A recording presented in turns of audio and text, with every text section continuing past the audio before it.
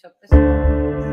In that oath, you promised you would well and truly divide the issues between the Commonwealth and the defendant, according to the evidence.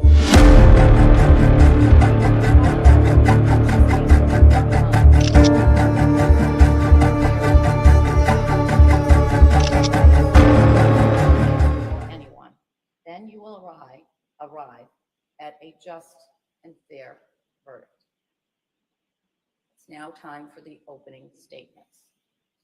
And you will find that there are customs in the law, many customs in the law that dictate how the case plays out. And the first custom I'll alert you to is that the Commonwealth opens the case first. ADA Connor. Thank you, Your Honor.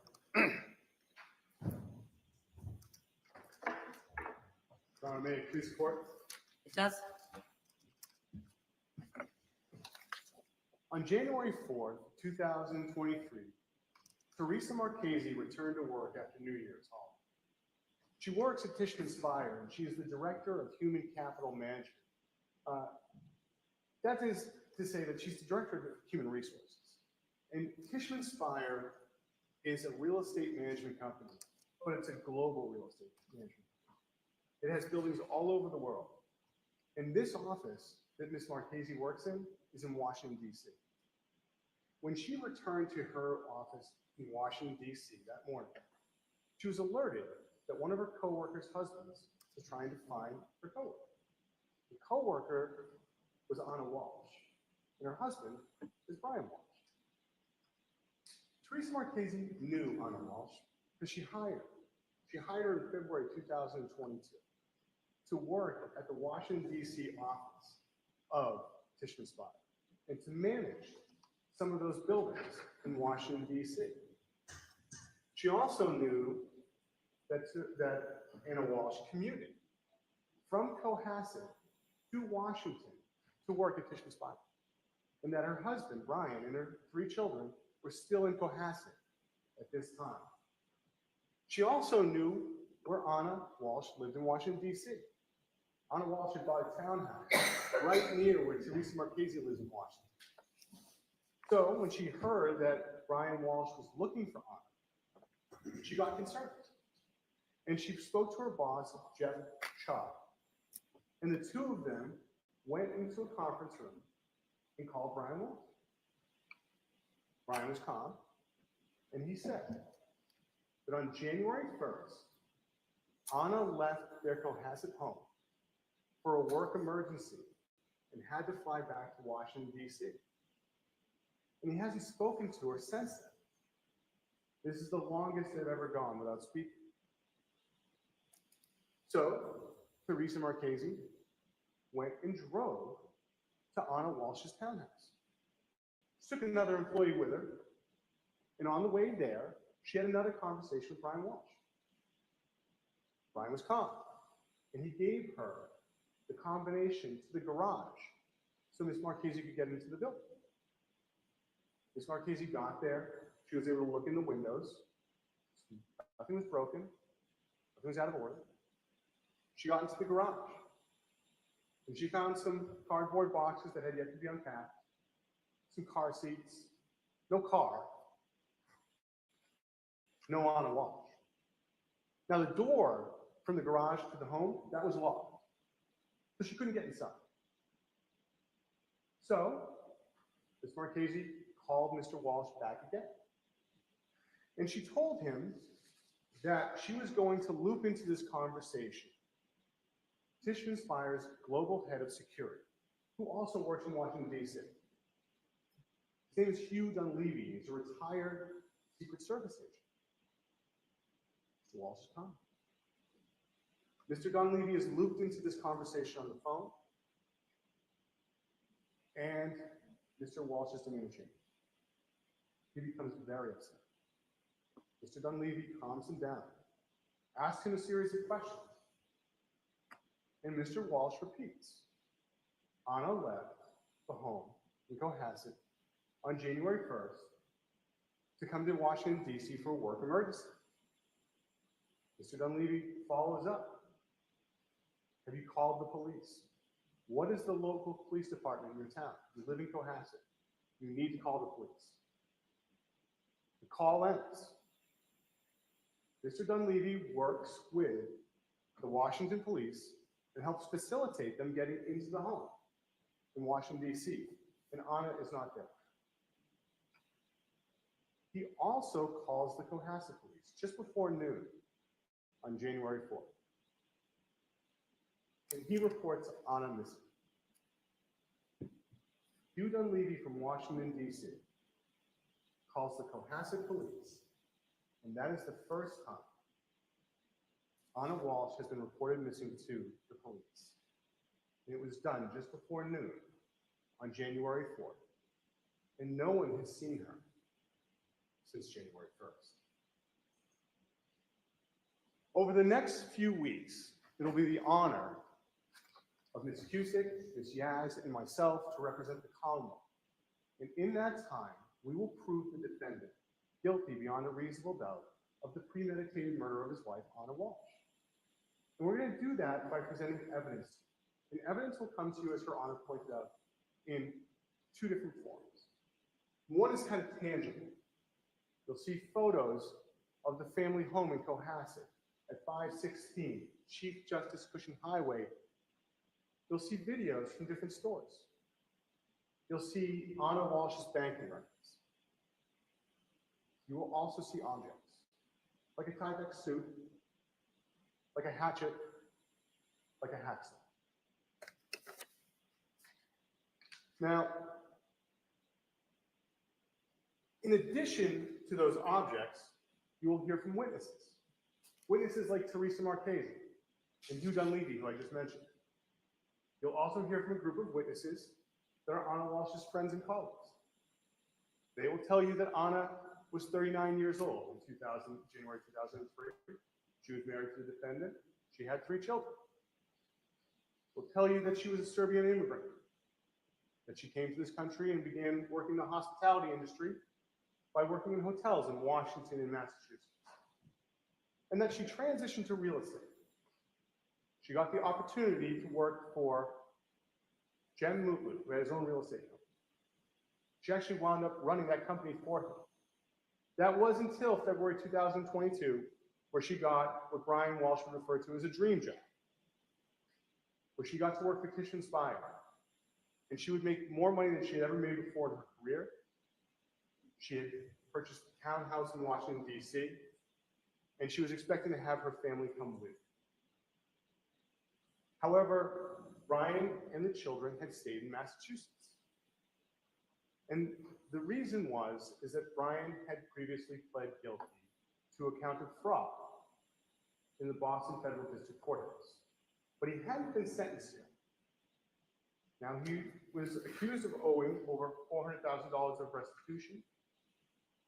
At this point in time, Anna was the breadwinner for the family, and she had moved to D.C.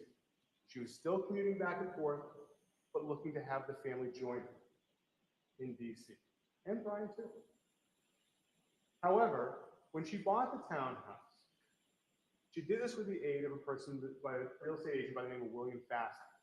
She was introduced to Mr. Fastow from her former boss, Jem Mutlu. Mr. Fastow will testify, and he will tell you that they became friends, and that friendship became romantic. And that carried on into November of 2022, when Anna needed to go visit her mother, who was sick back in Belgrade, Serbia. Anna flew to Dublin Island the weekend of Thanksgiving, and Mr. Fastow joined her for that weekend. She then flew and visited her sick mother in Serbia, and then would return back to the United States. Mr. Fastow, after Dublin, would go back to Washington, D.C. But Anna missed Thanksgiving with Brian and the children. And then on Christmas Eve that same year, Anna went out to dinner with Mr. Fastow. They went out to dinner in Annapolis with another couple. And she stayed the night. And she was supposed to get a flight out on Christmas Day. But she couldn't get a flight. So she had to drive up from Washington, D.C. to Cohasset. And she missed Christmas Eve and most of Christmas Day with Brian.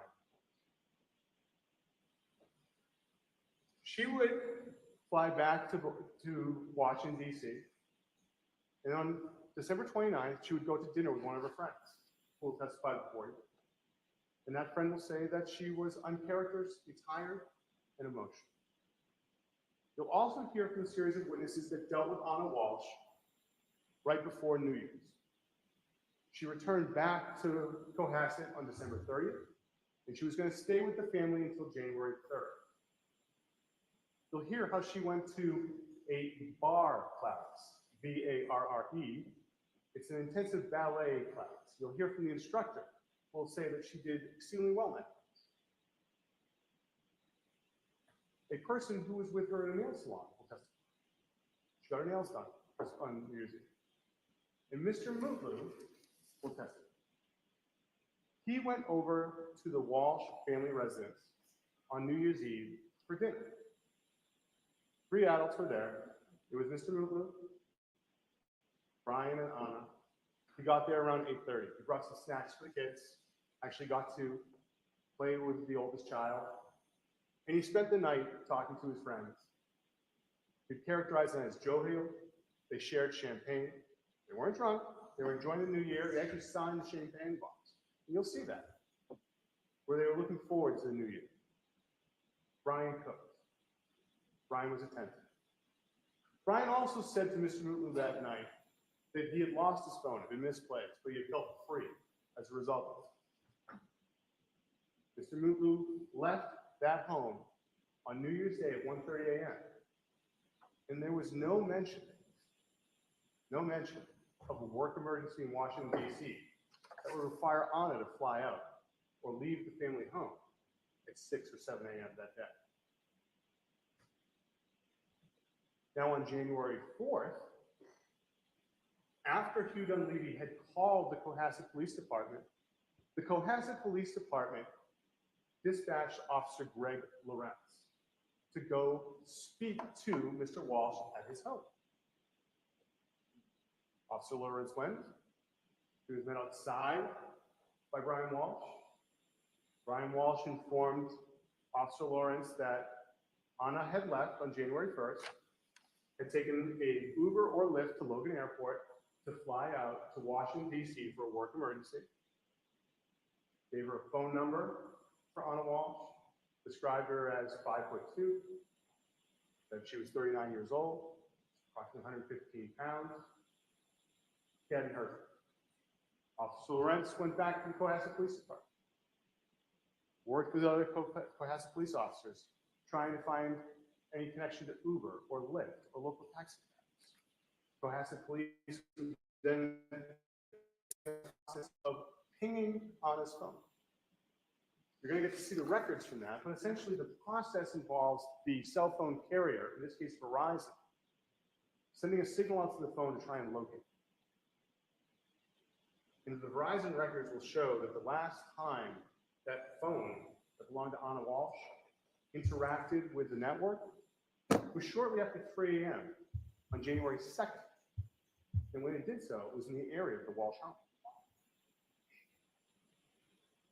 That same day, Cohasset Police also tasked Detective Schmidt with investigating this case.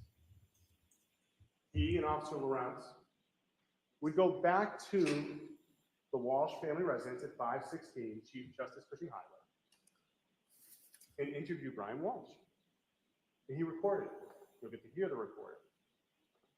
And Brian will talk about how Anna was commuting back and forth from Cohasset to Washington for work, how there were some issues with his federal case, and how Mr. Mutlu had come over for dinner that night on New Year's Eve, and how Anna had to leave between 6 and 7 on January 1st. He also, in that interview, described what Anna was wearing when she left the home. Blue-gray hunter boots, a black jacket, and an Hermes watch. So Sergeant Schmidt will testify before you, and he will tell you that he worked on this missing person investigation and called in additional resources to help. On the 5th, he had his own department do a search of the woods near the family home. On the 6th, he called in a task force made of several different police departments to do further searching of the woods in and around the Walsh family home. Contacted the state police to use their resources. He also got the opportunity to speak to Mr. Walsh on January 5th, January 7th, and January 8th.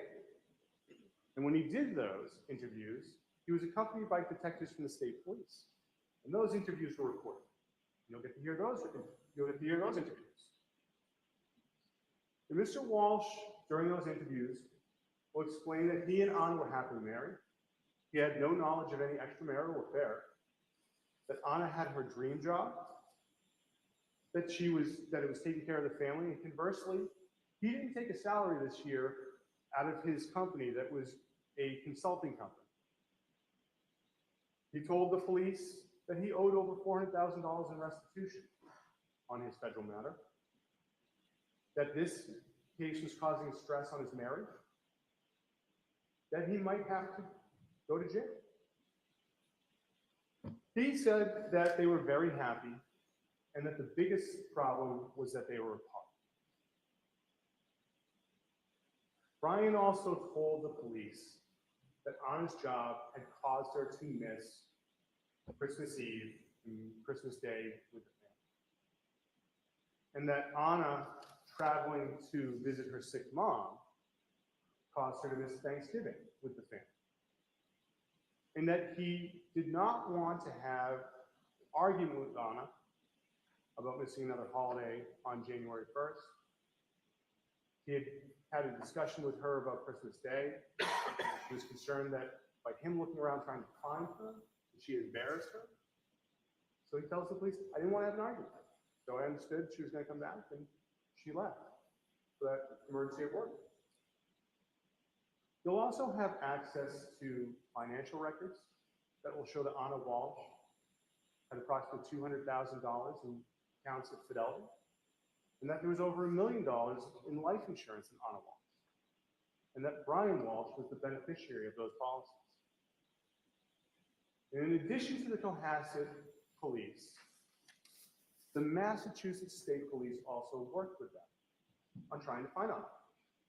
You're going to hear from two troopers in particular, Trooper Nicholas Torino and Trooper Connor Keith. They are digital forensic specialists. They have special training in examining computers, tablets, phones. And in this matter, they had the opportunity to examine a MacBook, iPads, and cell phones that were at the Walsh house. And they will explain that on Christmas Day, when Anna had missed Christmas Eve and was after spending the evening with Mr. Fastow and was driving up from Washington, D.C., the cell phone that Brian Walsh was using looked up Mr. Fastow on the internet. And that on December 27th,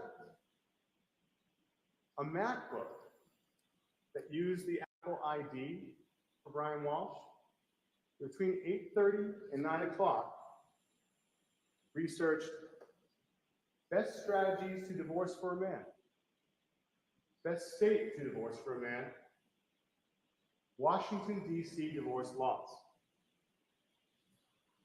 On December 29th, Brian Walsh's cell phone was researching buildings that Anna Walsh managed for Tishman's Fire in emergencies she had handled for them in the past. Trooper Guarino will also explain to you the internet history of that MacBook that had Brian Walsh's Apple ID beginning on January 1st. At 4:54 a.m., the MacBook searched best way to dispose of a body, and then went to similar websites for more than an hour. At 6:24 a.m., same day, the same device searched how long for someone to missing to inherit. How long missing to be dead? Can you throw away body parts? Later on that morning, on January 1st at 9:33 a.m., the MacBook went to search, how long does DNA last? And then an article, is it possible to clean DNA off a knife? 30 minutes later, the MacBook researched disposal of a cell phone. At 10:28 a.m., the MacBook researched, I am the user of my wife's credit card. She is missing. And again, on January 1st, at 11:28 a.m., it searched, best way to dispose of body parts after a murder. Rupert Guarino will explain the numerous websites and searches done by the MacBook in the morning and early afternoon on January 1st, and that these websites were about cleaning blood with ammonia, bleach, and hydrogen peroxide. Websites visited included those as whether it is better to throw away crime scene clothes or wash them. One site was entitled, you want to get away with murder? Use a special detergent. This type of activity on the MacBook continued into January 2nd, when it looked up, how long does Lowe's keep security footage? How to saw a body? How to dismember a body? Can you be charged with murder without a body? Can you identify a body with broken teeth? The MacBook also visited websites for apartment complexes in Brockton and Chelsea. One in particular, Chatham West in Brockton. Brian Walshe told investigators that his phone, which was an iPhone 13 mini, had been misplaced and not found until the afternoon of January 2nd, 2023. When investigators examined that phone, they learned that it had been connected to a power source. It had been unlocked 4 times by either using the face or the passcode. Investigators will also tell you that the location data from that phone showed that it remained in the Walshe residence until the afternoon of January 2nd, 2023. However, there was another phone in the Walshe residence, an iPhone SE, which belonged to one of the children. When investigators examined the location data from that phone, they found that on January 1st, the phone traveled to a Walgreens in Cohasset, then to a liquor store nearby the defendant's mother's home, an apartment complex in Swampscott, to a CVS in Danvers, to a Lowe's in Danvers,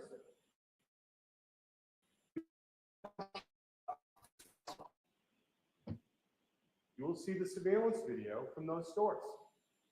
You'll see the video from Walgreens, where a white man with dark hair using a credit card buys Band-Aids and antibiotica. You'll see on the surveillance video at the CVS in Danvers that a white man with dark hair, now wearing a mask, buys hydrogen peroxide using cash.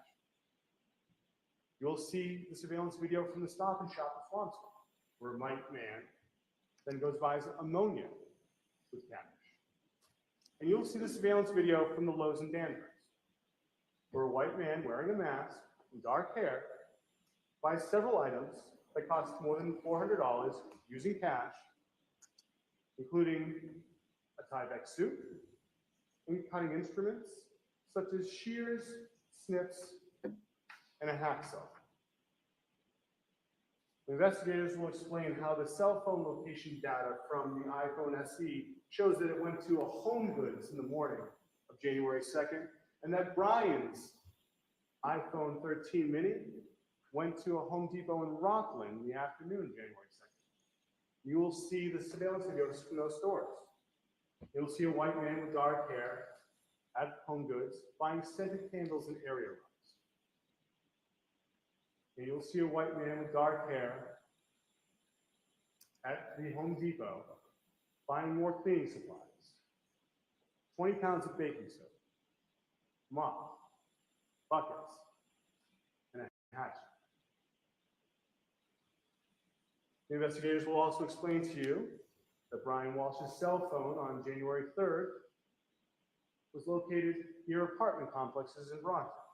You'll see the surveillance videos from some of those apartment complexes, including one of Chatham West. You'll see someone going to the dumpster and then leaving.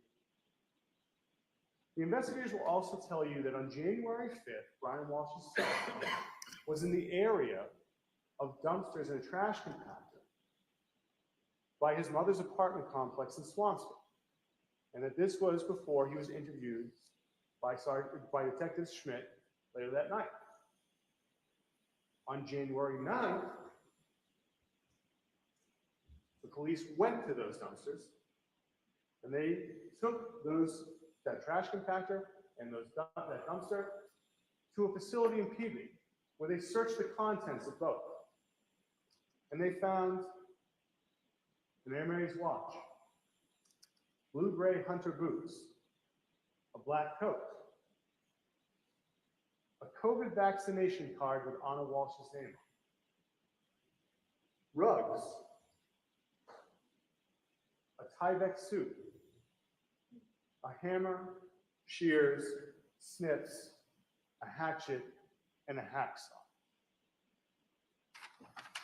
The police will tell you that these items were packaged and brought back to a laboratory, and they were brought there for examination. And how some of these items were examined for DNA. And the DNA was compared to samples they had from Anna and Ron. And scientists from the state DNA lab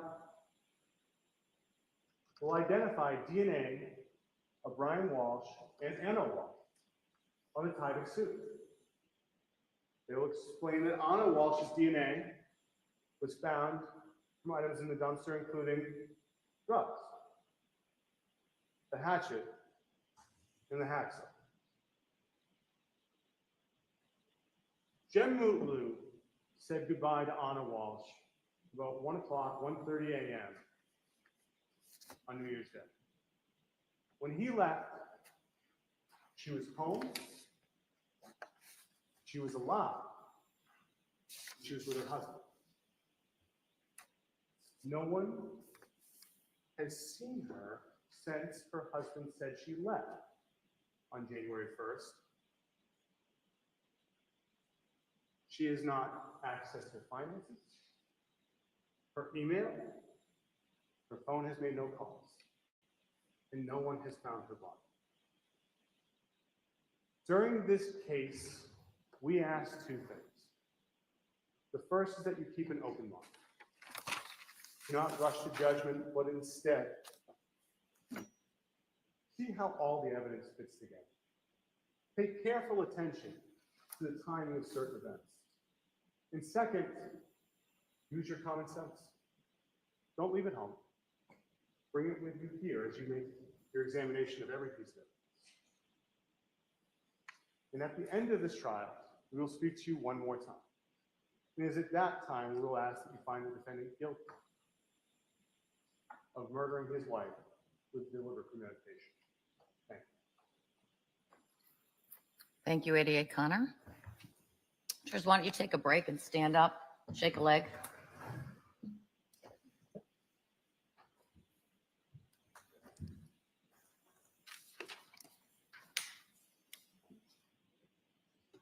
And when you're comfortable and have regained your focus, you may be seated.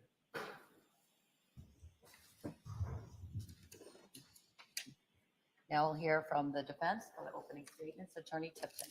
Thank you, Your Honor.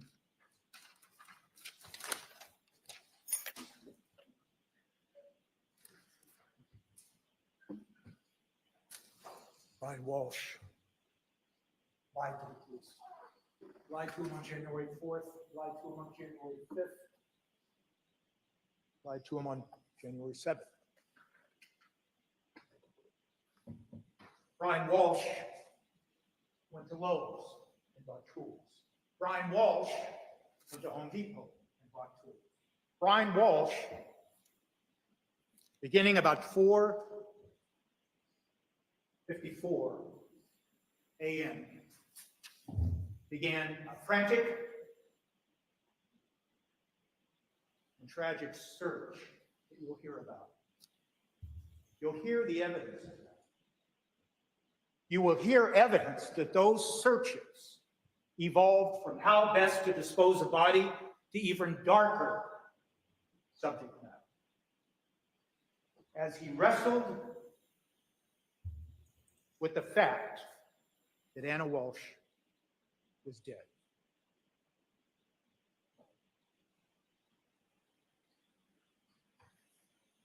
That evidence that you will hear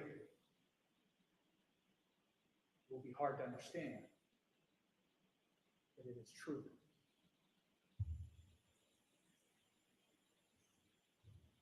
On January 1st of 2023,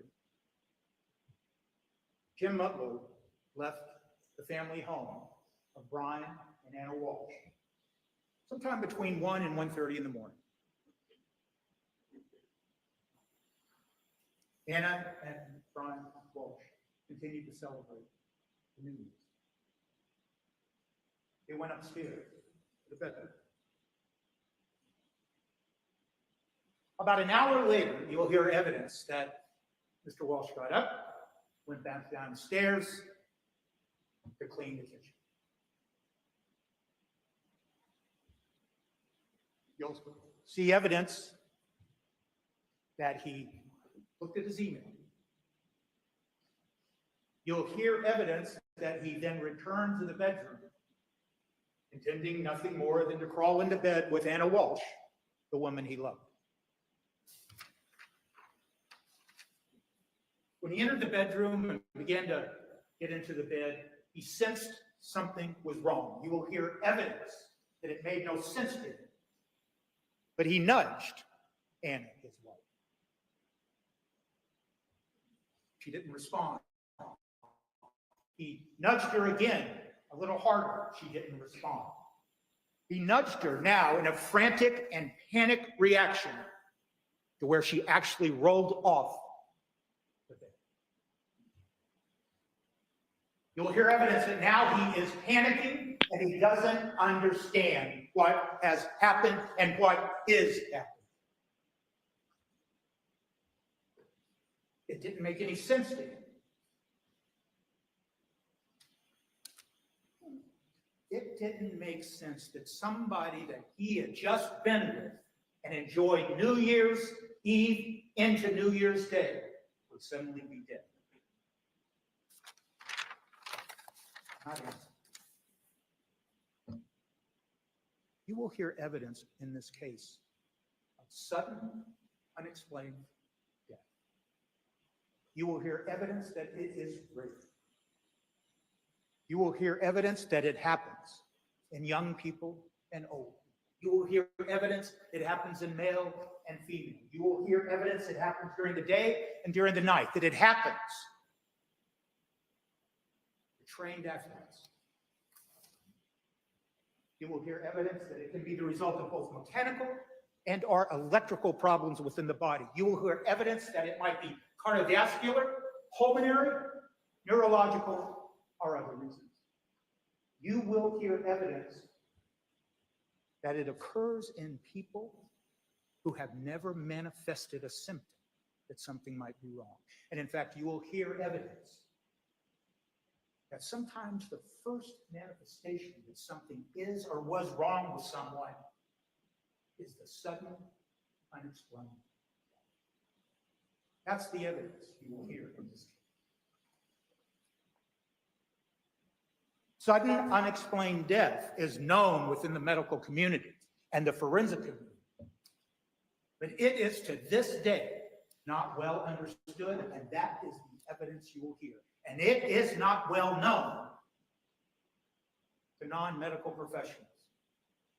And you will hear evidence Brian Walshe never imagined somebody suddenly died.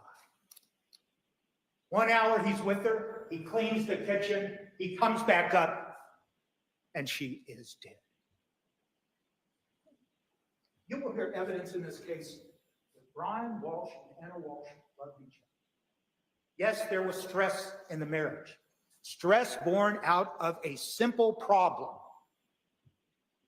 that took its toll. And that's the pending federal case that had begun in 2018 and was still going forward.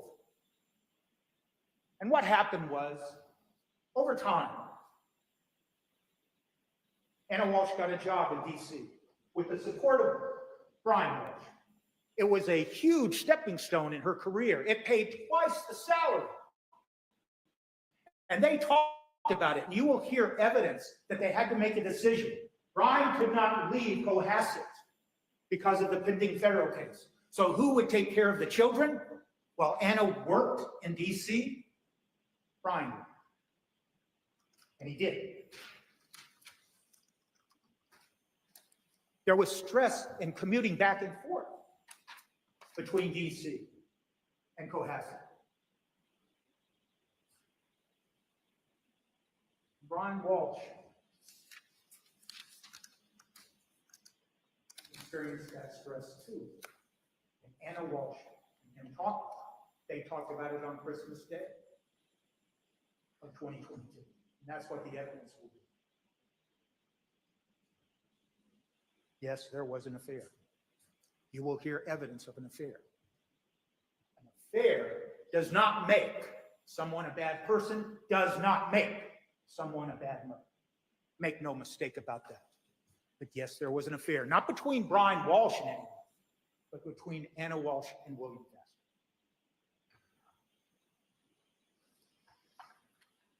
The evidence in this case will be that Anna Walshe did everything she could to hide that affair.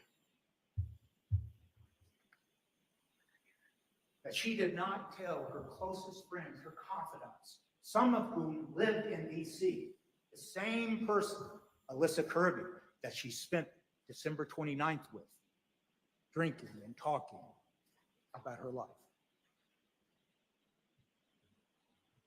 She hid the affair. William Faster will tell me that he was unaware of any plans of Anna ever telling Brian about the affair. William Faster will testify that they behaved differently in public in DC to make sure there was no appearance of the affair. William Faster will testify that Anna Walshe told him she would be devastated if Brian ever learned about the affair.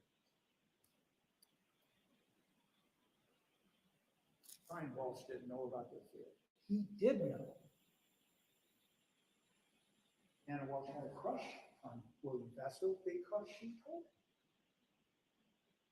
And he did not react in a jealous way. And you will hear evidence that over the close to decade that these two people were in love, and all you have to do is look at the evidence and the photograph you'll see of Anna Walshe. And the evidence will establish she is a beautiful woman. And it was not unusual for her to comment to Brian. I had some man look at me today. I think he liked you. That didn't upset Brian, not over a period of 10 years. And when she told him that she had a crush on William Faster, the man who had sold them the $1.3 million townhouse in DC, it didn't upset Brian. He trusted her.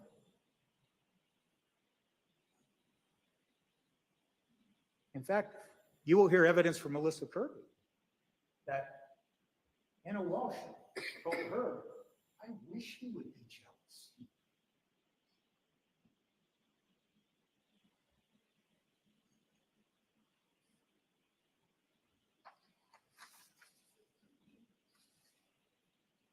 You will hear evidence that there was no financial issues or problems. Anna Walshe had just got that job in the early part of 2022 that paid close to $300,000 a year. They owned that townhouse in DC. It was worth over $1 million. They owned whole life insurance policies on their sons in the amount of $1 million each. whole life that you will hear you can borrow against if you need cash. You'll hear evidence that Brian Walshe's mother gifted them money, and actually you'll hear from the landlord of the home that they were living in at the time that Brian was living in, taking care of the 3 boys while Anna worked in DC, that it was his mother who was paying the rent, because that's what grandmothers do. There was no financial problems here. They owned investment property in Massachusetts.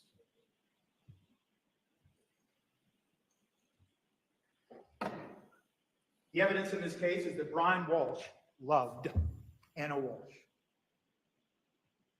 You will hear that she spoke of him in glowing terms to William Fester. That she said, I want people to see the Brian that I know.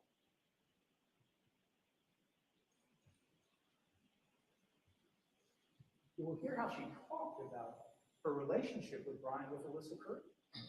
And notwithstanding the fact that Anna Walshe was having an affair, she described their relationship as open and honest.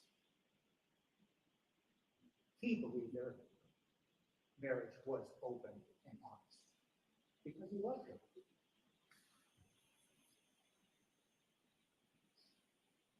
You will hear how she described Brian as her best friend to her friend Alyssa Curry.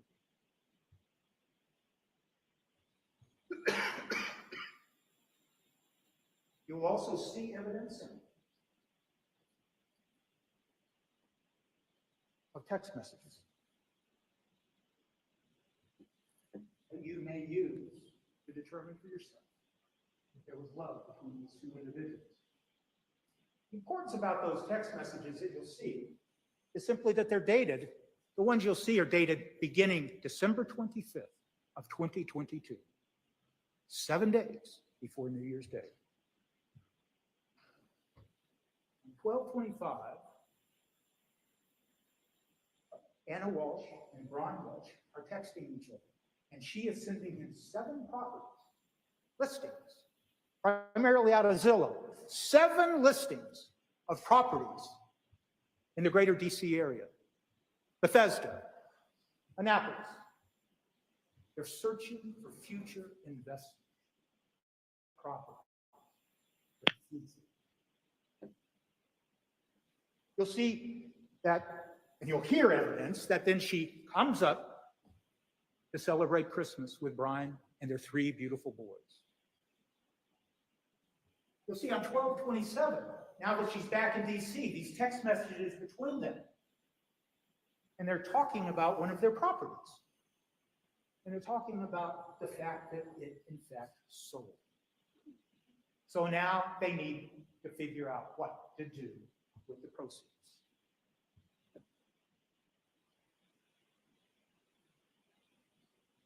You'll see on 12/28, text exchange between Brian Walshe and Anna Walshe. Now, she's back in DC. She's not feeling well. She's telling Brian, I don't feel well, so I'm going to stay at home and work at home today in DC. And they joke. And on the text, Brian says something like, well, I guess I'll have to get you a plunger. Anna responds, I'll tell you what, I'll buy the plunger. You buy me that Porsche. Why? Because Anna Walshe wanted a Porsche.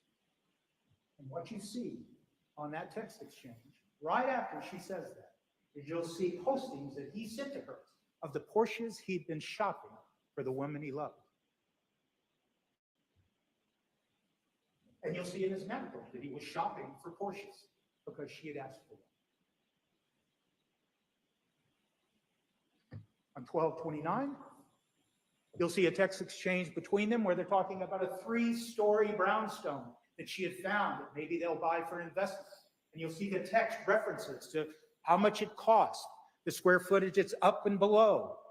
You'll see text exchange between them where they're talking about possible renovations in the future. They are talking about the future. And this is on 12/29. And then on 12/30, simple texts. texts between them about her catching her flight from DC to get to Cohasset for New Year's. She texts them, "I've landed." And what you see in those text messages are she begins to send Brian pictures of her playing with the boys now that she's reunited with her 3 beautiful boys again. And then you see 7 pictures sent by Brian Walshe back to Anna, taken of her playing with the boys. And how do they sign off these texts? You'll see them. Brian says, "Love you." And Anna Walshe says, "Love you too."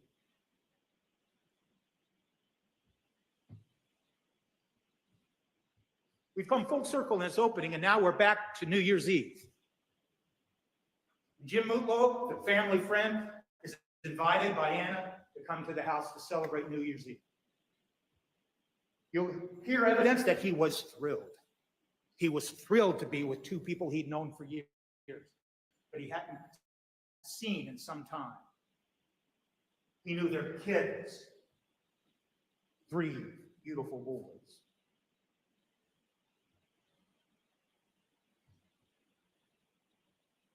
He'll describe how when he drove up in the driveway, Anna Walshe ran down the driveway in her heels, no coat, on a cold winter day to hug him.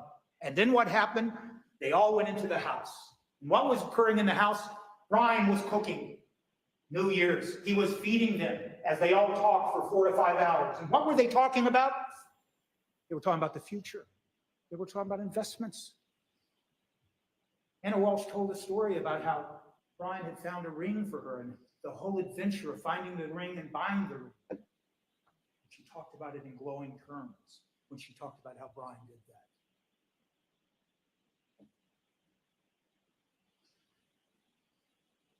Mr. Mutlow will describe that for the 4 or 5 hours that he was there, he saw no problems between them. He said that Brian was happy and Anna was happy. He described the atmosphere as jovial, festive. He described it as loving.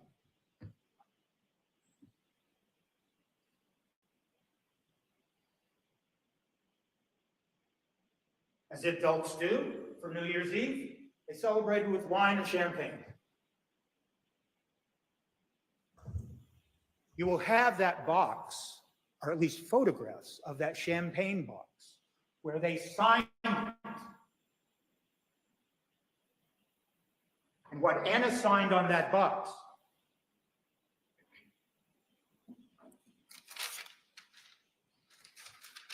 she wrote, "Let's make 2023 the best one yet." She went on to say, "Courage, love, perseverance, compassion, joy," and signed it, "Love." Nothing was more important to both Anna and Brian than those 3 beautiful boys. They had talked about the problem of the federal case. It was stressful. When you heard in the Commonwealth's opening the reference to a divorce search, please understand that the other evidence will be that that singular search occurred between conversations between Anna and Brian about the sale of their property. You'll see that that search occurred about 8:30 on 12/27. And why is that important? The evidence will show that the only time Anna Walshe talked about divorce with William Fastow, she talked about it in terms of Brian and I attempting to preserve the family assets. Why is that important? Because yes, there was $400,000 of restitution that was going to come due. And yes, Brian may have had to go to prison for some time. And what did that mean? It meant that there was going to have to be arrangements, not just to pay the money, which wasn't going to be a problem, but the boys had to move up to DC because Brian could no longer take care of them. And there would be all that added expense. And they went so far as to talk to Robin Howe, their nanny, their babysitter, and asked her if she would consider moving up So there were expenses. So when you talk about preserving the family assets, you have to decide, how is it that I make sure, how is it, as Brian Walshe will tell you, how is it that I make sure that my wife and my 3 sons are financially secure if I have to go to prison for a day, for a week, for a month, or for years? That's what they were talking about. And in all of the other digital data that the Commonwealth has been poring over for 2 years, you will not hear evidence of any other conversation about divorce. And you won't hear it from William Fastow. In fact, William Fastow will tell you he had resigned himself to think Anna Walshe was never going to be the father of her children.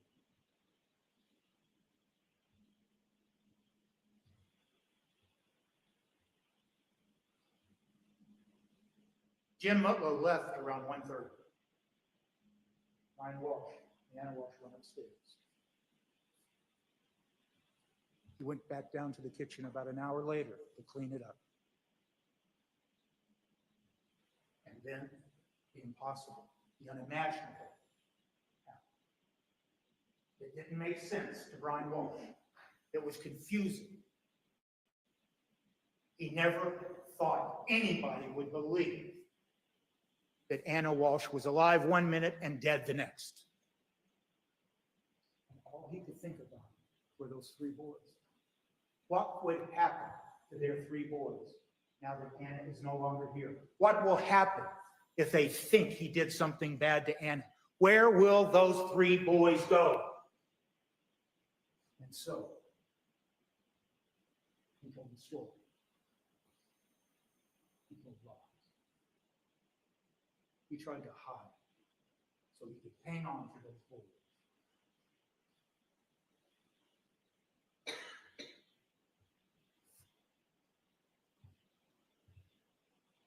Brian Walshe never killed him. Brian Walshe never thought about killing him. Never. Think about that.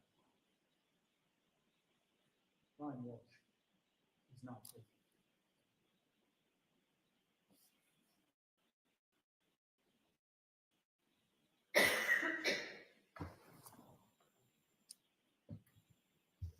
Sirs, once again, why don't you stand up, shake a leg? 15 minutes before the break, but it's been a long little stretch here, so I can either break you now or we can start the evidence. Does anybody, just put show of hands, need a bathroom break? Okay, hold on for 15. All right, we're going to take your break early, and we'll see you back in about 20 minutes. All rise for the court, please. What is that? Front row.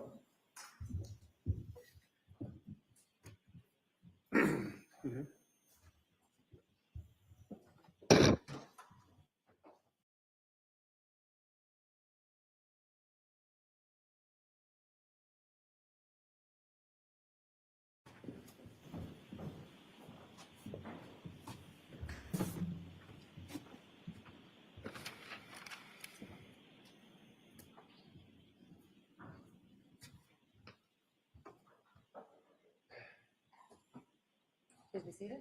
Does anyone need to address anything with me? No, Your Honor. Anything from the defense? No, Your Honor. All right, we'll take about a 20-minute break, and Commonwealth, what's the lineup today? It's going to be Sergeant Harrison Schmidt for the entirety of the day. The intention is to try and get through the audio interviews today, Your Honor. And everything went well with the editing, so to speak, of the, Yes, we've made all the edits that we encouraged and the ones that the court told us to make. all right, and the defense is all set with that? Have you watched it yet, or, Yes. all right. Let me know if you need me. Yes, Your Honor. Maybe Judge All rise.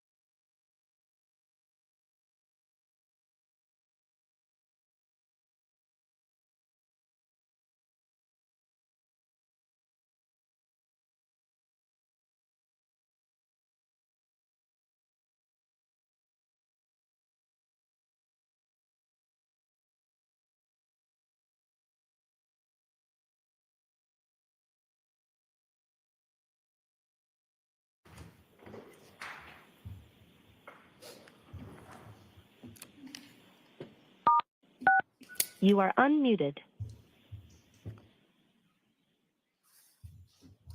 Judge, could we come to sidebar? Yes?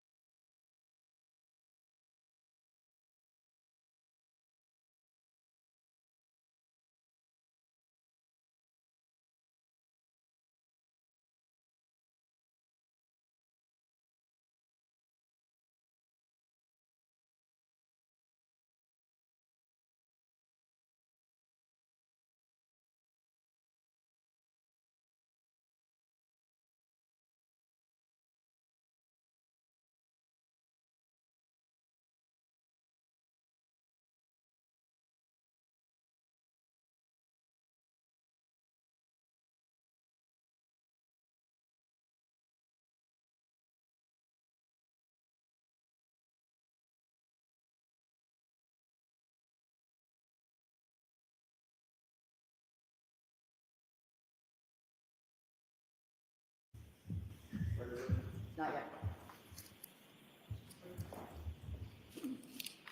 So I noticed during the opening statements that this room, which. All rise to the court, please. Not yet. This room, which has terrible acoustics, is being made even more intolerable, I will say, by the typing that's going on in the front row. So I'm going to ask, press is welcome here at all times. It sounds like you're taking a transcript of what's going on. That's fine. I'm going to ask all three people in the front row to move it back.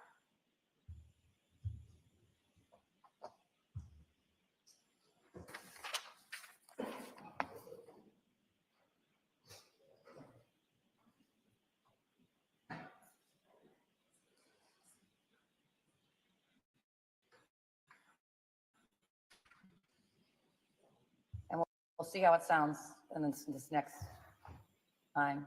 And I encourage the lawyers. I hear certain things, but I'm quite a distance from you. I found it disruptive to what I'm doing.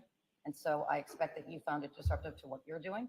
And I want to make sure that you are clear-headed and can do your job. So if you find that that's not working, you let me know. All right? Thank you, Your Honor. Thank you, Judge.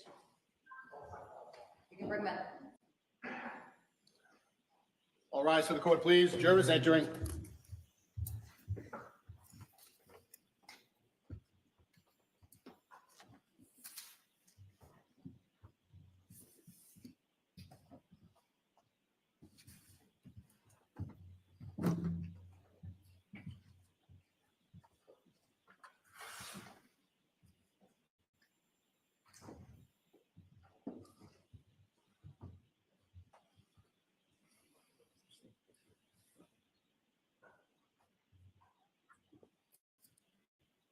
Court is back in session. You may be seated.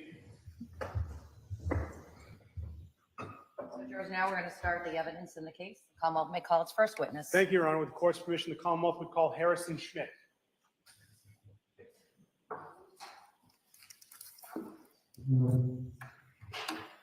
Sir,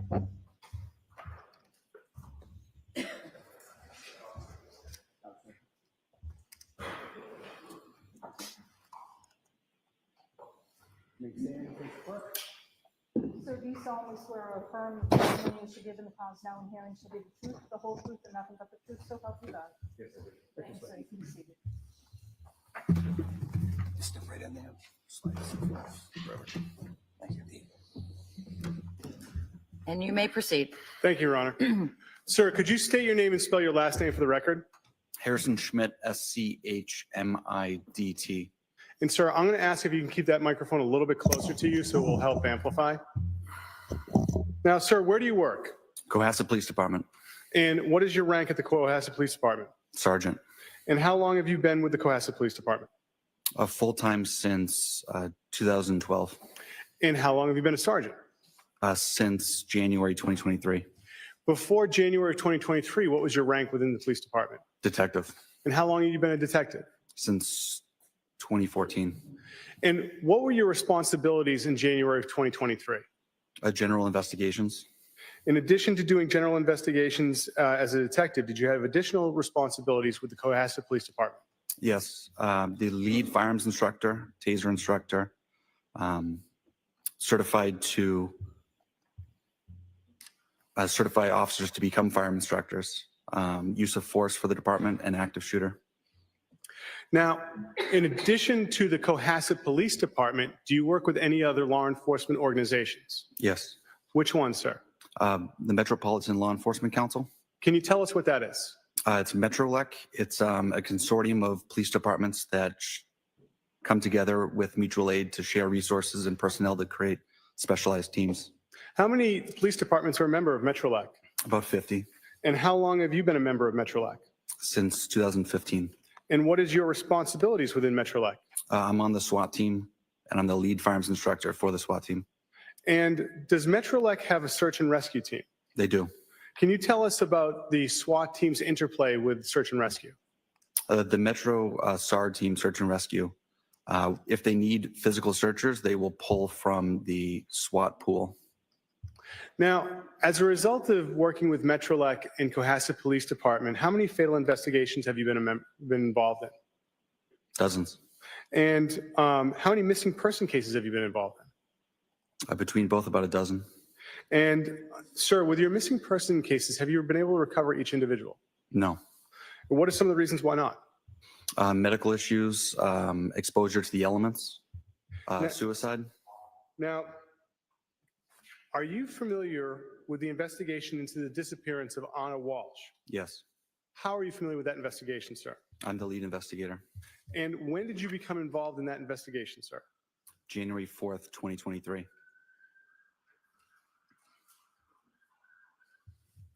And about what time on January 4th did you become involved? I was notified on my way back from SWAT training by a supervisor that there was a missing persons investigation beginning in patrol. So I was requested to respond and assist. And so about what time of day do you think that may have been?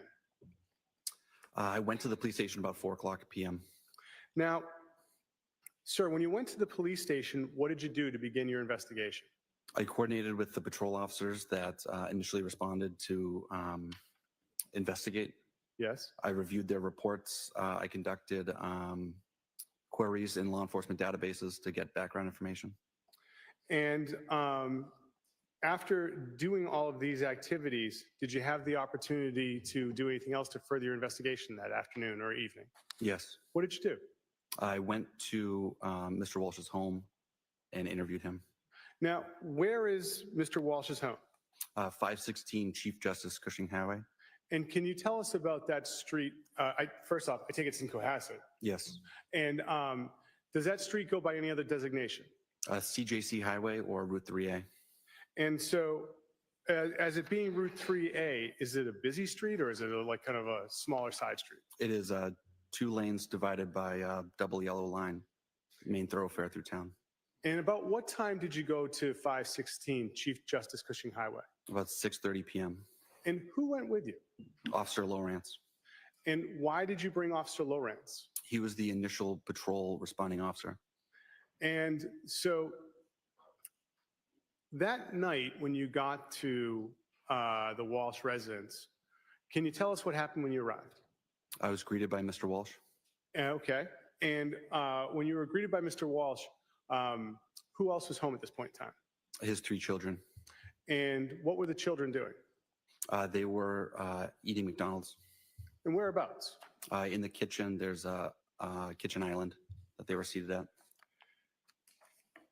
Your Honor, with the court's permission, the Commonwealth would seek to what's been marked as Exhibit 1, a photograph with the file number SLD 7068. Any objection to that? No, no objection. Ms. Gilman? Marked and admitted as Exhibit 1. Thank you, Your Honor. Do we want to move them all in? Are there There's no objection. objection to this group? I just want to be as efficient as possible. Do you want to move them all in? Yes, Your Honor. All right, how many are there? 52, Your Honor? Okay, and do you have an index of what their designation is, or can you get that to the court just so that we have a record of that? Yes, Your Honor. I'll give that to the court at the lunch.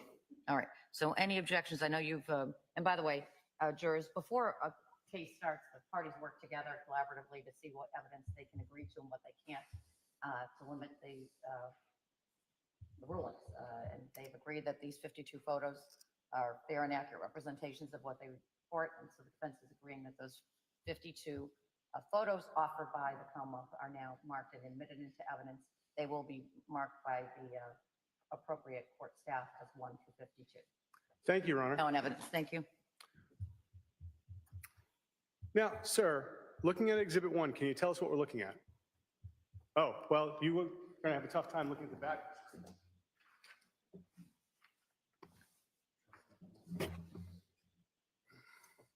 And if I could, sir, I'm going to ask that you could put that as close to the judge's bench as possible. Oh, sorry. So it's not blocking any view. Sure, sorry.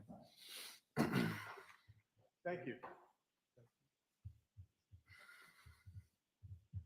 Sir, can you see it? Yes. Excellent.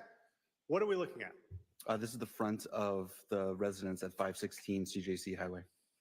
Thank you. Now, Ms. Gilman, if we could have Exhibit 2, file number SLD 7067. What is this we're looking at, sir? Still the front of the house, focusing on the right front corner. And at that right front corner, are there any other entrances or egresses to the house? Yes, there's a side door recessed on that little 3-step porch. When you went to the house that night, which door did you go to? That door. And perhaps now's a good time for me to ask you, can you tell me how this house is situated from the street at Chief Justice Cushing Highway? It's set back a long driveway. In front is another house and a used auto car dealership. It's in a wooded area. And that's what's around the house, is the wooded area? Correct. Ms. Gilman, could we have Exhibit 3, file number 7175? Sir, what part of the house was this? This is the kitchen. And when you got to the home that evening, where were the children? In those island bar seats. Now, you get to the house, what is it that you do with Mr. Walsh that evening? We sat at the dining room table and conducted an interview. And do you see Mr. Walsh here today?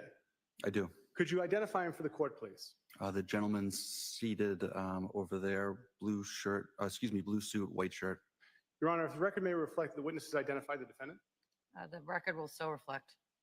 Now, sir, where did the conversation with Mr. Walsh take place? The dining room. Ms. Gilman, can we have Exhibit 4, the 7178?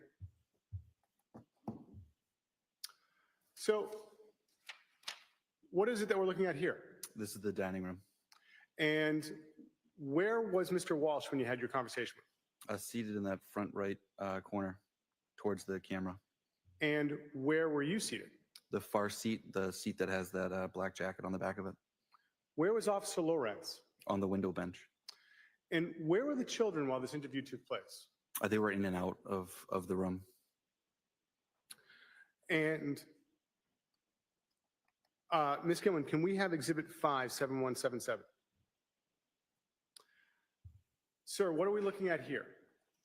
This is the area in between the dining room table and that kitchen island.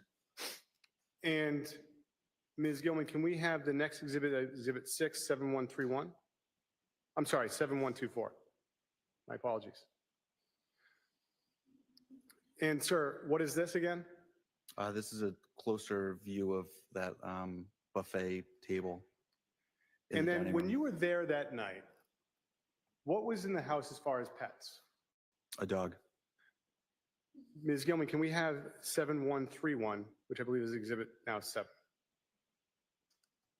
Sir, where is this in the home?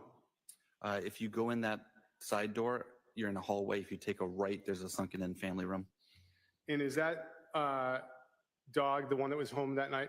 Yes, Hans. Any difficulties with the dog that night when you were talking to Mr. Walsh? No. And where was the dog that night when you spoke with Mr. Walsh? In that crate.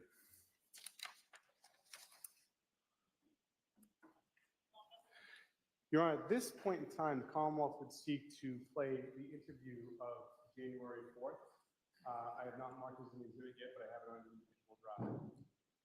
All right, subject to the objections that have been preserved. Any other objections? No, you're. All right, so this will be, are you offering it? I'm offering to have this marked as the exhibit, All and right. Ms. Gilman will be able to play. It'll be marked and admitted now into evidence as Exhibit 53. Thank you, Your Honor.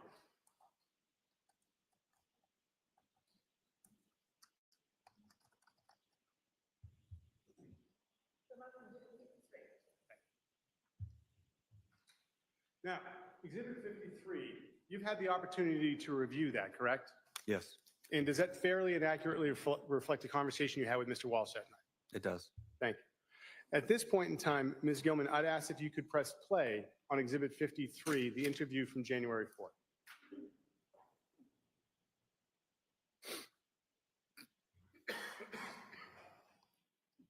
Okay, the order is on. It is 18:39 on Wednesday, January 4th, 2023.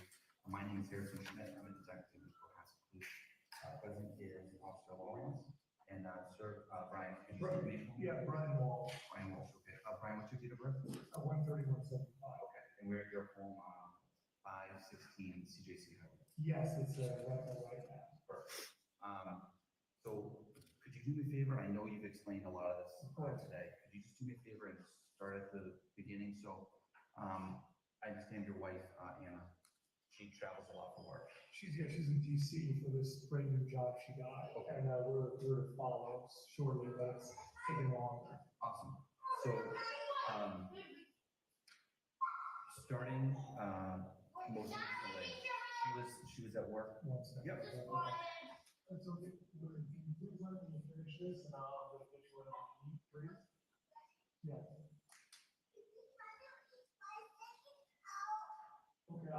Okay, one second. Do whatever. We're on your turf, so do whatever you need.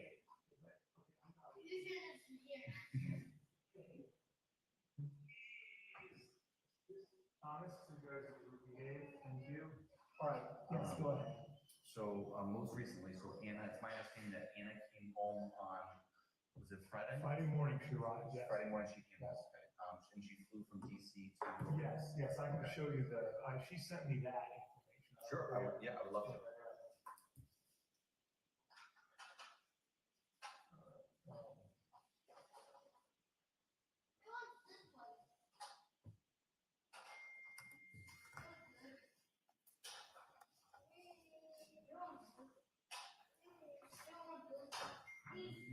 You know, you can look up, yeah, you can look through all of them, but that was the last one she sent me.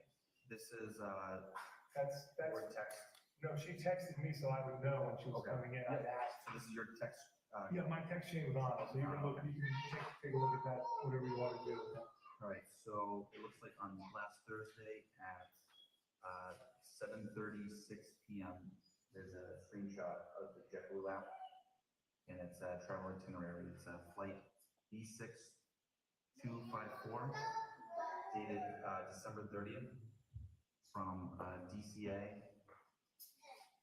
Terminal 2, the C28, to Boston, Terminal C, the C33.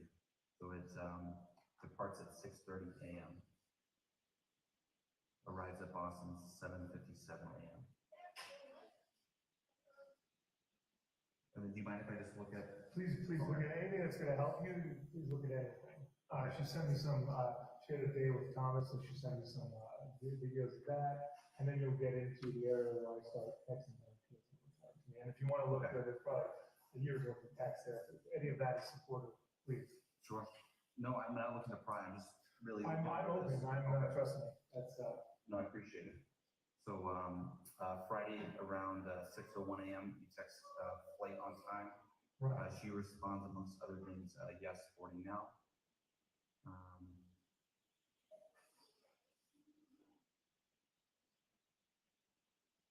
So, okay, Friday, 7:59 a.m., landed.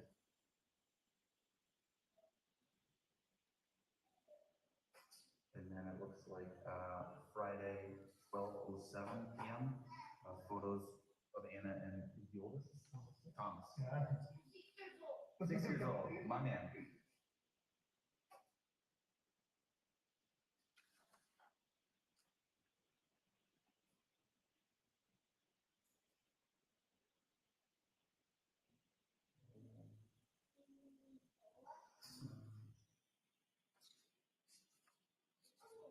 More photos Friday evening.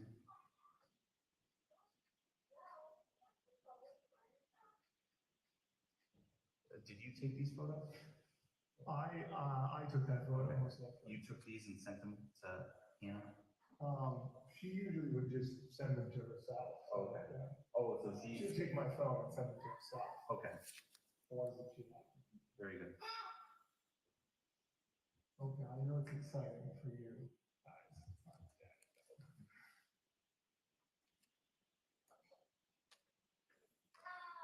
So that was a series of 7 photos sent Friday at 6:33 p.m. And Anna sent this group of photos? I believe so, so I took the photos, a lot of times I take the photos and she takes my phone and sends them to herself. Okay. Monday, 2:33 p.m. A text from you to Anna. Monday, 7:18 p.m. Another text. Yesterday, string of text. 6:39 a.m. Continuing to 8:30 a.m. Usually she'd be back in touch with me at this point. Okay. What's Viber? Calling you in Viber now? Viber is what her sister uses, that's how it's like a WhatsApp or something. Oh, okay. So Viber is from a long time ago, she would use that, to communicate with work and stuff like that. So when her SIM card died last week, she called me on Viber, so I thought I'd call Viber. Okay. Sister used, I tried every sort of, situation I could to get in touch Okay. before rolling the whistle or ringing the bell or whatever. Sure. Did the SIM card issue ever get resolved? I believe so. Her phone was working when she came here. Okay. It's my understanding that it's a company phone? Yes, yes. Okay. So, And it's on Verizon, if you know? no, so we're on Verizon. I don't know what the company is on, but I know that, she was part of our family plan, and then she just ported the phone over. She brought the number over to their system? Well, she took the phone over or something, so like that was canceled and moved over. Okay. But I think she took the number as well, because we didn't change numbers. Right, okay. So she took the family plan number And the phone. to work and then work to start paying for it? Yeah, basically, Okay. yeah. Excellent. I guess they call it porting it over. Yep, when one carrier picks up the other carrier. Yeah, but I think they don't use Verizon. Okay. T-Mobile. Okay. Okay, so she flies in, I see the text around 7 a.m. How does she get from the airport to home? Yeah, she always Uber or Lyft. That's Uber, Lyft, Yeah, okay. and Uber was one of the two. Okay. And then, so she gets dropped off here? Yeah, she, usually they drop her off further down because they don't find the place. So, Okay. but that's pretty much. Sure. So, That's why I was in contact when she's arriving. There's more contact than when she's going to DC. Normally, like, off pretty quick. So, yeah, work, right. work, So if it had just been reversed, it would be a different situation. But I heard from her, I would know what's going on now. Sure. She's supposed to be here, so. sure. Okay, so she comes home Friday morning. Do you guys do anything together, or what are you doing? What, Yeah, so, run me through the weekend if you don't mind. yeah, with pleasure. I had some, when she was running late, so I took, William and Brian to kinder care, so they, with daycare, so I took them from. Yep. And Thomas was off, so I said, would you like to have a day with Thomas? I'm just gonna go, okay, Thomas. I just was gonna do a few, errands, that I've already scheduled for. And then she was having a good time, and then I came back, and then we spent, rest of the day with, the evening with the kids, and then we hung out. Okay. And then, she was a bit tired when she came, she wasn't feeling well.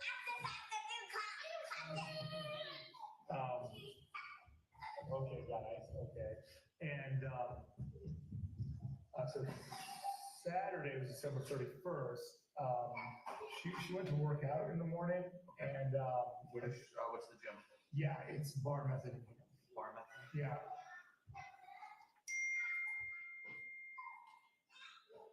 Okay. She went to Glossy Nails to have her nails done for the new year. Is that also in Hingham? I believe so, yes. Go back to Friday. Do you guys just hang in the house? Or did Yes, you, that's it, you didn't yeah. go, No, we didn't go for lunch or anything? No, we were just taking the house. So she was here, you ran some errands. Yeah. And then you just hung out. Yeah, then with the kids, doing that. All right. So then she hits farm out to Hingham for the gym in the morning, Yes. Saturday. Yes. And then Glossy Nails. Yes, and that was the last time I used my phone to say, they're okay. Yep. And she said, yeah, I just decided to get my nails done. I was like, okay, great. Oh, thank you. Okay. Oh. And then she said, then she came over and she said, now I'm gonna take the kids, I'll give you a break. I'm gonna take the kids to a place in Canton, the Wonderland building.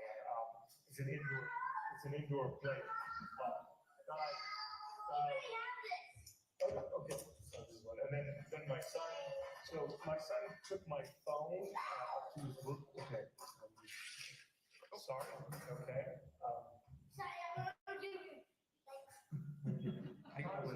Oh, thank you. Okay.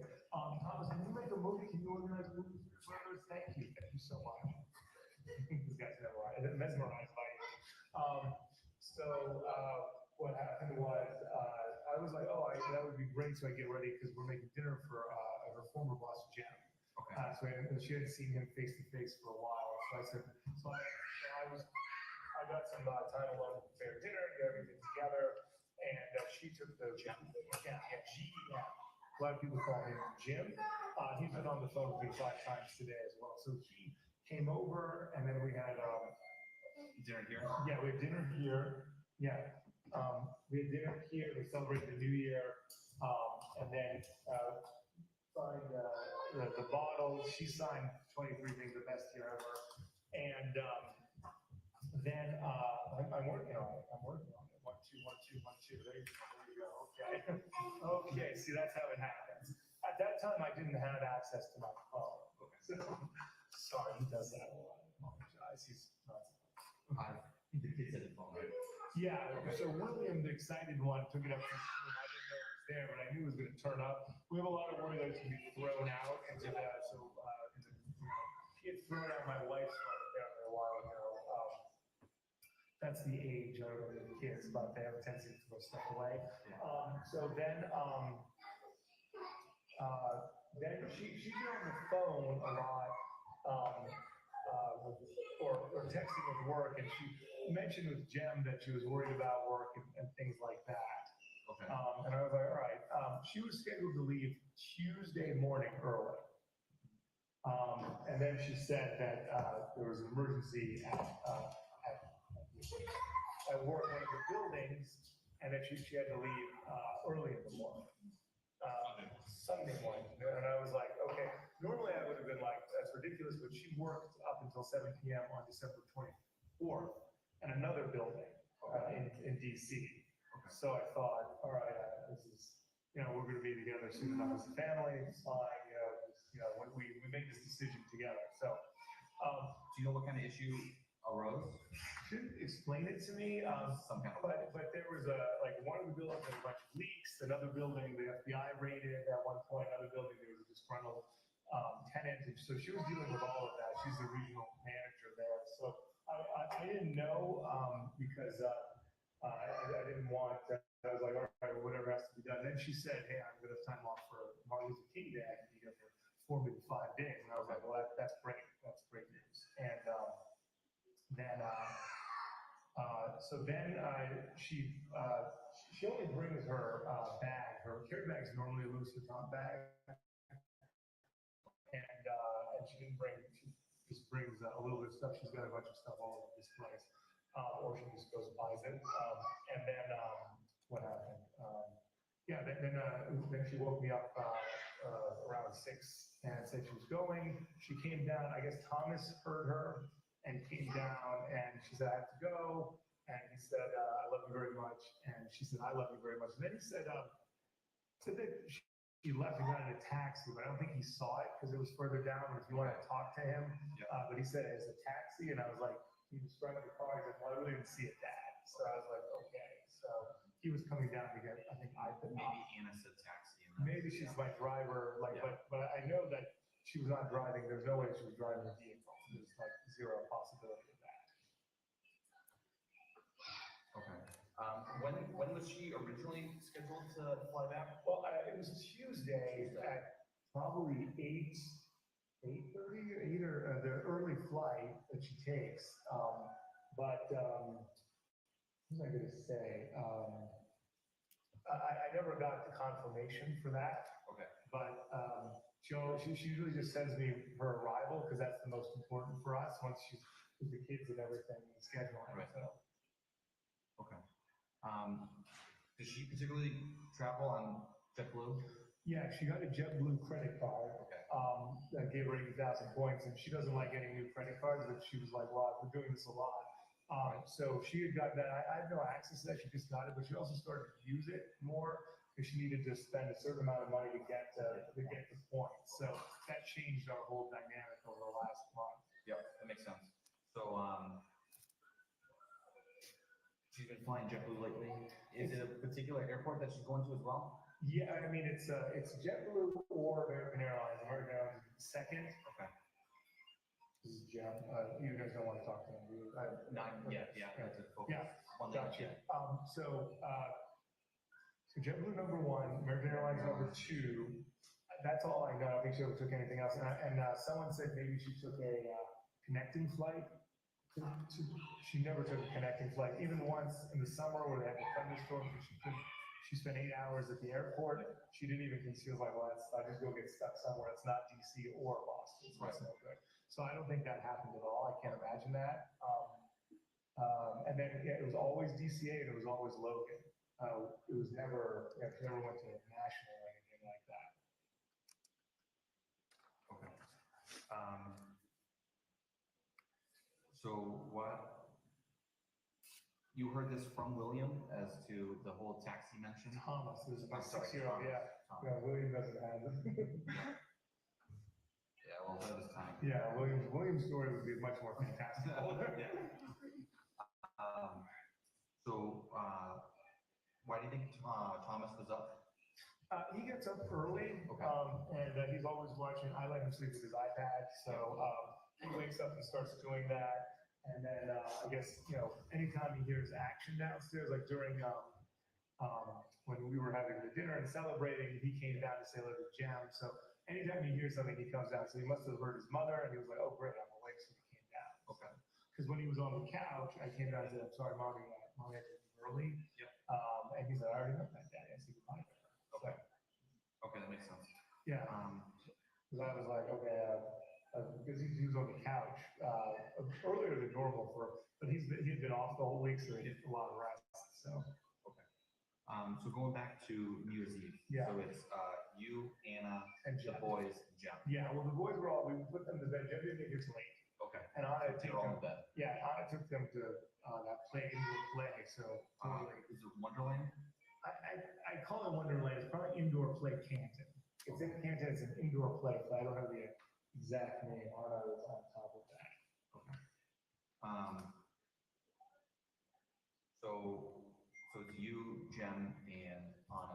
and then, doing the dinner. yeah, then Thomas came and hung out, and, we heard it was going, and then finally went to bed. So how did the night progress? How late did Jim stay over? Yeah, Jim stayed till, almost 1 or so, like after midnight at our age with kids, we're like, okay, good, we did it. That's, I was like, it's past our bedtime. When you're younger, you're like, hey, what's next? I was in bed at 10:30. Yeah, right, there you go. So, and that's when, during that time, Anna was dealing with her phone a lot, and she got a message from Bella, who I spoke to today, who was like, hey, you didn't see me before you left, and so he was upset, and then she was seeming, I don't know, like, she seemed, like, the last couple of weeks, she seemed like under pressure at her job, and she made mention, even Jem spoke about it today, there were a lot of things she didn't like doing, or she was not good at, so that seemed to be on her mind. She spoke to me a few days before saying she wanted to see a psychiatrist, and I was like, yeah, we're apart. It's been difficult for all of us. I've seen a therapist, like I told you today, the last 35 years, so anything that would support you is fine. And then, but I mean, I always make fun of her, my super sturdy woman. So, it seems like she was invincible. And so that was going on. And then she said that she had to go after Jem left. She said she had to go. Okay. And I was like, So maybe around 1:30? yeah, maybe before, like after 1:30. Okay. And then, because she was like, we're gonna go to bed. And I was like, what's this? She's like, Brian, I really have to go back. And that's when she told me. And I was like, that seems odd, but I get what's going on. She was supposed to be here the whole week. Right. But she didn't get it until Friday because she was just too much work that she's trying to keep up with. So the schedule has been, hi, thank you. Thank you. But the schedule has been like that for the past few months, like where she's been having to cut back on family time, and it's been difficult for all of us, definitely. Sure. When exactly did she? How many months ago did she start the job, or when did the whole new arrangement? Yeah, it's been a while. We've been here for 9 months almost. We were only supposed to be here for a few months, and then things took longer. Hello, hi. Okay, thank you. Okay, and then at first it was supposed to be in Boston, the job. Yeah. And she worked at the Boston property. And then that wasn't working out, and then she moved to DC, and I was like, all right, well, we'll do this. It shouldn't take long, and then, things progressed, so that was not the best. Okay. I can imagine that's gotta be tough. Yeah. But, the only problems we had in our marriage were that we weren't spending time together. That was like, during the pandemic, when we were divorced, we enjoyed family You time. loved it. Yeah, I loved it, yeah. Sure. Okay, so what's the time frame? So Jen leaves between 1 and 1:30? No, Jim leaves like 1, let's say 12:50, 1 o'clock. Because I remember looking at the clock, it was close to 1. Okay. And then on and on, were talking, and then I went to the bathroom, and she said, I have to, let's go to bed. And I said, sure. And then I was like, let me clean up. She said that she had to go. So I would have to go tomorrow. Okay. And she'd made mention that she might have to leave early. Yep. Earlier on Saturday. Then she confirmed it, but she always was like, hey, I'm gonna be there early, I'm gonna stay longer, and then she's like, I can't do it. So I think maybe I was putting a lot of pressure on her for more family time, and Right. she was having a hard time That's speaking up. understandable. Yeah. Yeah, that's understandable. All right, so you think by 1:30 you both were upstairs and were in bed? Yeah, absolutely. We both sleeping. Okay, and then she was to catch a early flight. Early flight, so she only got, this is why she's always been tired, she wasn't feeling well. Yeah. On Friday to begin with, and she was very ill, the week before, I wanna say, because I got sick too. The kids got sick, then I got sick, and she came, everyone got sick. Boys run around. Yeah, so everyone's sick a lot, so, but I wanna say on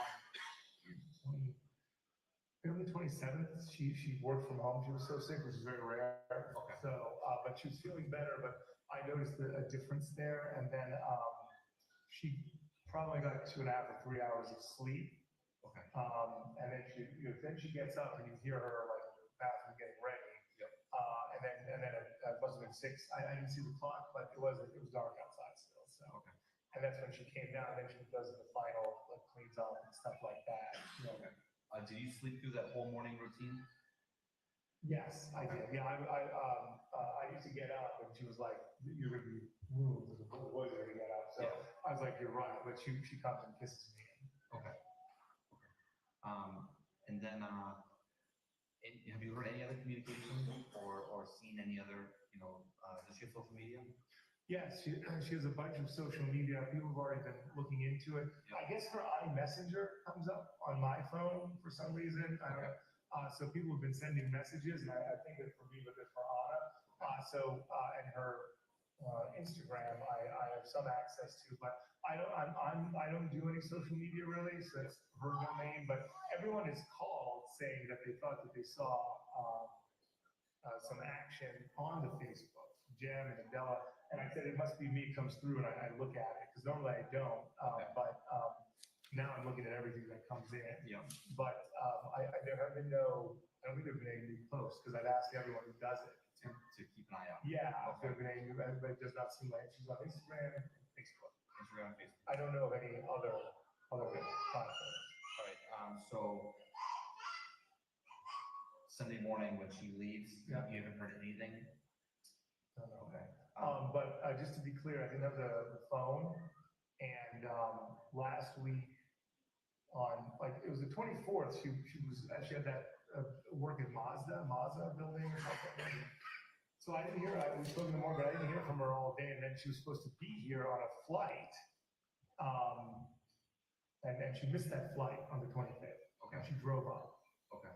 At that point, that's when I freaked out because she was coming here. So I'm like, well, where is she? I haven't heard from her. Right. Super weird. And that's when I said, you're missing. And I'm going to kind of call Sally, her sister. This is the 24th. The 25th, I'm sorry, 25th, yeah. So Christmas Day, Day. and she worked all night, New Year's Eve, Yeah. which I was not happy about, but I understand. She was supposed to be here early on the 25th. She wasn't here, and I didn't have, she hadn't sent me her flight info. Okay. That's one of the few times. So then I started to really get nervous, and I called Sally and Alyssa, and I called Jim, but I didn't say anything to Jim. And then so I was like, yep. And then she calls out, I'm driving up. I was at the airport. My flight was canceled. I was busy. I couldn't get in touch with you. And I was like, okay. So this time around, it was a bit different. She's going to DC now.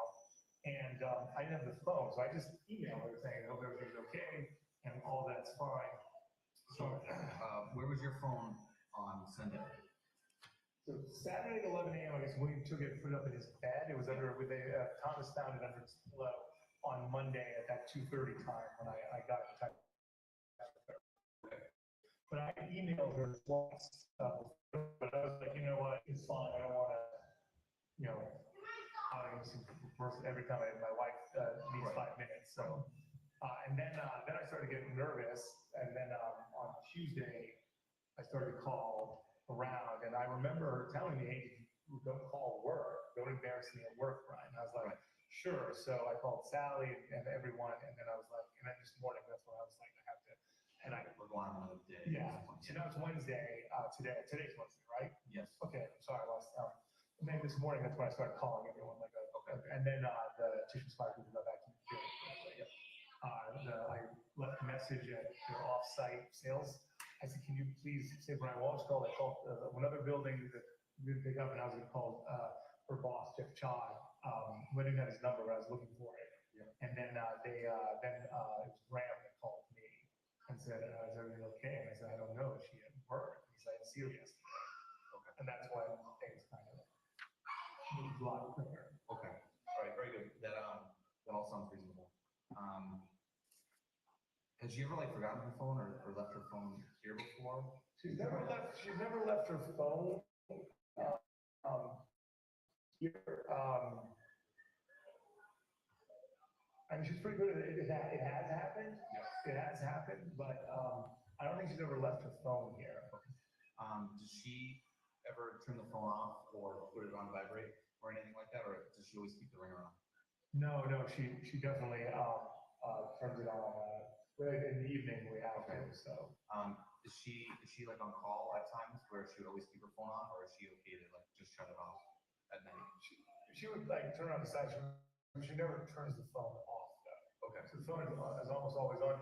I mean, a lot of times she's running out of, battery. That would be my next Yeah. question. Is she one of the types that's always looking for phone chargers? Yeah, no, we have, also the kids are destroying them all the time, and, so here at the house, she's always looking for juice for her phone. Okay, okay. Does anything else come to mind that we should be aware of? I mean, I talked to my wife I mean, even though that, we've been doing this for a while, we haven't had that, I talk to her a lot, and even if she can't talk, she sends me a text saying, I'll call you right back, or something. I mean, it's very rare, it's one or two times that I didn't hear from her, and then I freaked out, and then she's like, you need to take it easy, I mean, that's too much pressure for me. I said, sure, of course, I understand. Right. And now this time, I feel like it's not high pressure enough, I should, done something more. So, my mother, is, always calling, and like, she's like, what's going on? She wants to hire private investigators and stuff like that. So I was like, so the detectives, class, they're coming, global, the gentleman at, Tishman-Speyer is head of global security, so. Okay. I think we have a good shot here. Yeah. Do you have like shared or access to her Uber or Lyft accounts? Or No. does she run her own? Yeah, I don't use any of that stuff. Yeah, I'm driving around and I never did. It worked out when I was single, my friends would pay for all the Ubers, but, Anna was always ahead with the tech and things like that. And since she was, I never did anything to learn about it because I didn't have to, so. Right. Does she have any family here stateside or New England? Me and the boys, that's it. Okay. And then her sister is in Toronto. I told her sister you guys were coming and that she's available to talk. Everyone's available to talk, whatever you want to ask. Okay, perfect. Appreciate that. So she got a sister in Canada. Where's Anna's mother? Okay, so Anna's mother's in Belgrade, and Anna was just there. Her mother has been sick. She was here, and then she got back to Belgrade. So she went up. She was going to the hospital to do some work. So she and her sister were both there to support her mother at the end of November, beginning of December. Okay, so not too long ago. No. And that's Serbia? Yes, sorry, Okay. yes, Serbia. Okay. And Sally, her sister, called and let her mother know what was happening. Okay. So So any other siblings? it's basically just the three of them. It's her and Sally and Malaka as her mother. Okay. No brother or anything? No. Okay. Any like half siblings or anything on the father's side? There's someone, his name is Milan. He is a cousin that they share land with, that they've been in a dispute with for, 30 years or 20 years. Okay. And I've been going back and forth for our entire marriage. They had a deal. It just fell apart. They went up to deal with that as well. Okay. Yes, but Sally and Anna do not belong to Milan at all. Okay. But he's So in that's kind of a tumultuous relationship. there. And there's activity related to that as early December. Yeah. With the promoters and contract was 5 years ago. Cancel it. Okay. Yeah. And it's like a land dispute. It's a huge land dispute, yeah. Does she have any like best friends? I know you mentioned Jem, which was an old. Jem is, there's a girl named Carrie Westbrook. Carrie Westbrook. She's a very good friend of Anna. They both worked in Little Washington. Jem Annabella called to say that she posted something about 10 years or 13 years, and Anna would normally always say something. Okay, thank you. What did they want you to do? In Little Washington. That was Anna's, I think Anna's one of Anna's first jobs when she was here. Okay. So Carrie, and then in town, there's Bella, who works at the Melrose. He's been in touch with me several times today. There's a neighbor, she made good friends with the neighbor. I don't know who the neighbor is though. That's Winta is her name, but I don't have any numbers. And she hasn't spoken about it for several months. I guess now I think about it as odd.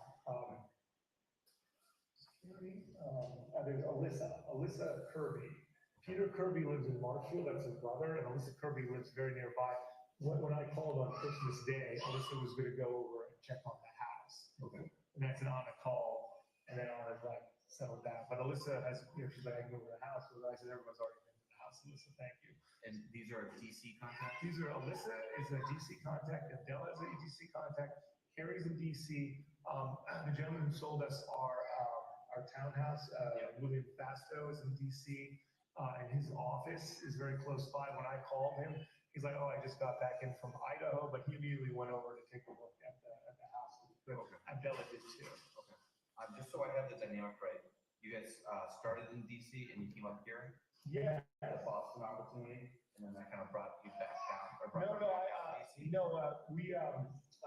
she was in DC, I was always in Boston, like, you're going back like from the beginning of our relationship. Yeah, oh, yeah, Like, sure. how long, like, when did you guys meet and when did you guys get married? Oh, right, yeah, so we met years ago at a place called the Wheatley.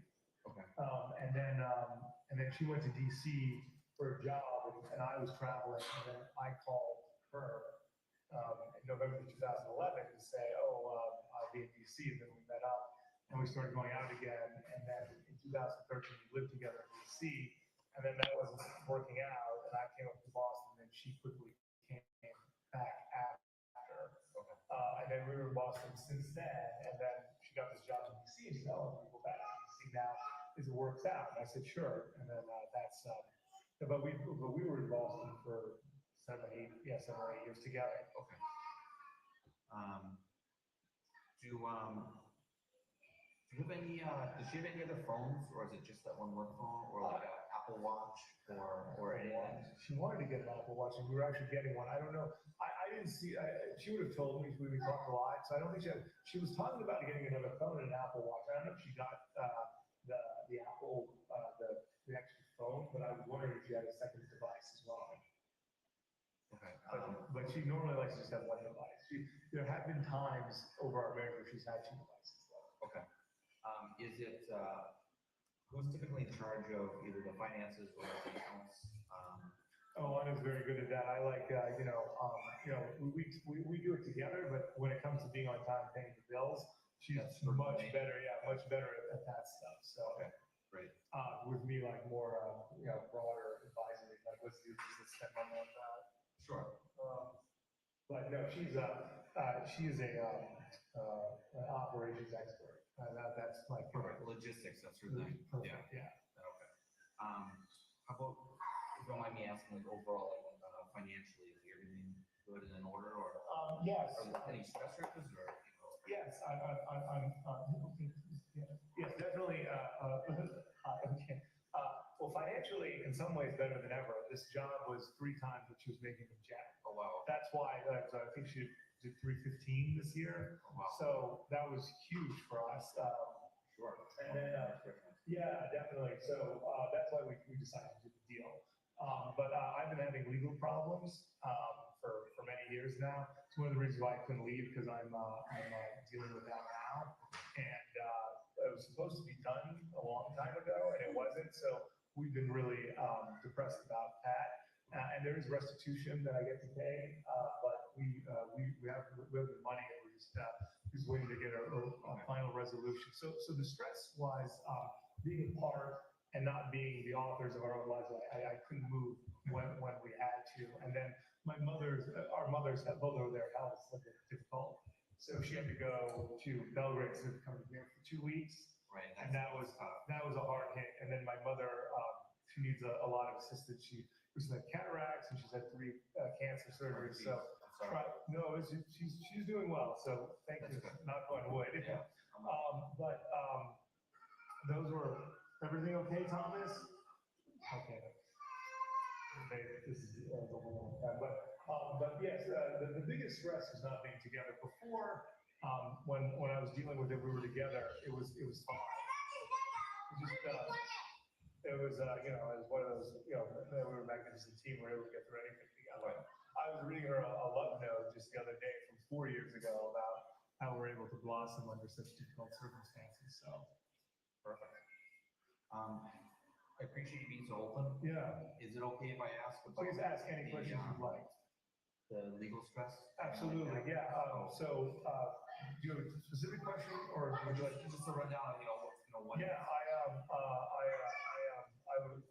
misrepresented a Warhol piece. You can read about it in the papers. Are you an attorney? Am Or I? what's your representation? No, I was, I don't even know what you do, I'm sorry. oh, sorry, yeah. Well, who gave a charge? So I had some art and I lost money on it and I misrepresented it to another person, a gallery in LA. Okay. And then the FBI got involved and I was arrested. And that occurred in 2018. So I've been dealing with that. And then I went to sentencing in October 8th of 2021 and everything was going to be fine. Yep. But the bank had called for the bank check saying that some of the money had been returned, but none of the money that was in the bank check, and then things were postponed. Okay. And then things continue to be postponed, and that's, so I'm kind of locked down here at the house. Part of my sentence was home confinement, but it's gone over the 12 months because of things have not been resolved yet. Okay. And that's why I've been able to be in Massachusetts, I'm sorry, in DC with my wife, she's been doing this, so, but we were, just the other day, there was a possible resolution for the whole thing. Right. Obviously, at the time.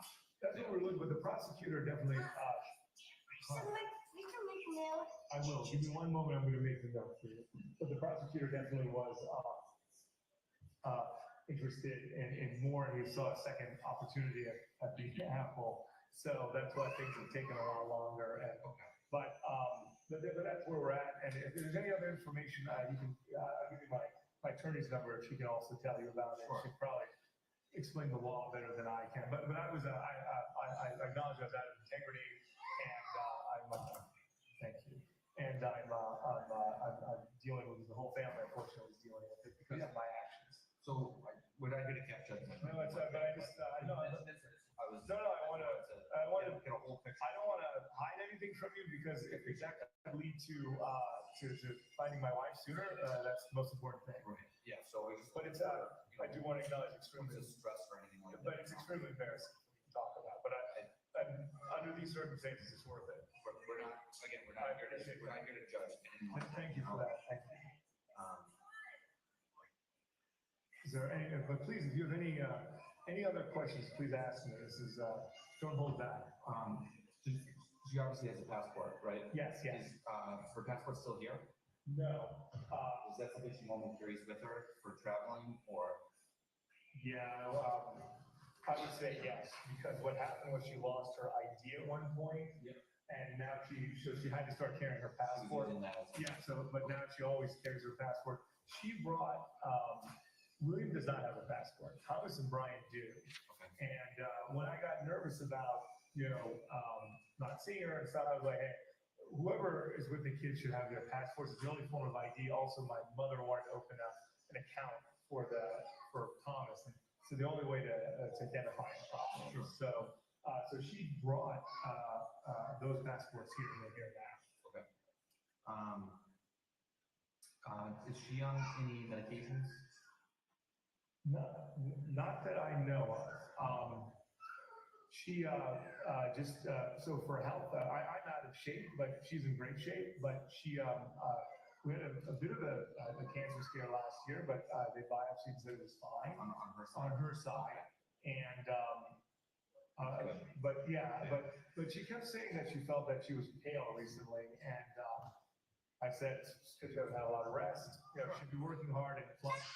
Okay, and flying in, and then when she gets here, it's not restful. The kids are like, so I would give her some weekends off and say, hey, stay in DC. I'll take care of the kids. You've got to get because she's here the whole weekend and leaves early in the morning. And then now her work schedule had really, when she got back, the work schedule really got very tight because she'd taken 2 weeks off. Okay. So we really didn't have any time for the holidays or anniversary. So it's Sure. sad. So, you're not aware of any medications, any other health issues or anything coming up? The one biopsy? No, nothing. I mean, it's very unlikely that she would hide something from me. Right. We really talk about everything, and No, I can't think of that there'd be anything else. Okay. Luggage wise, she probably has a full set of clothes in DC. Oh, yeah, and most of my clothing's in DC too, so the idea, she thought it was gonna take a month or two to get there, Yeah. it's taking a lot longer, so. Oh, we had to buy stuff, just to, like everything, we keep having to buy new stuff. Up here. Okay. So, I assume she travels light. Very light. Okay. Yeah. So, one time she just brought her, purse. Yep. And then, this time, she brought up my heavier coat because I was getting cold. She said, I'm gonna bring, so she brought her little, carry-on. Okay.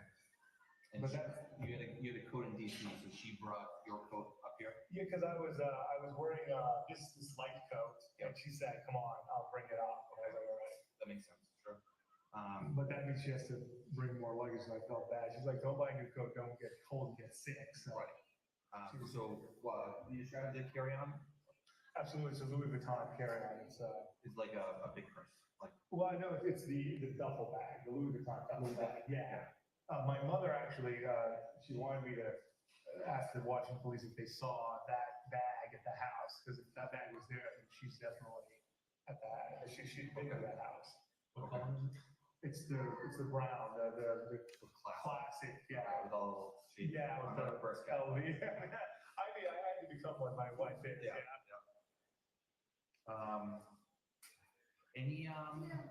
Any like memory issues? Yeah, she has a terrible memory. We make fun of it since we've been together. Yeah, she's like, I said that's why she's always happy. She doesn't remember anything. But I mean, so she's not losing like big gaps in the day, like No. like hours go No, missing. nothing Just like, classic, you know, like like some, what I had, like No, I yeah. forget what I had for lunch. yeah, oh, well, yeah, I mean, she, but that's the joke it always makes, like, well, I don't know, she was always, that was always the thing, or even, further back, I was the one who had the memory, like I say. Okay. But I told her it was good, I could repeat stories, so it'd be a fresh marriage forever, it was good. I like that. Any substance abuse? No, actually, Anna basically drank nothing when she met me, she started to drink more. Okay. And then we both, with the kids and stuff, pretty much shut it down. But New Year's Eve, we did have some champagne and stuff like that. That's completely reasonable. But no, Anna's, totally straight out, always. Do you have any sort of like family tracking on the apps? Like Find My iPhone? I don't. AirTags, anything like that? So my mother just bought AirTags for us, and Yeah. Anna had picked it up on Saturday. She said, I have one. I said, yeah, one of these is for you. Sure. But because things went so, those are sunglasses. Where'd you find them? You forgot them? Okay. All right.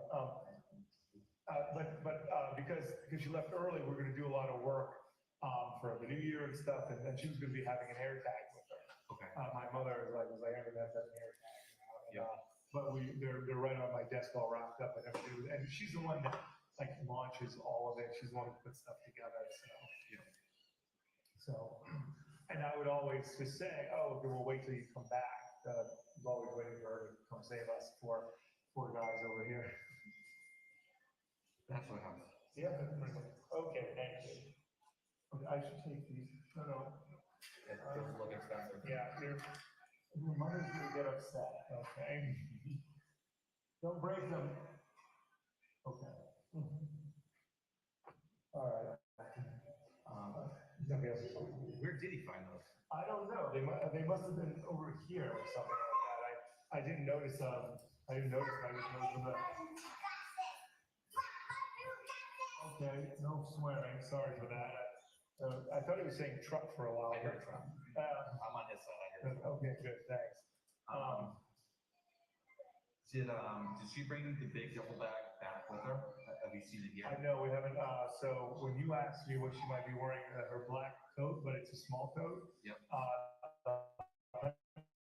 We're gone, blue and gray, the duffel bag, and then the purse that you brought, Okay. a black purse, product probably. Do you have any cameras at the house? Not Like, this one, no. Ring doorbell, I know No. for rental, but. Yeah, no, we don't have any here. Is the landlord or property owner anything? I don't think so. I haven't called Peter yet. I've been calling a lot of people, but I've been ready to go to the next level again. But I don't think he's got, he might have something down by the garage. He might have some stuff down there. Sure. But I don't think he's got anything on it. I haven't seen any ring doorbells anywhere. Okay. Any cameras at the townhouse in DC? There's she installed, we had the door, what's the, not ring, but what's the other one? Not our, Blink. Yeah. there's a lot of them now. Ring, Blink, Net- Arlo, What's the one with that, the thermostat too? Nest. The Nest, I think it was a Nest camera. And that, but that would be on her phone.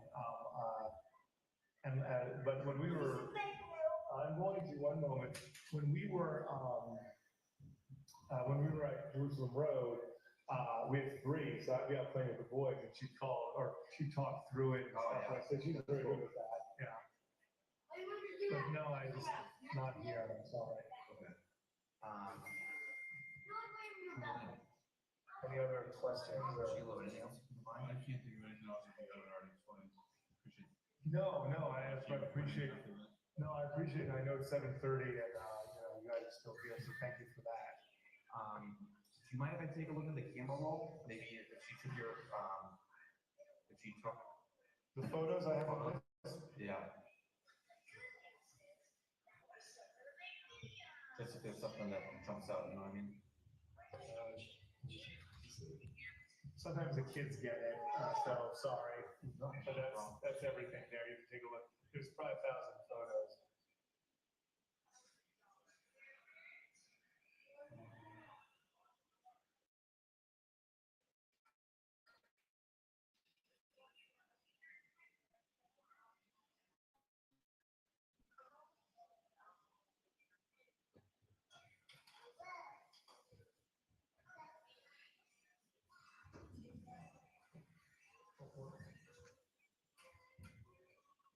Glasses back, please.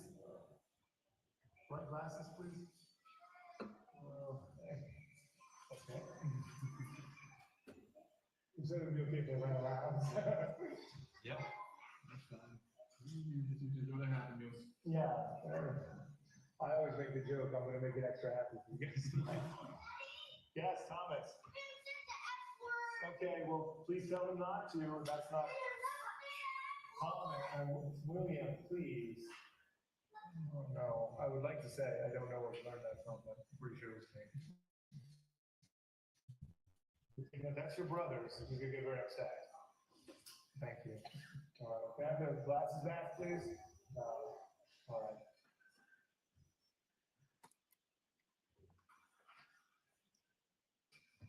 If you don't mind me asking, what kind of errands did you run on? Yeah, on was it Friday. Friday. Yeah, basically, I just went down to see a friend of mine, Paul Fleming.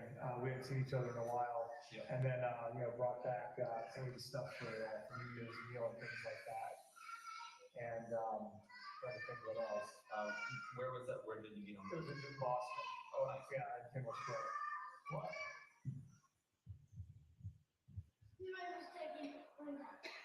Oh, great. Thank you. Yeah, and if you, anytime you want to go through this, feel free. Sure. It's so weird, like my whole life is like on this thing. I'd be like, here's my life going. Yeah, I just looked, I saw the photos from the DC area. Oh, great. Yeah, of your wife and boys, Oh, okay, yeah, this thing, yeah. and that was Friday. I'm trying to think, I also went to, I had some interview event stuff to do, so that was the other thing. Sure. Okay, thank you. Do you mind if we just do a walkthrough of the house, just see if anything jumps out to us? Yeah. Because we have a fresh set of eyes. Yeah, You know what I mean? let's do it. So, unless, is there anything else, because I'll shut this off, is there anything else that, I think that's it, that's all, yeah. Greg, do you have any ideas? I know we covered a lot, I really appreciate you going. Yeah, no, of course, absolutely. Sometimes every little thing helps, you know? I believe that, I honestly believe that. You know, there's, we have to move the wall and see if we can track something down, so. All right. All right, it is, 7:31 on Chernobyl. Sergeant, I have a few questions about that interview. How old were the children at this point in time? 2, 4, and 6. And the oldest child, what was produced during that interview? An iPad. An iPad. And when it's heard the defendant saying 121212, what is going on at that point in time?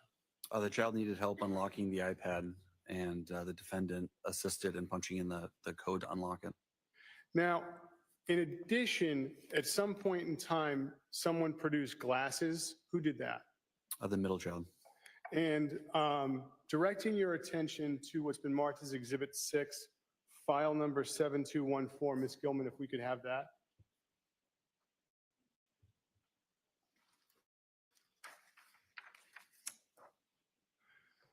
Sergeant, did you see the glasses there in that photograph?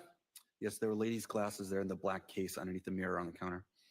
Now, after or during the interview, he showed you his phone. What did you look at on his phone? Text message thread between him and Anna, and the camera roll. And what did you see as far as travel arrangements? There were screenshots of the JetBlue app that Anna had sent him for the flight from DC to Boston. So at the end of the interview, there's mention of doing a walkthrough. What did you do next? We concluded the interview and began the walkthrough. Okay, and so what is a walkthrough, sir? We just went throughout the house to see if anything jumped out or seemed important. Ms. Gilman, can we have Exhibit 8, 7115? So, sir, what part of the house was this? This is the front of the house it's not the front door, but it's like the primary access door to the right. Ms. Gilman, can we have Exhibit 9, 7120? Now, where are you in the house at this point in time, sir? If you go into that door from the last photo, you're in a hallway. If you look left in that hallway, this is the entryway into the kitchen and dining room, that open floor concept. And Ms. Gilman, if we can have Exhibit 10, 7122? Where is this in the house, sir? If you go in from that outside door and you look straight from the hallway, that's the first floor bathroom. And what is inside the first floor bathroom besides the bathroom? Washer and dryer. Ms. Gilman, Exhibit 11, please, 7169. And I take it this is the washer and dryer inside that first floor bathroom? Correct. Could we have Exhibit 12, file number 7137? Where is this, sir? If you come in that same door, that hallway, if you look right, there's a sunken-in family room. And what is at the back end of the sunken-in family room? There's a staircase that leads up to a single bedroom. Could we have Exhibit 13, 7138? Where is this, sir, in the house? Those are the stairs leading up to that single bedroom. Exhibit 14, please, 7140. Now, where is this in the house, sir? This is that single bedroom on that right side of the house. What access does this bedroom have to the rest of the house besides going down those stairs to the sunken living room? None. Could we have the next exhibit, which is Exhibit 15, 7141? And where is this, sir? This is the same bedroom. Could we have Exhibit 16, 7152? What part of the home is this? This is that sunken-in living room. This is the closet door beneath the staircase leading up to that single bedroom. Did you have the opportunity to look inside that closet? I did. Could we have Exhibit 17, 7153? Is this how the closet appeared, sir? Yes. Now, can we have Exhibit 18, 7165? Where is this, sir? This is the hallway as you enter through that door. So that door would be to the left, bathrooms to the right, and then the kitchen dining room straight. Could we have Exhibit 20, file number 7235?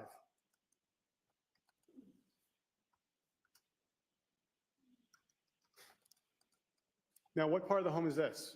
That door on the left is the front door. So this is, if you're looking away from the dining room, you'd be looking at the stairs upstairs to the main part of the house. and the living room straight ahead. What's at the far end of the living room? A fireplace and a TV. And if we could have the next exhibit 217236. Where is this, sir? That's a close-up look of the living room with the TV, the fireplace, and the bureau. Exhibit 22, please, Ms. Gilman, file number 7237. What part of the home is this now? Still right in the living room. It's the stairs leading upstairs to the main part of the second floor of the house. A view into the kitchen and the backyard. Now, are there any other rooms by the kitchen? To the left edge of this frame is a small office. Could we have exhibit 23, file number 7246? What is this, sir? That's the small office. And could we have exhibit 24, 7288? Where is this in the home, sir?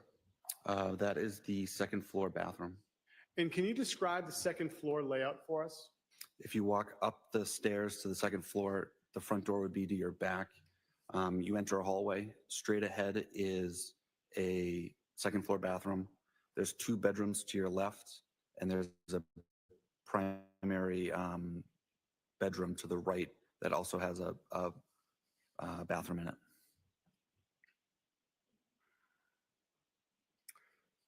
Could we have exhibit 25, which is file number 7298?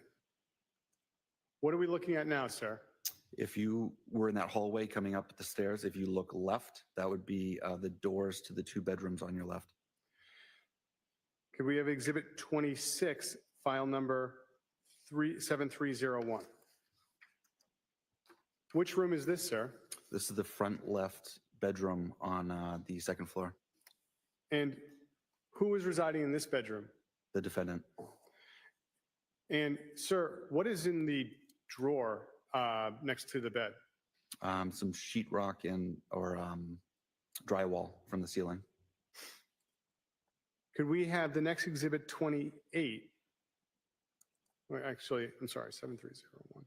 Could we have 27, 7302? And sir, where is this? That same bedroom. And then could we have exhibit 28, 7309? And what orientation is this, sir?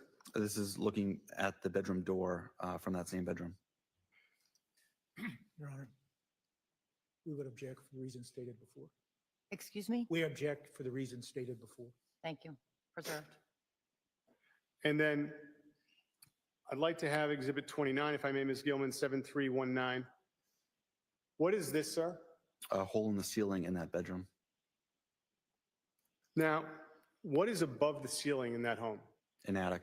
Did you go into the attic that night? No. Now, can we have exhibit 30, 7320? What room is this, sir? This is the second bedroom to the left in that hallway. And could we have exhibit 31, 7321? What is this, sir? That same bedroom. And who is residing in this bedroom? The middle child. And who is residing in the bedroom that was by the sunken living room? The eldest child. Could we have exhibit 32, 7259? What room is this, sir? This is the bedroom to the right, the primary bedroom. And with this primary bedroom, what was it attached to as far as a bathroom? There was an attached bathroom. Could we have exhibit 33, 7269? What is this, sir? That's the attached bathroom. And could we have exhibit 34, 7335? Bless you. What's this, sir? If you're standing in the kitchen, looking towards the front of the house, this is the basement door. And what was on this door as far as child safety locks? Up top was like a child safety device.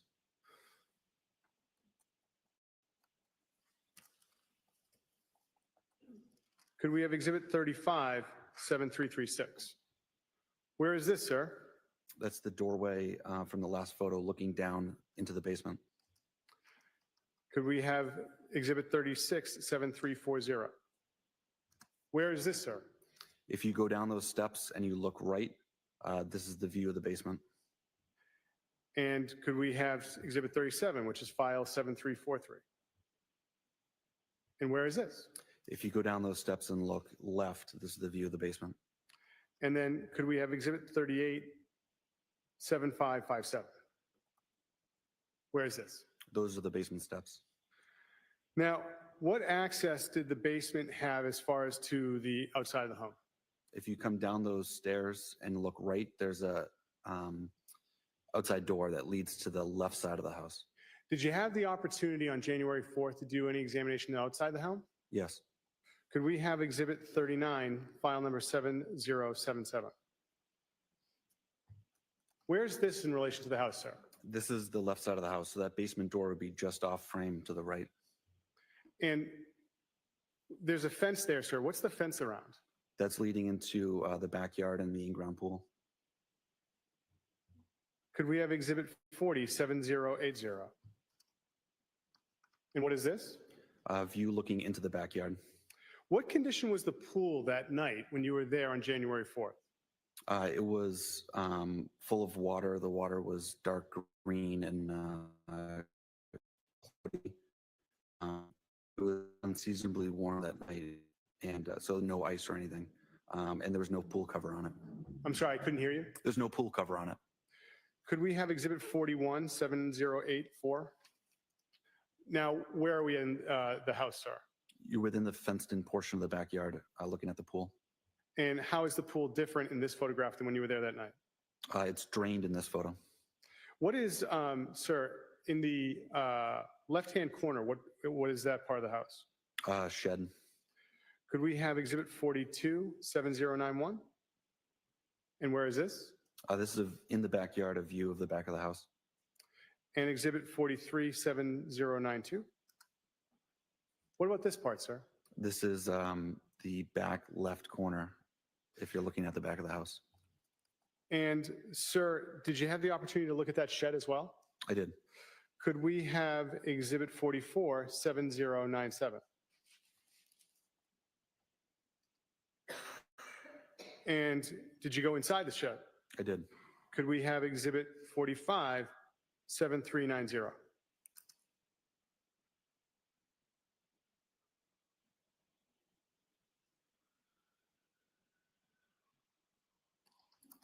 And where's this, sir? That's a view inside the shed. Got a siren going by, sir. I'm gonna let it go.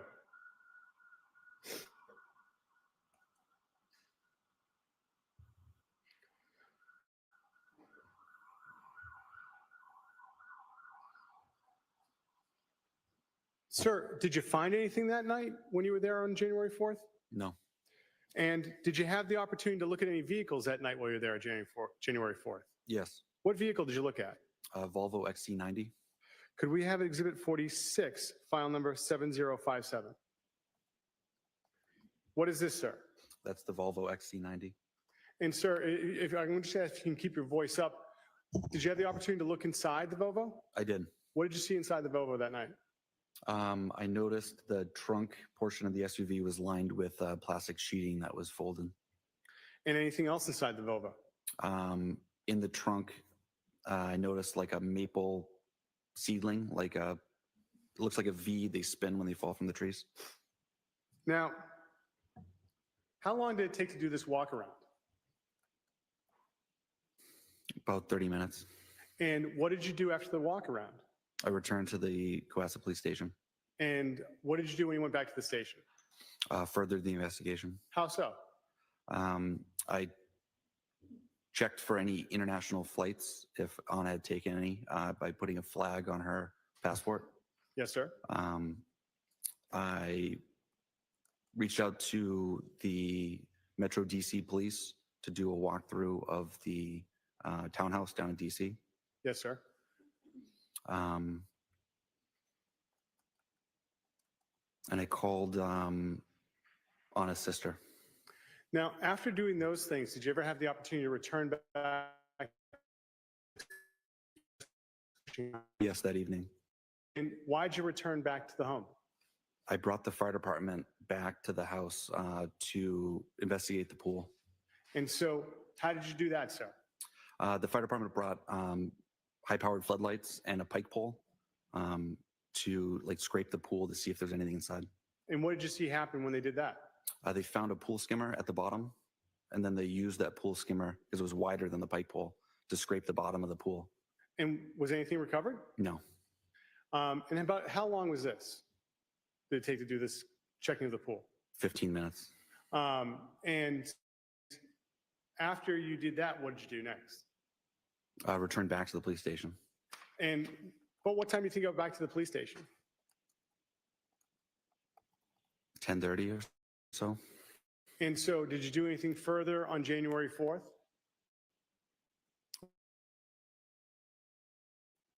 Okay. And then what's next in the investigation? I spoke to Jem the following day. Okay.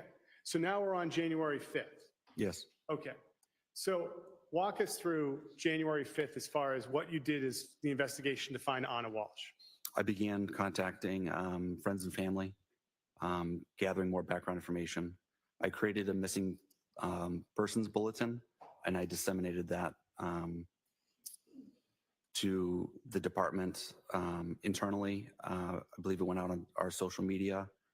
I sent it to the Mass Fusion Center, the Mass Crime Net, and the South Shore Detectives as a shared distribution list. And may we have Exhibit 47, the poster?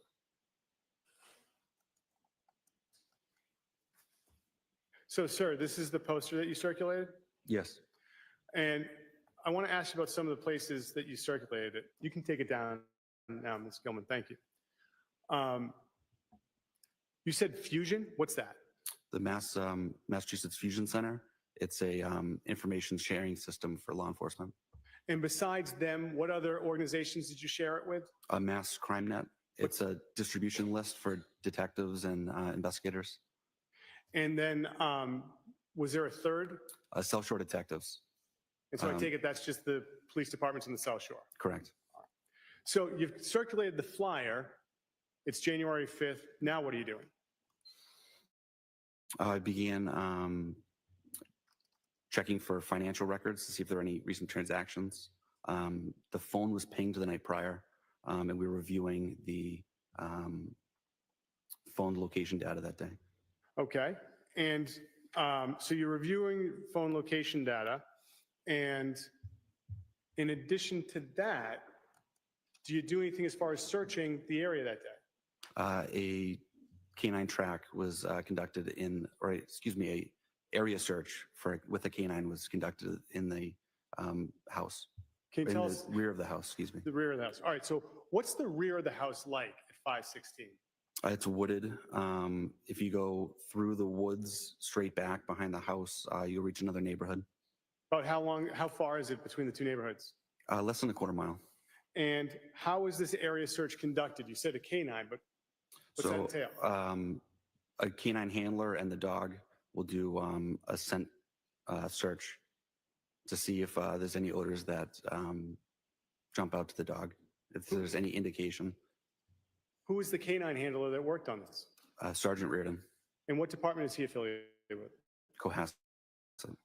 And so was anyone else involved in the search at this point in time? No. So after the canine search is done, what else do you do on this case on the 5th? We checked for any Amtrak travel. We had troopers from that are assigned to the Logan Airport check each ticketing agency to see if there's any travel for Anna. And what did you do as far as checking in with any cab companies or anything like that? I began calling cab companies from Quincy to Plymouth. Any other ride shares that you checked on? We checked with Lyft and Uber to see if there were any pickups in that area of town. And besides checking with the troopers at Logan Airport and cab companies and ride shares, what else did you do on the 5th? We requested additional resources. And who'd you request for additional resources from? My supervisor reached out to the Norfolk County, the troopers assigned to the Norfolk County DA's office. And did you have the opportunity to meet with any of those troopers on January 5th? Yes, About what time did you meet with the troopers on January 5th? about 5 p.m. Where did you meet with them? Cohasset Police Station. And who did you meet with? Trooper Chico and Sergeant Buchanan. And what did you do when you met with the troopers on the 5th? I brought him up to speed on the investigation thus far, and we listened to the audio recording of that first interview. After that was done, did you do anything else besides just reviewing the recording with the troopers? We went to the house, About what time do you think you got to the house? 8:30. And who went to the house? Myself, Sergeant Hunt, Detective Lieutenant Lopes, Trooper Chico, and Sergeant Buchanan. Who is Sergeant Hunt? Cohasset Police Sergeant. He's now retired. And who is Detective Lieutenant Lopes? My supervisor.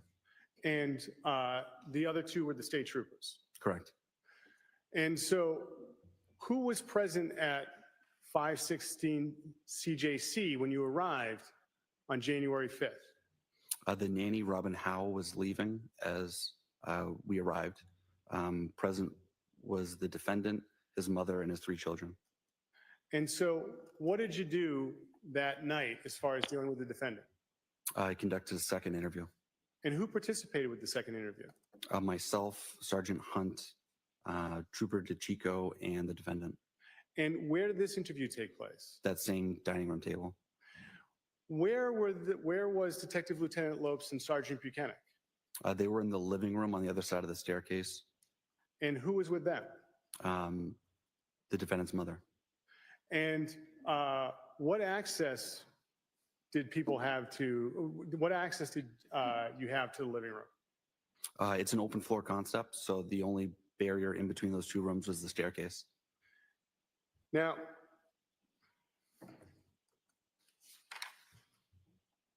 Your Honor, may I have a moment? You may. Thank you, Your Honor.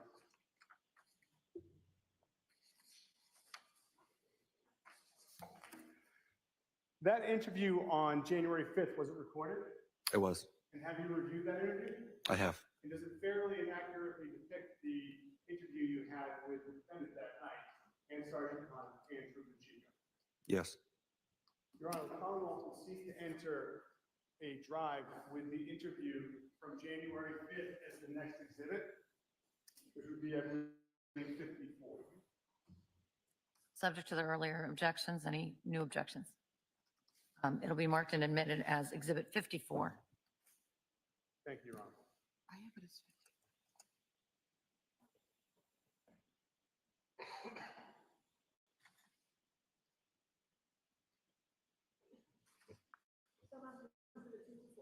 you. Your Honor, with the court's permission, may we play Exhibit 54? You may. Thank you. Ms. Gilman, could you play the interview from January 5th? Thank you.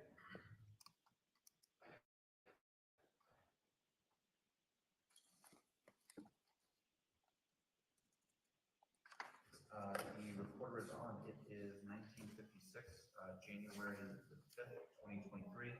We're at, we're home, we're at 516 CJC Highway. My name is Harrison Schmidt. I'm a detective with Cohasset Police.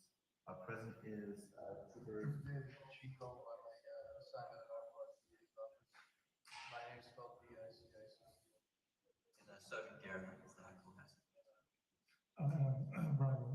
Beautiful. I live- So I'd just like to circle back to, I'd like to circle back to last weekend.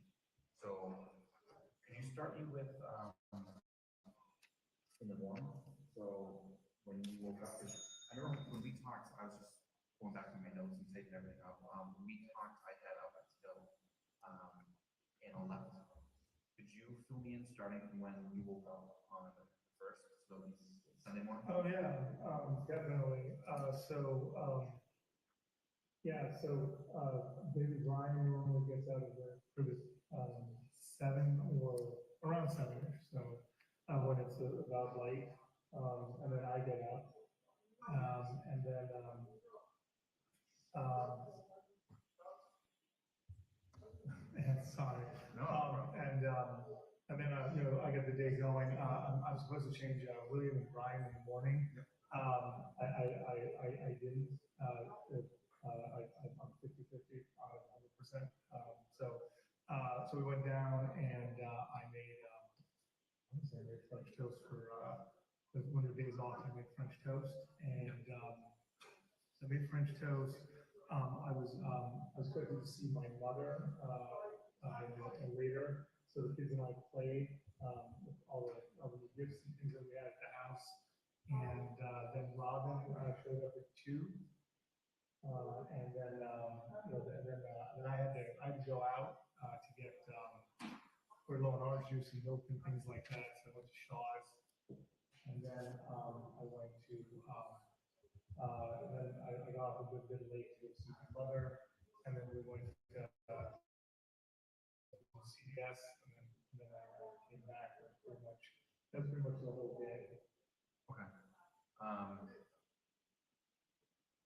Before that, I listened to your interview.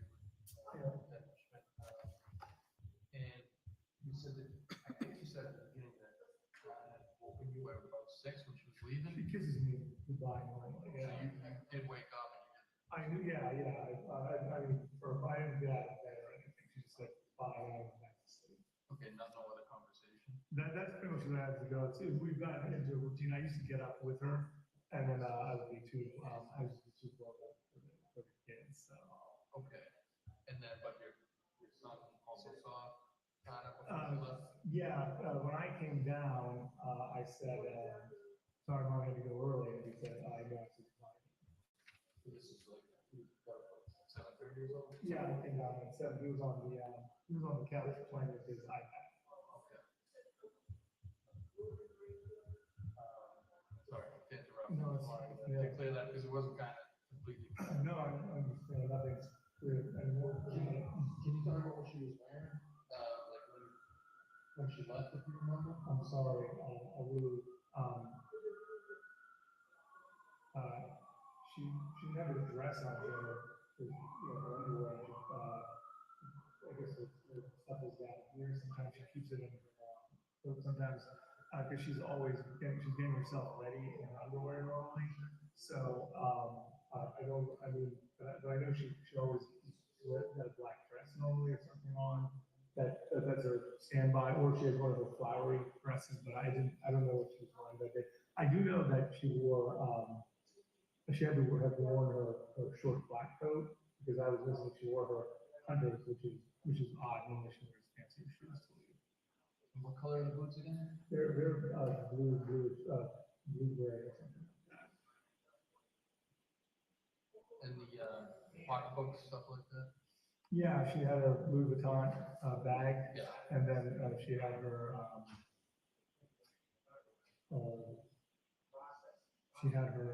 black bag. I think it's Prada on. But she has like 5 or 6 Prada bags. You're confident that she took that with her, like that hasn't turned up in the No, house here? the only thing that turned up was when you were here last night at Tiffany sunglasses. Sunglasses. Yeah, she did not take that. And were you able to track down where she left those or where Where she left her sunglasses? Thomas had found them, right? No, William? Brian was playing with them. Maybe Thomas found them. I think they were right there because they go in there and start like taking stuff. Okay. Okay.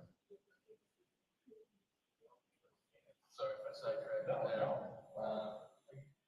Has anything like this ever happened before? No, it's totally, this is not a normal thing at all. And the reason why I didn't call sooner, one was that when she leaves, if she was coming here and she was 5 minutes late, I would freak out. And the week before, she was late for Christmas because as I said, she worked late for December 24th. Yeah. So I was like, "Are you coming? You're missing." I emailed her and I called people and she's like, "Hey, I missed the flight. I was canceled. I'm driving up." So I didn't have the phone and she wasn't coming, so I held off.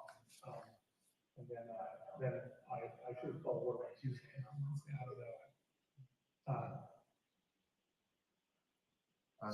Go ahead. Sorry. So going back to Sunday, you didn't have your phone for the duration of Sunday, is that I correct? didn't have, I have the phone was, with, I think I was going to bed the whole time. Cause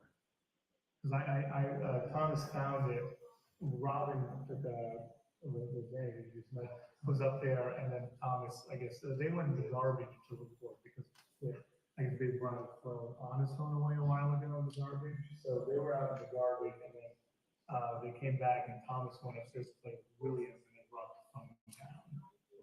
And I think Robin was there, so, and then we got it thrown on for my mother.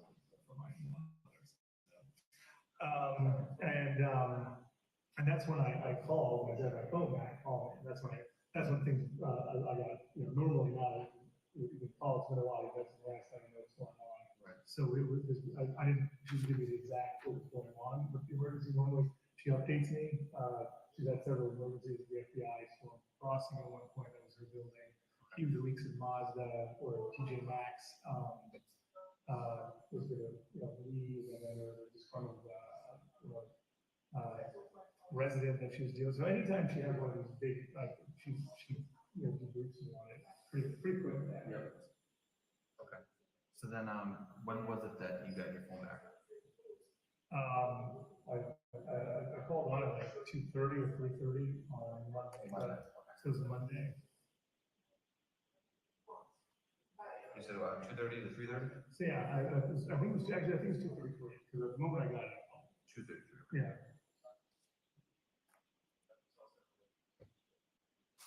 Perfect. Okay.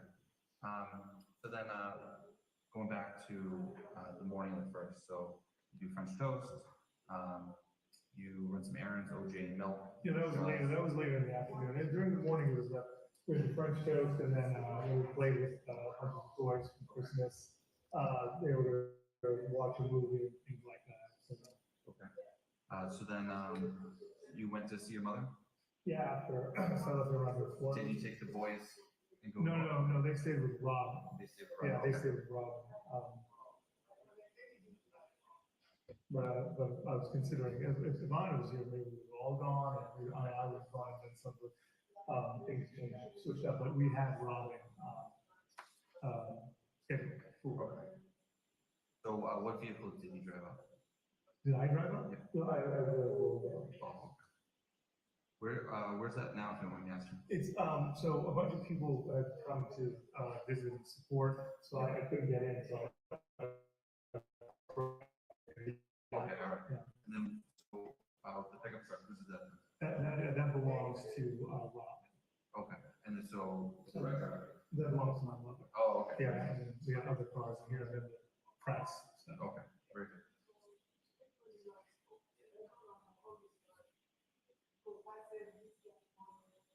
So how long were you visiting with your mom? A few hours. And, what, is she, it's the Swampscott? Yeah. Excuse me, address? 330 Paradise Road.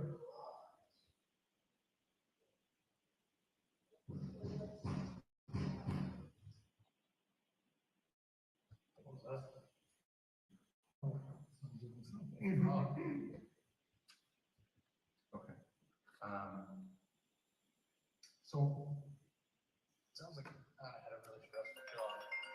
That's true. Some people call them. Yeah, I bet. Sounds like Anna had a really stressful job. So, just to be clear, her experience was that she was over her head. As I said, it was the job of her dreams, and she'd done like 2 or 3 times money that she had been making before. And she was worried to a certain extent that she was over her head, and she kept talking about that. And then being away from the family was very difficult too. Yeah, that's a lot. And what did she do prior to this job?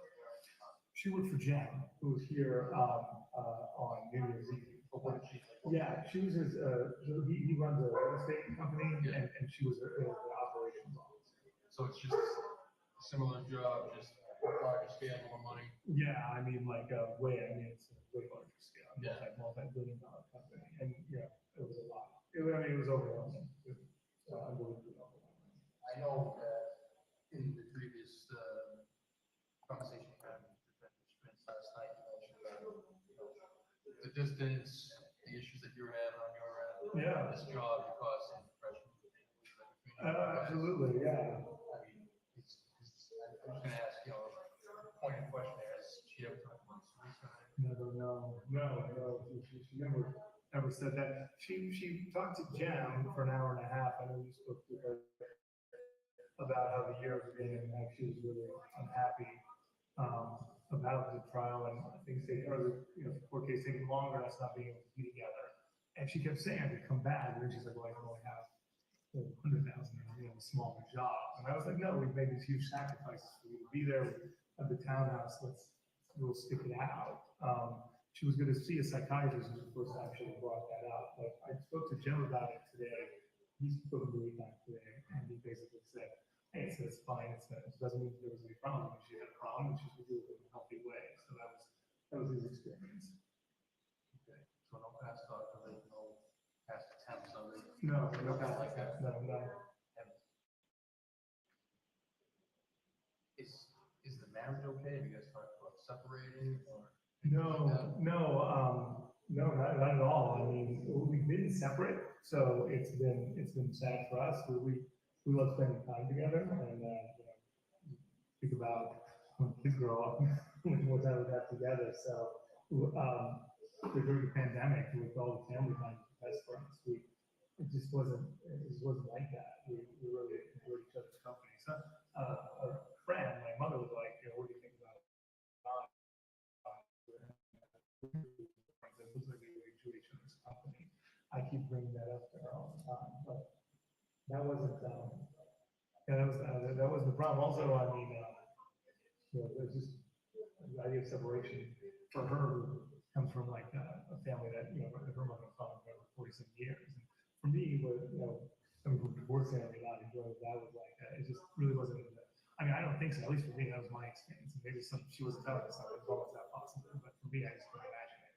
You mentioned that in the past, years ago, you lived together in DC, right? We lived together, yeah, for a year. And then there was some problems, like you said, I think 2013, and you came here. Yeah, I came back to Boston. I was like, DC's not working. And then she, a few months later, she basically said, okay, she came to Boston. So that was just in like DC? Yeah, I mean, it was, I guess, no, that's not a fair statement. It wasn't that I didn't like DC, it's just, it was, maybe I wasn't ready for such a serious relationship at the time, and I was uncomfortable in a new town. So obviously there was more layers to it, and I wasn't used to what a relationship meant, and I was just like a solo operator, and now I wasn't, and that was difficult for me. I struggled with that, so I think that was it. And then Anna realized that she wanted to be with me, and then being in Boston was fine. So, and then things. Ms. Gilman, could you pause, please? And for the record, Your Honor, this has been paused at 14 minutes and 33 seconds on the media player. All right, great. We're going to do our lunch break, and we'll be back at 2 o'clock. Thank you very much. All right, please. Close the notebooks. Mother share.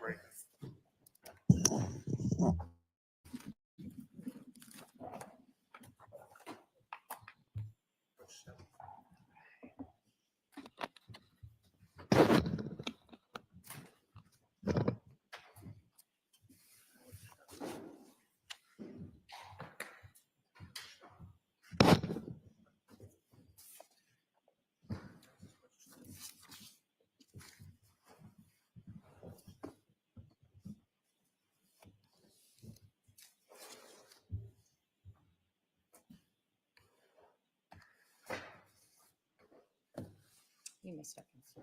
Thank you, Your Honor. All right, anybody need anything before the lunch break? No, Your Honor. All right.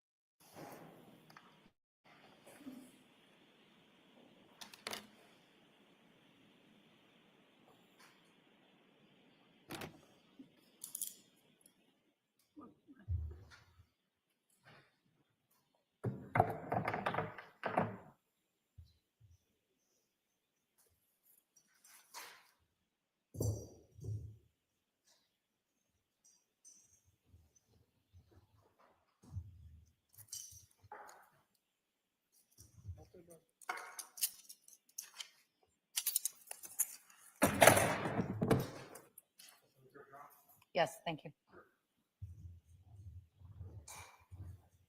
Your Honor, before the jurors come in, could I ask?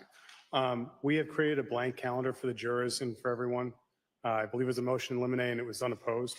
Could I mark one for ID and then pass them out, have the court officers pass them out to the jurors? I'm fine with that. Any objection to that? No, you don't. All right.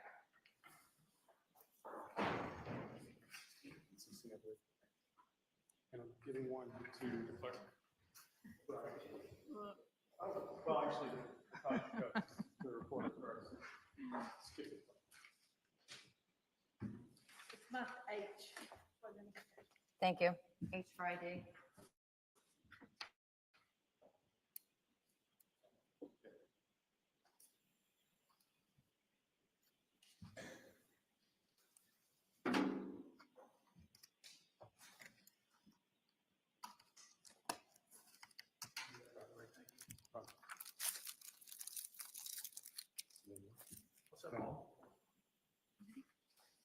All rise for the court, please. Jurors entering.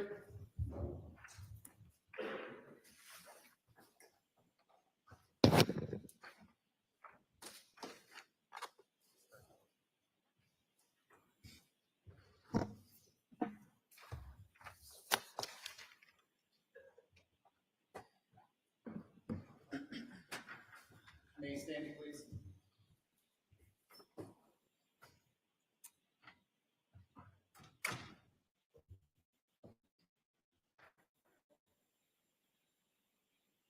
Court is back in session. You may be seated. You have the witness back on the stand? Thank you, Your Honor. Commonwealth would recall Harrison Schmidt. Want those hand out now, Your Honor, or you want to wait? I will wait till he gets back on the stand.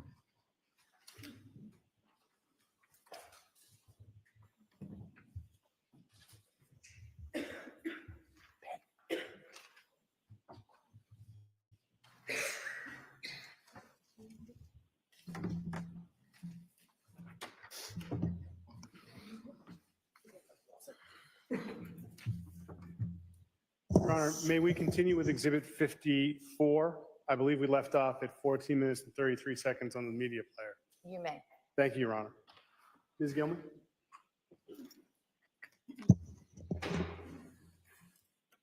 And I was happy to live anywhere with her at that point, but that was, I mean, we grew up with. I don't ask this, but is there any extramarital with you or? No, not at all. Certainly not with me. And, not that I have any information that's on this, like, everyone who called me is amazing, like how to work all this. It's the same story that I had. It's the same story Alyssa and Bella, who faster with Amy, is that she works all the time and she flies home to see you guys and she comes back and she's constantly working. And, she said that she would like eat in bed and pass out a lot. So that was everyone else's experience. So yeah, I would be surprised of that. When we were younger, we were seeing when we were first dating, we were seeing other people. But that was 12 years ago, more. So in your experience, you had no suspicion that she was seeing someone else or doing anything like that? No indication to you that was going on? No, not at all. I mean, obviously, we were partnered. We spoke a lot. That's why, we were like, don't worry if you have exposure, but we spoke all the time. We spoke in the morning and in the evening. So. And everyone, she had rings, talk about her husband and kids. I mean, that seems weird to have an affair. She had close friends here. I know she spent a lot of time in DC, and when she came here, she was like with you, with family most of the time. Yeah. Did she have someone that she would spend time with here, like a girlfriend? Or? Yes. So there's Rima, a very good friend of hers. She is the head of HR for the Park Plaza Hotel. How do you spell Rima? I know how to spell his first name, not last name. Rayma, Rayma. So Rayma. And then Ferrer, which I'm not as familiar with. Ferre, Ferrer. All right. you said Header Park Plaza? Yes.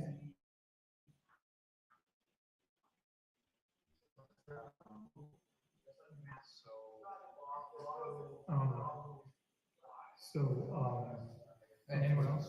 Yeah, so Rima was, so when she was here, she spent most of her time with us. Trying to think who else were the people that she would lead. Rima was the biggest, Jam, obviously.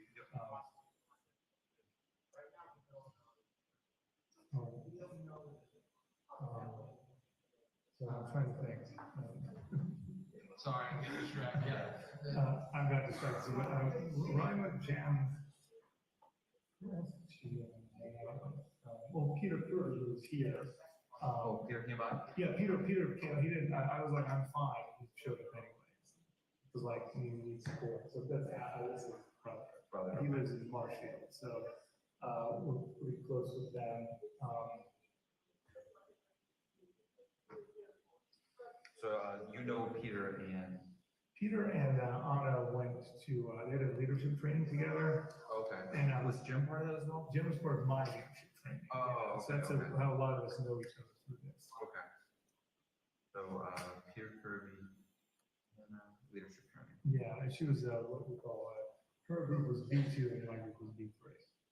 We raised over $200,000 from a pandemic. Really? Yeah. Oh, wow. That's awesome. That's part of leadership training is the community service part. Okay. Something Jim and I continue to do. So. Nice.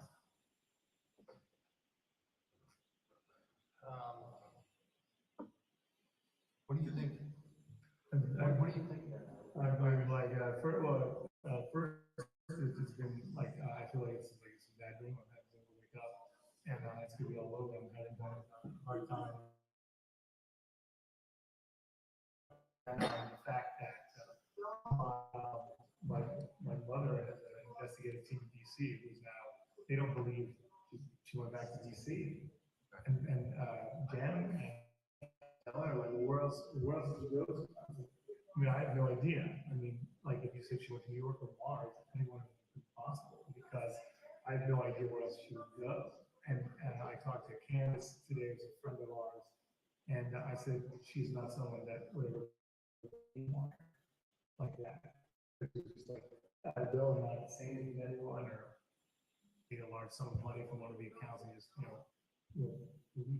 she wouldn't leave us or the kids. I mean, it's not possible. What are you guys do for bank? I know she's got the JetBlue card. Yeah, so I everything's in her name the way I set it up. Like my grandfather's taught me, make sure your life is always taken care of. And with my legal problems, it's been useful. And also, she always pays things on time, and I do not. So With like bank institution stuff like. yeah, so she's got Liberty Bank. She's got one Marblehead, Grand Bank.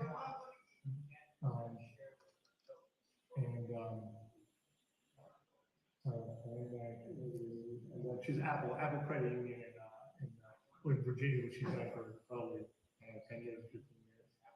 Apple Credit Union? Yeah. So all the money goes there, and then we got the Chase cards, the Fidelity, which something happened with the Fidelity card when she was in Belgrade, so that hasn't been used really. Is that like canceled? It was. I think we might have knew it was we haven't used that one.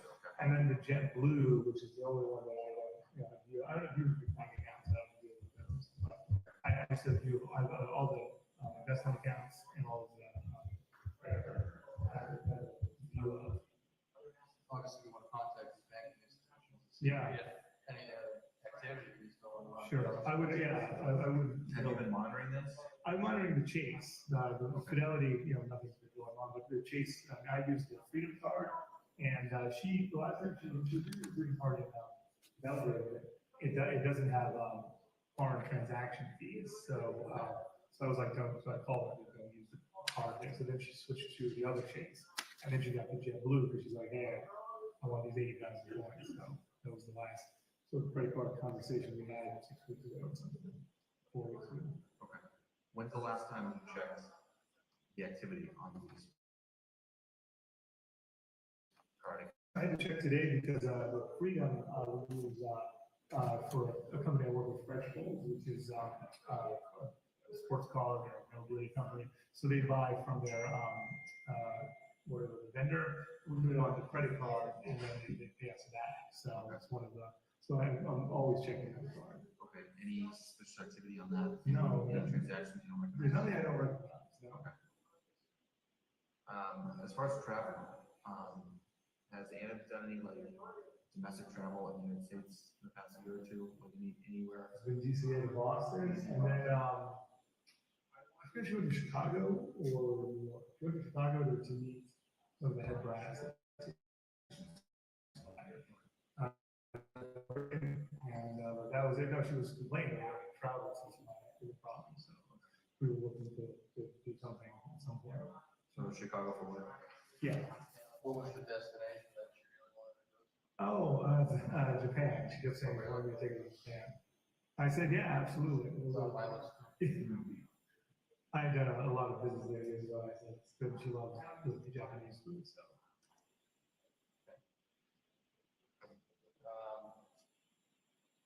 Going back to our phone, you guys have a family plan or you had a family plan? Okay, so we have a family plan.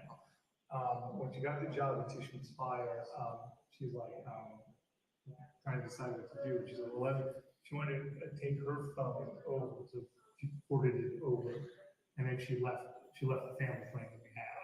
You have no access to like her. I have cell phone no records, right? No, but Tishman Spire was, right? So, Yeah, well, that's. I thought you had the phone number. We've been talking with them, but they're a big company, so getting information from the bigger Oh, companies. really? So, yeah, Oh, I thought they were just handing it right over. they always have corporate attorneys. Oh, You know what I mean? yeah, if she was on the family, I mean, I'm so upset. If she was on the family plan, I could like hand it right over to the guy right now. Yeah, all the phones, mother, my her brother, me, and on it, so. Okay. Anna was married to them. She was, yes. And what's the relationship like with her? They don't talk anymore. How long ago was that marriage? I guess she got.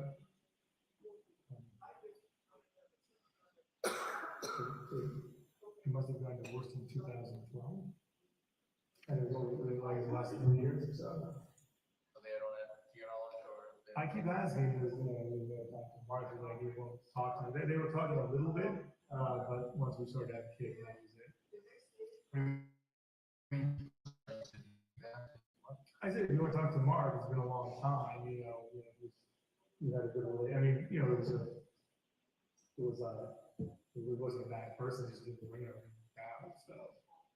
But she said that every time she's reached out to him, he hasn't got back in touch with her. But he lives in DC. That's where they met. What's his name? Mark Knipp. Mark Knipp? Yeah, it's spelled Knipp, K-N-I-P-P. One of the chase cards is under that Mary's name. We don't use that one. That's the first one she got with him. But that Joe changed it from, so it's on a Knipp on the card. But it's still an active card. It's an active card, but we haven't used it. There's $229 credit on it. It hasn't been, no one's used it the last 6 or so months. So. He known that you carry a large amount of cash with her? So we've discussed this occasionally, but I mean, there's been times she only had $50 with her. Like she had $10,000 when she came back from Belgrade. She brought it for a lawyer who's Serbian, who lives in, we went there, lives in, I'm sorry, it's by the water, near Boston, Winthrop. So he lives in Winthrop, so we took it over. So that would be a lot of money for her, but she has had it, $2,000 to $5,000 at times, but For personal use? no, she just like cared if we had cash from Fresh Bowls, or if there was some money I could give to her, but then she would forget, so that there were times where she'd be carrying a lot of cash. But I don't know if she had a lot of cash on her this time, though. I don't go through the moment, so. But there are times where I said to me, why don't you only have $50?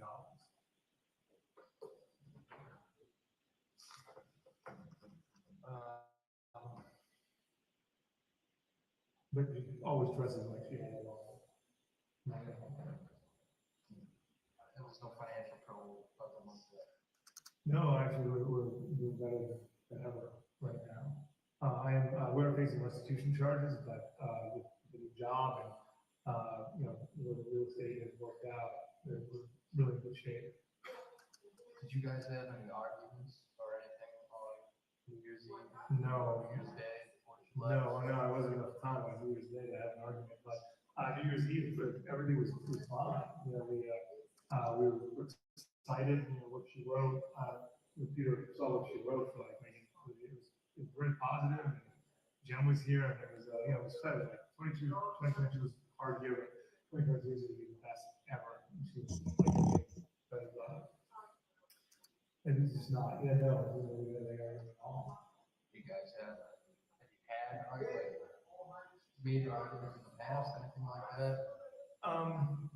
So the biggest, and yes, I mean, the integrity is arguments, but we're very aligned with almost everything that we do. We really have a lot of the same tastes, and ultimately we defer to each other with what the other person's good at. But the biggest argument we had in 2022 was when she had to go to Belgrade for 2 weeks, and that was 2 weeks of vacation. I was like, I don't think we could use you here with the boys for 2 weeks. So I have to go to Belgrade. So yeah, that was our biggest argument. And I couldn't get in touch with her. My mother wanted me. I couldn't get in touch with her for the first few days in Belgrade because the phone didn't have international. So I was upset about that. So that was the only other time this year that I didn't have contact with her daily. So you normally have contact. Yeah, one month. What's the longest you go no contact? The 3 days in Belgrade, and there was the last week of December, there's some points of December where there was like 24-hour gaps, which was really not normal. And then when she was supposed to be here, she wasn't, and I was like, I'm gonna some person's report, you're missing, where are you? But like 24 hours, 36 hours would be a lot of time. But I was making a big deal out of it over the last couple of months, and everyone told me to relax about it, and then I did. So I feel When you guys did communicate, what was the conversation like? well, Just any time, like during the Oh, last yeah. couple months when she's been traveling. Oh, yeah. For work. I mean, well, yeah, it's been like, she always says, hey, hello, and this is what I'm doing today. I said, oh, the boys are up.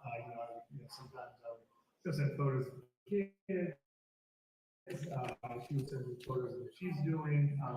We have a recap. Anyway, at night, now I'm tired. The kids are going crazy. She's like, oh, there's no food because I go on cooking normally. So I'm going to go to coffee to get something to eat. And, this is a recap because normal as we were together. Yeah, as we were together without being in person.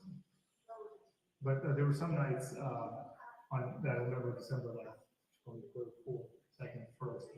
We didn't have those calls because I think I'd been sick and she was tired, so we go to bed. The kids sometimes I go to bed like, if you guys not come, I sort of go to bed. I didn't sleep well last night, so I was going to try to get some sleep tonight. So it's not uncommon for us to go to bed very early. Is there any mental health issues at all with Anna? Does she have any indicators to you that something is amiss there, or a diagnosis? No, not for me. My mother might have a different opinion, certainly, but yeah, she's like that. Well, I guess probably pushing. Pushing, not a mental health. Yeah, sorry. But no, probably. I really couldn't think of anything. I mean, she'd never, thought about psychiatry or even discussed it until recently. Has she ever been violent or anything like that? No. Have you guys ever had a physical confrontation? No. None of that stuff.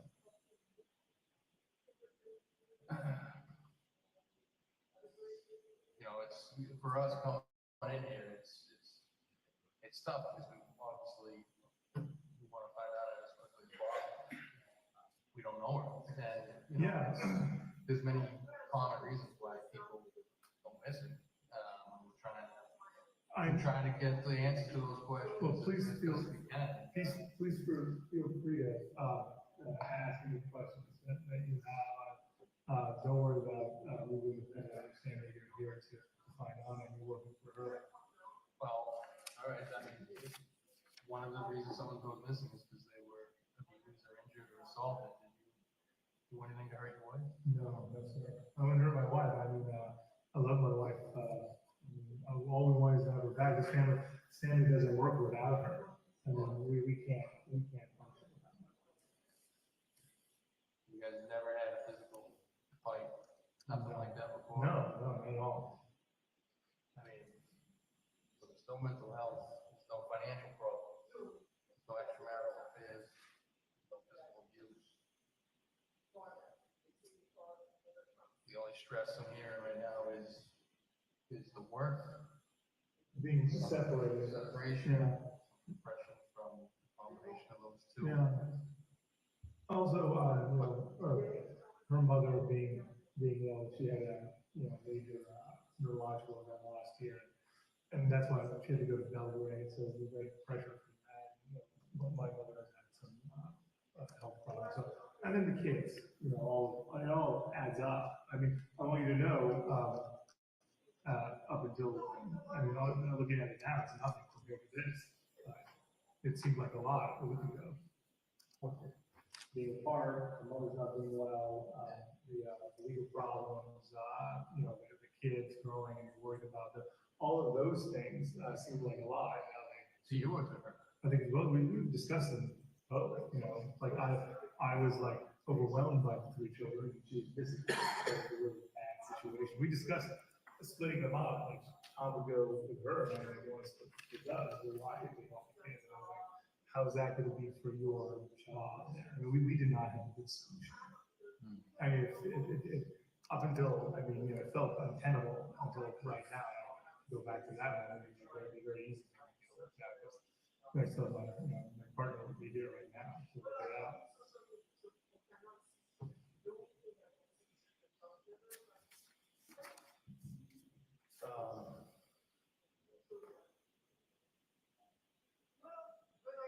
Where would you go to look for it?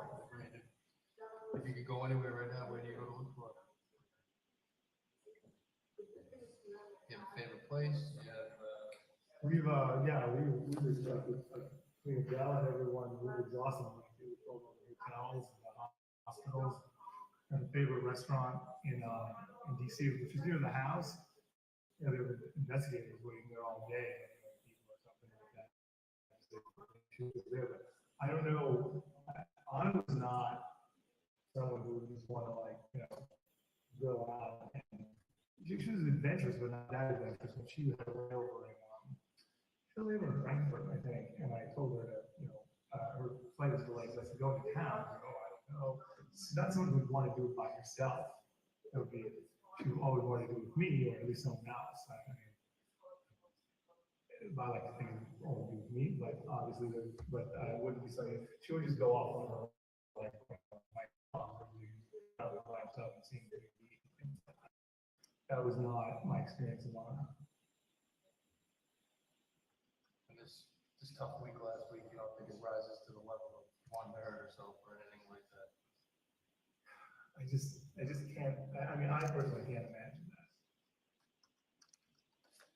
But she did, I remember, I talked to Alyssa about it today, she's a friend of Carrie Westbrook. And I guess she was gonna go see her. They've been good, they came up with the Antelope Washington together. I don't know what happened, she was trying to get there, but SIM card broke and she was exhausted, not feeling well. I saw her, she was on FaceTime on Friday because the SIM card was broken. And I was like, I guess maybe I was complaining about some stuff and she's like, hey, you're breaking, I'm not doing very well. It's the first time she's ever said that. I say that all the time, I'm not doing well, but it's the first time she ever said that to me.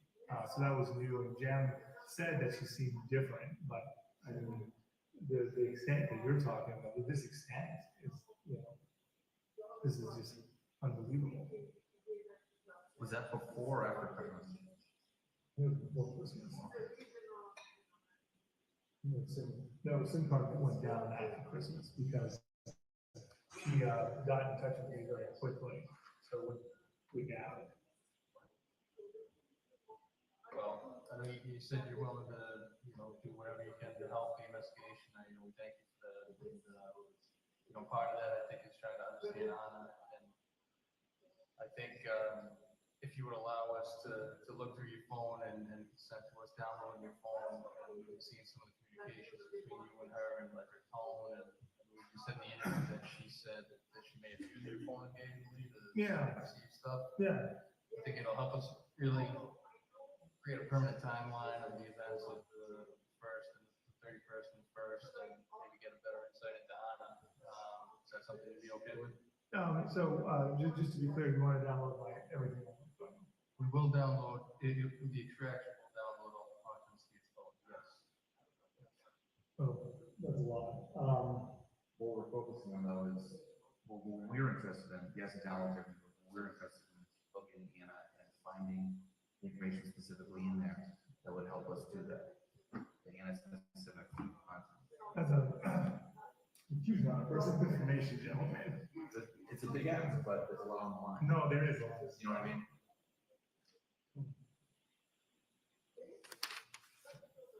What's your concern? I don't know. Your other legal issues? That's one of them. I guess my request would be, I'm willing to do anything, but my only request would be because Tracy might have called me today about what's going on. And Who's that? Tracy might have was representing me. Okay.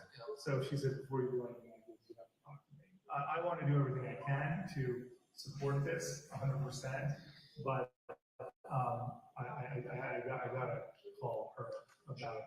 She said before you do anything, like turn on the phone or No, anything? before you do anything else. I mean, she always wants to be here to talk to law enforcement. I said, well, I'm going to talk to them, give them money they want. I have to ask her quickly about that. I'm sure it'll be fine, or she might say, hey, can we just do the information that you're asking for? Right. Well, that's all we would be interested in. We'd be interested in your communication with Anna and dates of, the 31st and the 1st, the present. We're not interested in your other tasks. No, I understand. And, that being said, I believe, that you're represented by counsel in that matter. I don't, I'm not legal, despite being a police officer, I'm not a legal expert, but, talk to your attorney, but I believe that require a search warrant for that stuff to be used against you, and that's not what we're looking to even. How long would it take for you to download it? It would take, once we hook it up to the machine, which is in Canton, it would take, depending on how many gigabytes a day. Yeah. It's a smaller one. Then, I don't know, it could be 30 minutes, 32 hours. Okay, so now it's An hour to download. Yeah. I think it would be useful to our investigation. Okay. All right, well, I wanted to know that I'm absolutely, that is my intention. Sure. And my only request is just talk to Tracy and let her know that that's what I want to do. At least let her give me what my exposure would be in life. Right. Just so you're aware, any peace of mind, we don't have a plan, we're not investigating a crime. This is a missing person. No, I understand. We're here out of a community caretaking function. No, Just so we're abundantly clear. I'm fully aware of that, and I appreciate it, and I want you to know I'm not going to. I'll be very quick with it. And if Tracy and I were talking in the morning, then what would be the process? I would just give you the phone, or I would come to Canton, or I mean to be away from. I do a lot of work on the phone as well as the. We can come get it, and we should do it here. Yeah. Oh, really? We have a portable device. Okay. Bring it here and do a download. Guy works in my office that does it efficiently. Send him over. Okay, great. So, will you guys, gentlemen, honor my request to give me a moment to talk to Tracy about it? No one's taking your phone from you. I don't. I'm only interested in finding out, and I don't care what it takes. But I just have to make sure that, you know, that I listen to all the advice I have come my way, which is a lot. I do apologize, but, I most likely will be able to do that, and I'll be able to do it tomorrow. And that is my intention and my declaration. Is there any, what possessions do we know that she did not have on her person? What's in her wallet? Like, I know she had a wallet, she didn't bring her sunglasses. She has a ring and her wedding band, which is diamonds. Okay. So she's got the engagement ring, the wedding band, and then she has, I think she bought some, she had a ring and a necklace that matched that she bought in Serbia. Then she, you know, she had her luggage, Louis Vuitton, Prada, and she had a Prada bag, or usually a Prada bag, and then, what else did she have? She was in a Rolex or Hermes watch, and Rolex or what? Hermes, Hermes, Hermes watch. She would have, she had some small diamond earrings. She was wearing all this when she left. I think she had I forget if she had the Rolex or the Hermes, but it was the Hermes watch she had. That she read. Yeah. She's not here now. Yeah, so because everything's at Washington DC. What's All of our stuff is in Washington DC. We've like 2% of the stuff. But this stuff here came with her. Yeah, all this came with it. She said short black jacket, is that right? Yeah.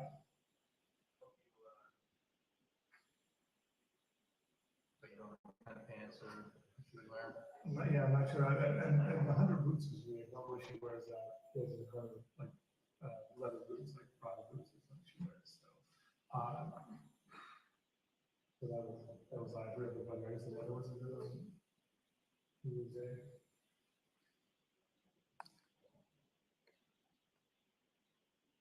Does she leave any, belongings here, like toiletries, anything? Yeah, she's got a couple things in the up in the bathroom that's mixed with all of our stuff, and then she has her pajamas and there's underwear and different clothing. She's got a drawer over in. Remember when I took you upstairs and there was Brian's room? Yep. Yeah, one of the drawers there. She's got all her clothing. Okay. But so she has enough clothing to last for a day or two, and then she has you know, and she brings some stuff. So. Okay.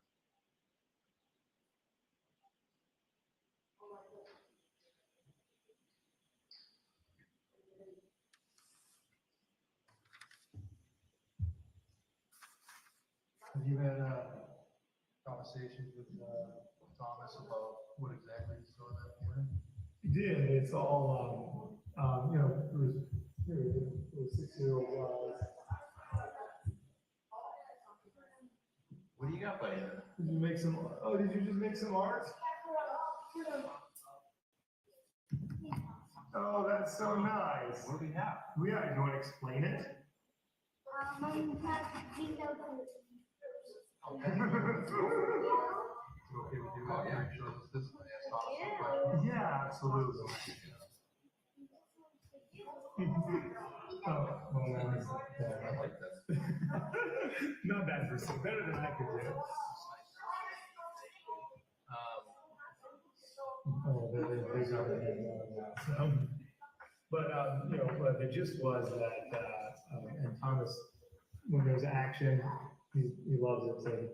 So his mother came down and then said, "We gotta go." And then I love you. I love you, see you soon. And then she left. And he said she went to a taxi.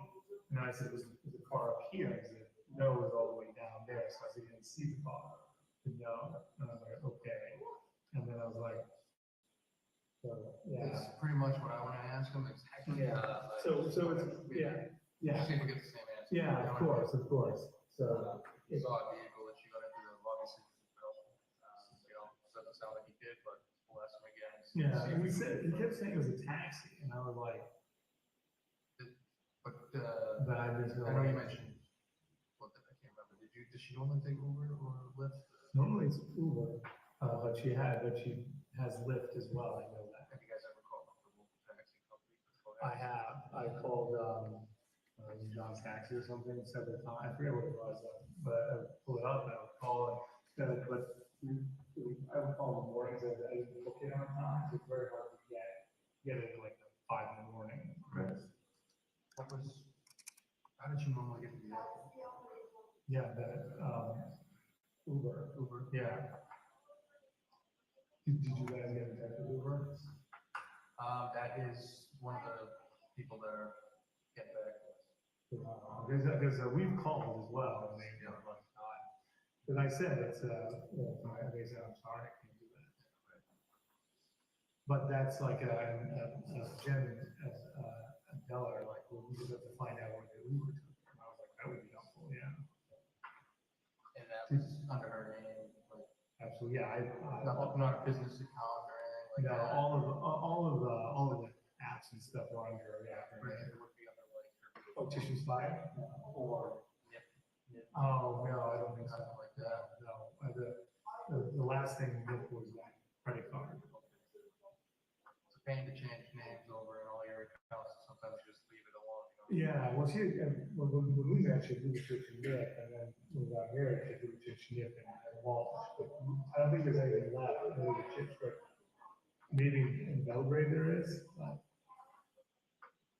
And she does have a Serbian passport. Okay. She's Serbian. She does, yeah. Is she at US also? Yes, yes.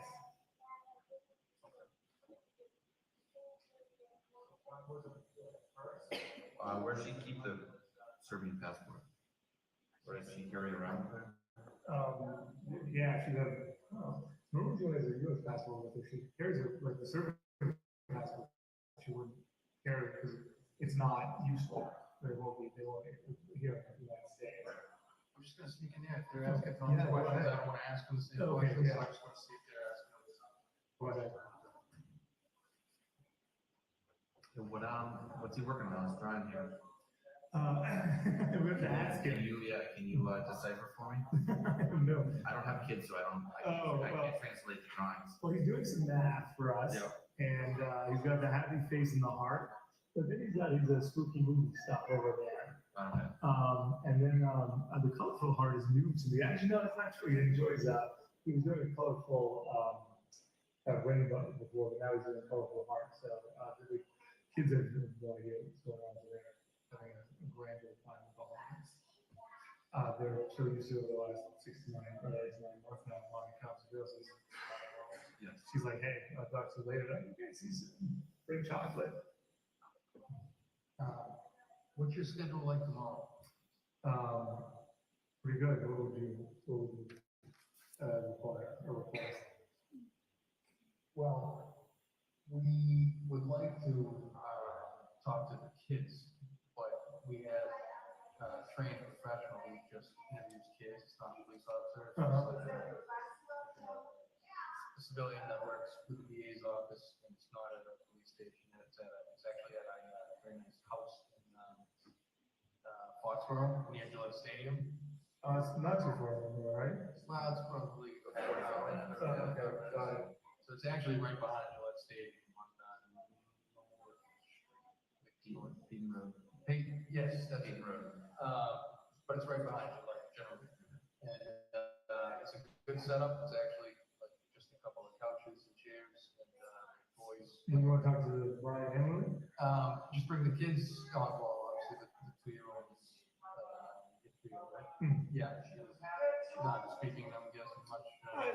Some words, but William doesn't speak that. I mean, he speaks a little bit. I mean, he's like, I forgot about the phone. So I think you can bring all the kids and toys for them to play with. And we'll see if we're just gonna have the person ask them questions about mom and last time, recent conversations they can remember with her. That's pretty much it. that's fine. And it's really kind of a nice, casual, comfortable setting for children. It's specifically designed for that. We actually use it for like children who are victims and stuff like that. It's really, easy going, and you'll see, and then you sit down before anyone talks to anyone, you can see yourself in situations. If you can get, I think we can get the kids in tomorrow, if. What time? I don't know what time yet, Okay. but we can call you in the morning. Yeah, I gotta just, we're normally taking them to school, so, I would certainly be willing to organize that, and I'll talk to Tracy about, maybe we could do all of it tomorrow. That's actually, that was a good idea. That would be convenient.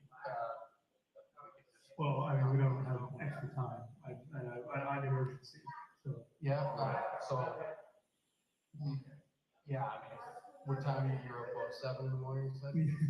Unfortunately, That's what time my house gets up to. yeah, no, right, how old are your children? 1.5 and 4. Okay, yeah, so, yeah, the 4-year-old is starting to give you positive feedback, right? Oh, yeah, he's fresh. Let me see if I can get the time here. Yeah, it's usually a really nice woman does the questions, you know, it's just a conversation. It's fun, if, anything that you feel is going to help, I'm willing to do it, that's what you need to know. We're trying every avenue here. You know what I mean? appreciate So that, yeah, I mean, Usually, we just need one little bit and we can. all right, great. So typically, something will jump out. You know what I mean? Okay, I love that.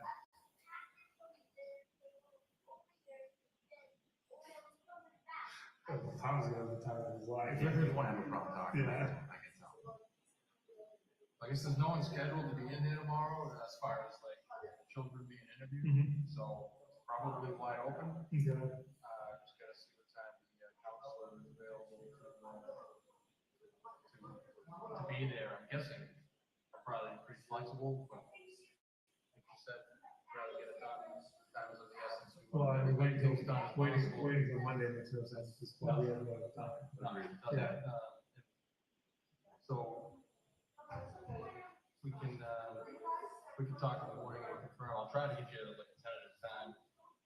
Well, we can just plan on it. We can tentatively would like 10 o'clock work. So I have to leave here at 9, this one, right? You'd have plenty of time if you looked at that. Okay. Plenty of time. Oh, hi, William. Oh, yeah. What's it about? Hey, buddy. Say hello? Yeah. Your iPad? Yeah, I'm gonna help you find it, okay? Okay. That made a terrible mistake of giving them iPads at a young age, and now that's ruined everyone's life. Remember when they didn't have electronics in bed when we were younger?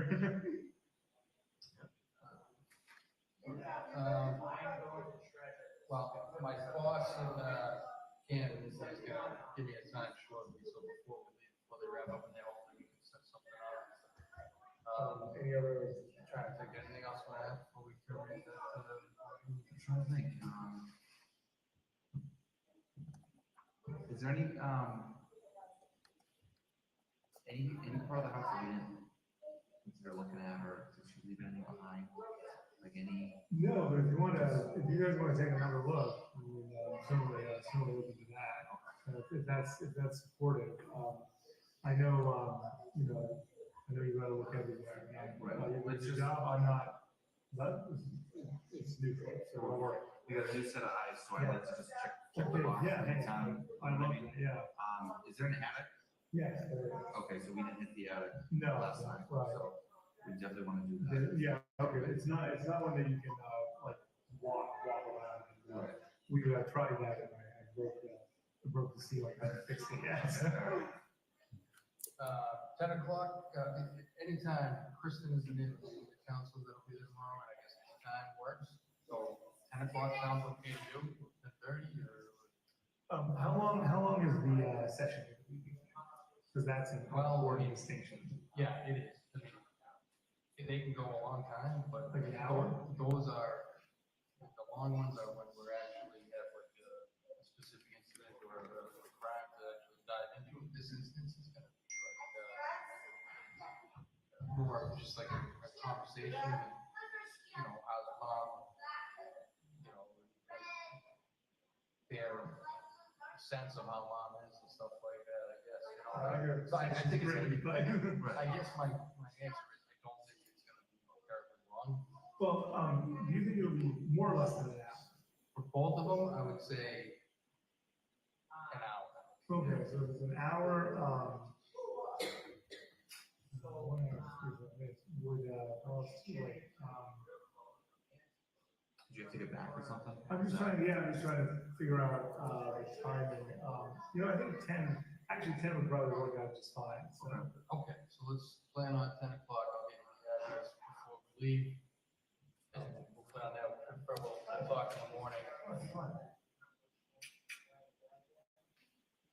Okay. Yeah. All right, so you don't mind if we just take? No, I can pay him for it. Yeah. No problem. Yeah, do you want me to, I'll knock this up. Yeah. All right, it is, 2053, Thursday, January 5, 2023, starting off the report. Sergeant, I'd like to ask some questions about January 5. After that, well, actually, there's people talking in the other room. Who are they? The people talking on that table, No, there's conversations going on behind you, it sounds like. What's going on there? Detective Lieutenant Lopes and Sergeant Buchanan are interviewing the defendant's mother, Diana Walshe. And after the interview, did you have the opportunity to walk around the residence again? Yes. What did you see in the attic? I went in the attic. The attic's unfinished. There's insulation and exposed floor joists. But nothing else in there? Correct. Did you go back down the basement? Yes. What did you see in the basement? If you go down the steps to the right is utilities. If you go left, there's like a refrigerator. There's some storage boxes, some trash bags, some cleaning equipment. Did you do anything with the trash bags? I kind of manipulated the bag from the outside. And what did you notice? I felt like there was a carpet sample or a piece of a rug inside of one. Did you open the bags? I did not. Did you have the opportunity to go outside again? Yes. What did you do outside? We checked the shed, the backyard, walked around the property again. And did you do anything with the pool? We shined our flashlights into the pool again, but it was looked at with the floodlights the night prior. Now, what about vehicles that night? Did you look at any vehicles? We looked at the Volvo again. And what did you do to look at the Volvo? We went through it more thoroughly. And did anyone give you permission? Yes. Who? The defendant. And what did you find in the Volvo? In the Volvo was a receipt and a cell phone. And did you ask the defendant about the cell phone? Yes. And what did he say about the cell phone? It was the eldest son's cell phone. And the receipt, where was the receipt from? Lowe's. Was there a date on it? January 4th. And do you know which Lowe's? Weymouth Lowe's.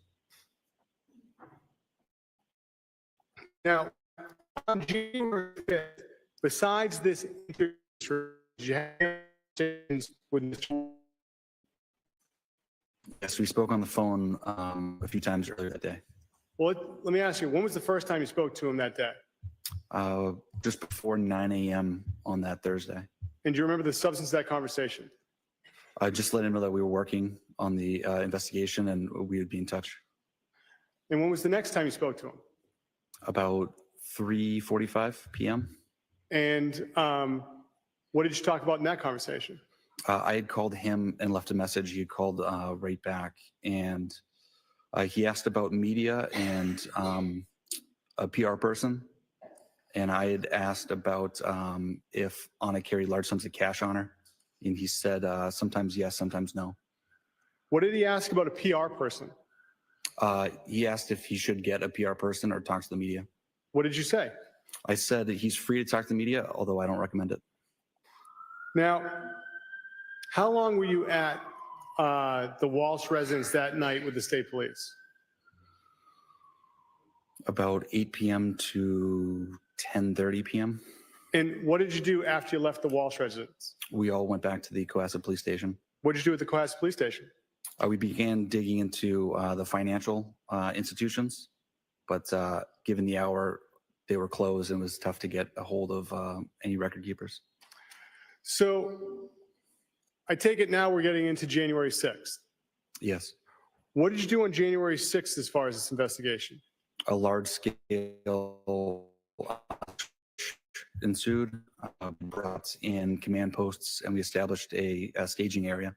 Who brought in command posts? The Metro-elect command post was present and the Mass State Police command post Where were they set up? behind Stop and Shop at 400 Chief Justice Cushing Highway. And how was the large-scale search done of the area? There were canines, there was the Metro search and rescue team and the State Police CERT team conducting an area search of that wooded area. Now, was anything recovered in that search? No. Sir, what was done to try and find surveillance video in that area? Neighborhood canvases were conducted. And how'd you do that? We requested assistance from neighboring agencies, their detectives, to come in. We'd pair a detective with a trooper, and they go around checking residents and businesses for any sort of security footage. What was done as far as press conferences on the 6th? My Chief Quigley, gave a press conference on that Friday. Now, did you have the opportunity to speak to any people as far as witnesses on the 6th? Yes. Who'd you speak to? Jem Mutlu, And where did that conversation take place? the Cohasset Police Station. And who was with you when that conversation took place? Trooper DeChico. And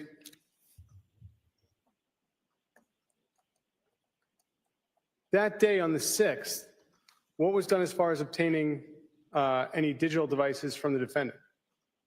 We collected on consent some digital devices. And who went there to get those, if you know?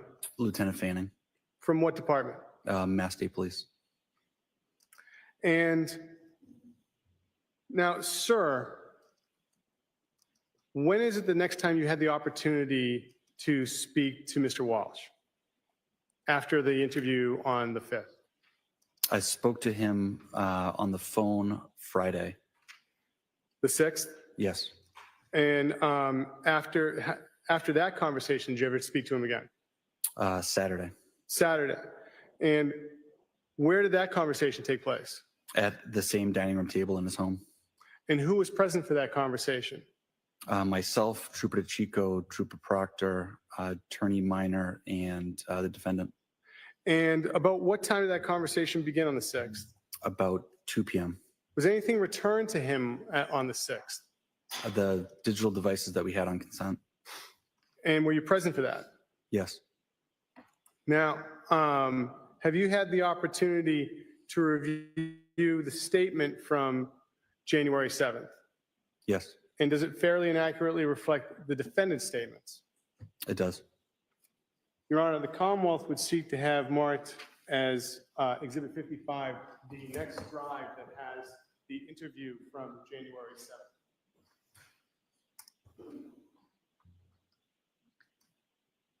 Any new objections? Same objection. All right, they're acknowledged. The audio from 1/7/23 is now marked and in evidence as Exhibit 55.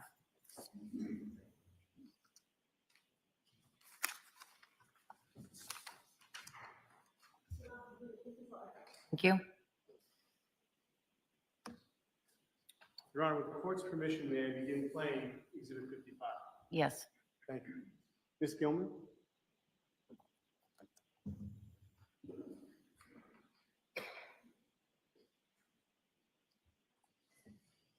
The order is on. It is 13:52 on 7/2023.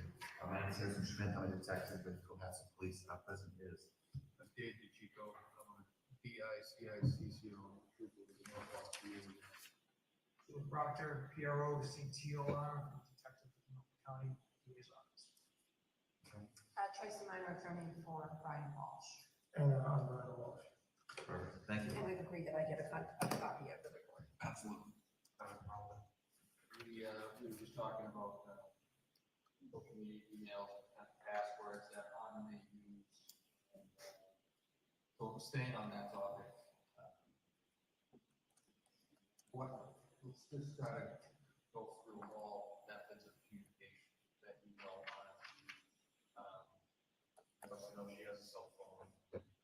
within that cell phone applications that I know of Clyber, and does that generate a separate phone number, or is that just within methods of texting like WhatsApp? Yeah, so she's using WhatsApp as well, but Viber is actually, it's a type of system. And but a lot of issues not over. Applications are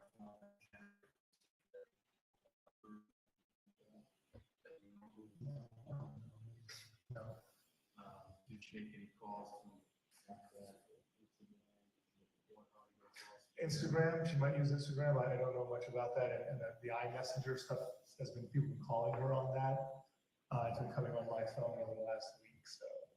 And password for Instagram. Those are the passwords that we use for stuff, the banking. So I don't know if she uses it for that or not.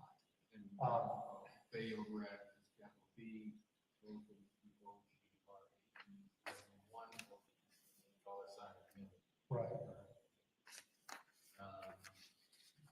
She usually uses that for accounts that we were, like, that she wanted to get me on. So like the credit cards. So maybe the bank accounts, I don't really look at the bank accounts, but Netflix and things like that. Back to any other methods of communication? Well, Facebook, you have access. I don't think I have access to that. Whatever she put in my phone is what I had. But Facebook, Instagram were the ones I knew. Email, text, and phone calls. Venmo. I don't know if that's it. Yeah. That Venmo would be something. With regard to the financials, we talked about, you gave us a list of 5 banking institutions that you guys use. If I remember correctly, it was Fidelity, Chase, Apple Credit Union, Marblehead, Liberty Bay. Yeah, Grand Union. Liberty Bay. Liberty Bay is a credit union or something. And they have they have one of their locations right here in Hingham. Or is that the credit unions in Virginia? Is it Liberty Day or Liberty Bank? Liberty Bay, yeah. Didn't she recently open an account in DC? I think she's using Rapid Credit Union. Okay. Yeah. What about Capital One? No, I had a credit card from Capital One. No, definitely. No, not for that one. No.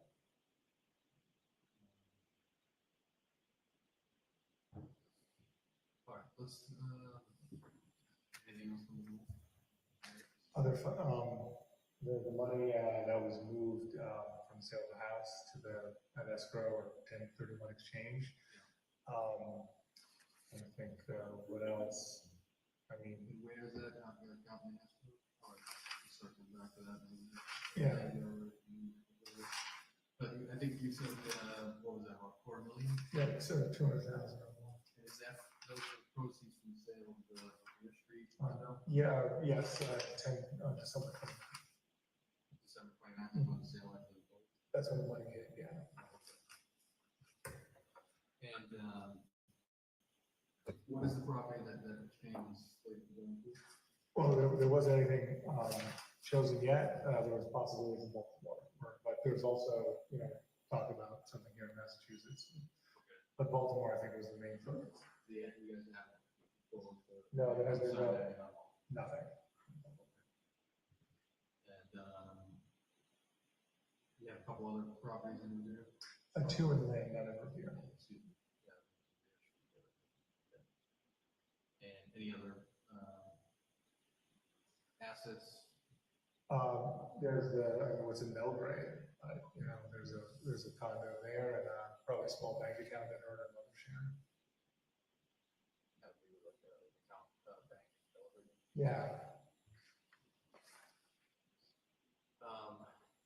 Is the condo in Belgrade in her name or is her mom's? It's in mom's name. They also have a piece of property across that her and her sister own.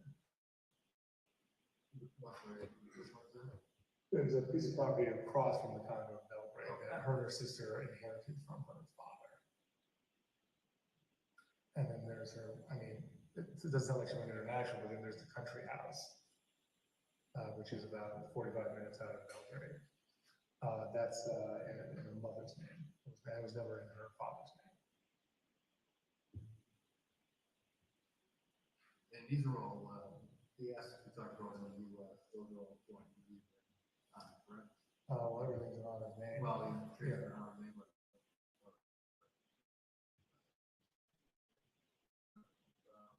Is there any, business dealings? Without your. Without my knowledge? Well, without your knowledge, you wouldn't know, without your, like, input, so to speak, like she's kind of like, this is my project, I'm doing this, that sort of thing, you know? Yeah.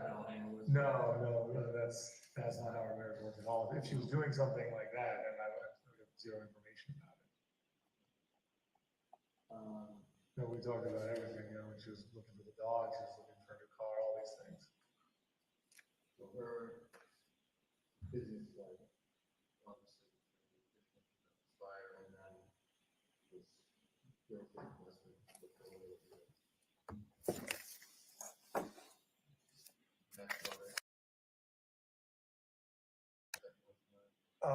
Only, you know, my company, the Lens company.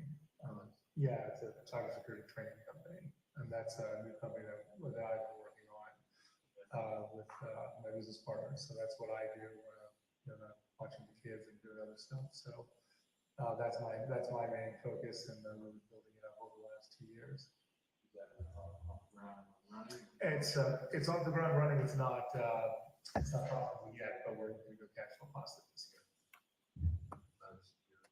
Training, yeah, human-based cybersecurity training.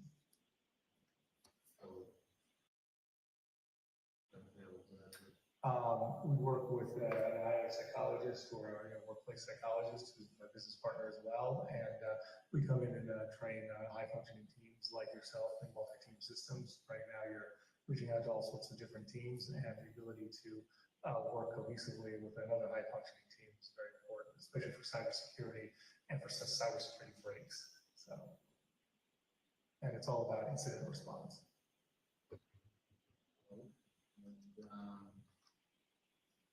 Any major financial losses with that? No, not at all. No, in fact, we're looking to close a large deal with the government. We've got 5 or 6 possibilities, and we have a partner in the UK called QA, where they sell to private and public companies over there. So it's been moving pretty quickly for a small startup. Other businesses that you have, is that their sole? That's the main. That's the main focus. Yeah. The trading card business. Yeah, there's the fresh pool, but that's not really a focus. It's just it's a mutual friend of Anna and I who asked for support, and we've been doing that over the last year or two, but looking to unwind out of that as fast as possible. Just wasn't a business that I was terribly interested in, and I was happy to support Jesse, but also I don't see the financial benefits of that. Is there a large investment on your end for that? Start that up? Yeah, I mean, we helped them out with definitely a good amount of money, $50,000 or so.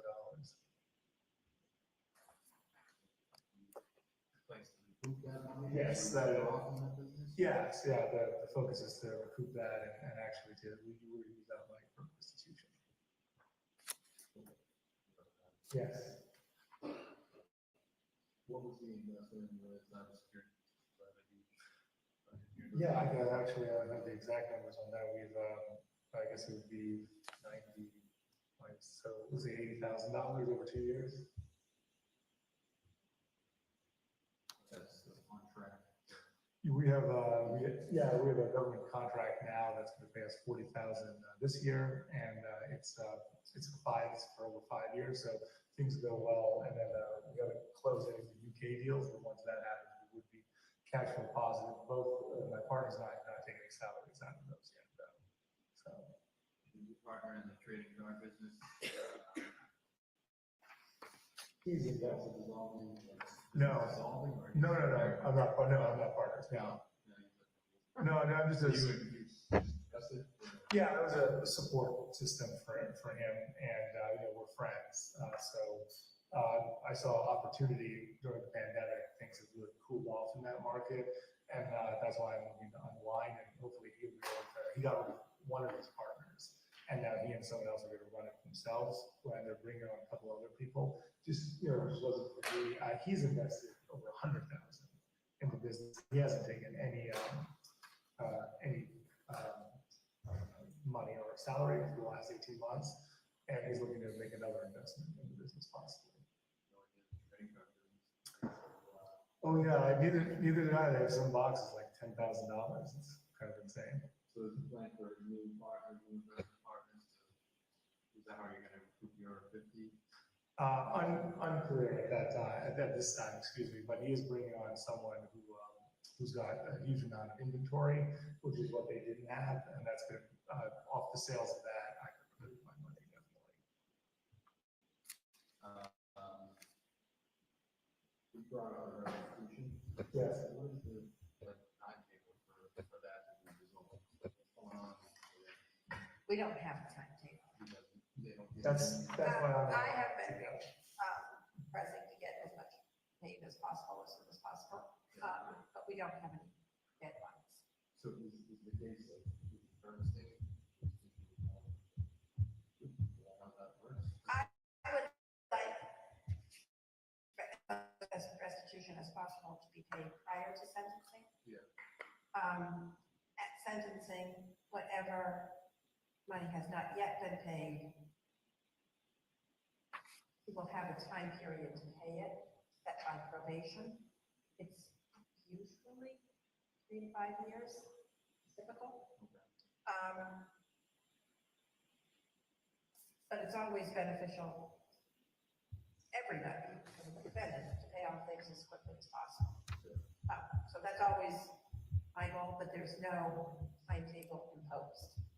What's the total going on the restitution? That's still a ballpark. Ballpark 450,000. But we've already paid, close to 200,000, I wouldn't pay that much. 175. That much. It's a little complicated because Brian's mother put up bail money of 75,000 that she has pledged towards restitution. So once he's sentenced, get that back, but she's not getting it back. It's going towards restitution. And I think you paid. Oh, and 9,000, so 165. Yeah, and there's definitely 200,000 more.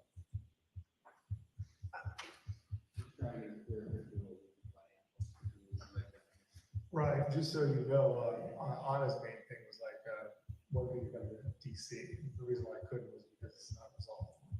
She was like, well, you're coming to DC, then we'll just pay that bill. And I was like, it doesn't exactly work that way. So the monitoring that we want to do is,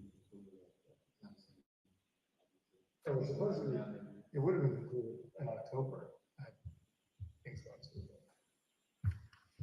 Hingham Savings Bank and New Bank, that something you're gonna do for bids or?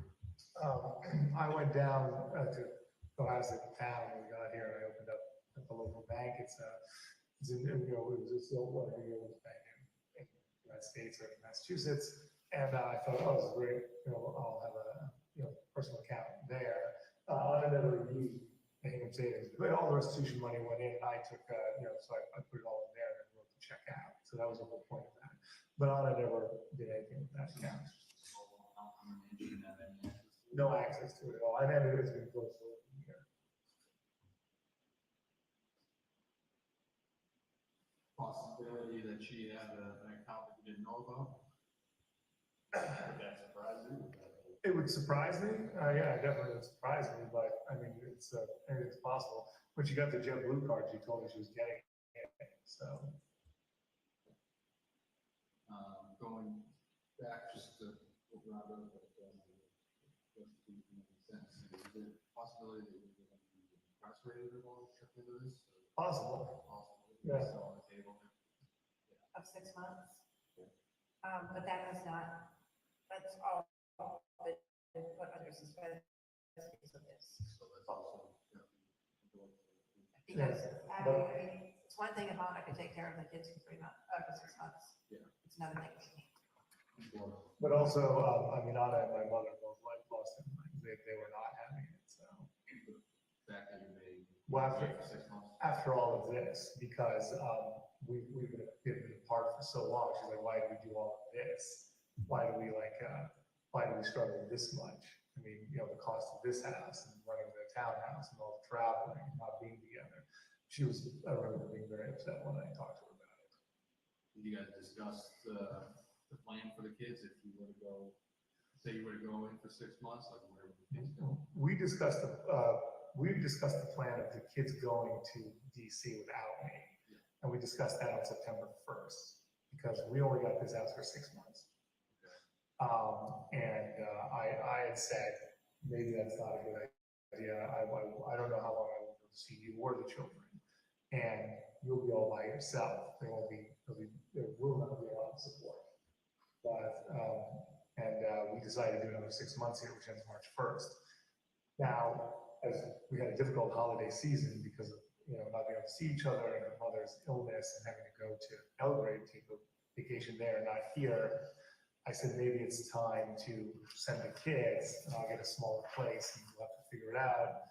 And she said, well, let's discuss it. We're supposed to discuss it, you know, in the new year, and especially after the news that Tracy gave us a few days before. And also, you know, what was Tracy going to say if I take the kids and I try to do it with the kids? And I said, but I also said, you're exhausted without the kids. Think about what that's going to be like, you know, have 3 boys at the house and we only do a pond. So there was a lot up in the air because you're not stressed with that. Yeah, that's a big life change. So what, Lady over there in DC? We were thinking of moving Robin. Robin is relatively new. We were going to ask her if that would work out. She was in Serbia. She asked a few people if she was going to fly them in maybe. Her mother and my mother can no longer support the kids. They're just not in shape. They were a few years ago. Now it's just not possible. She's like, it's been my mother. And I was like, your mother's never, like, she can't let us. Yeah. Well, I mean, they were watching, her mother did help us a few years ago with 2, but it just wasn't possible anymore. So, especially after her neurological incident last year. So how did that conversation, like, where did that last?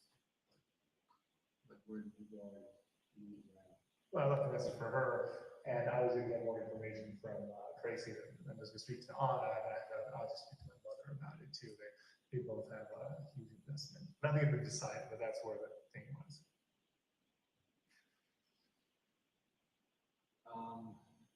Okay, so I'd like to go back to first the left here.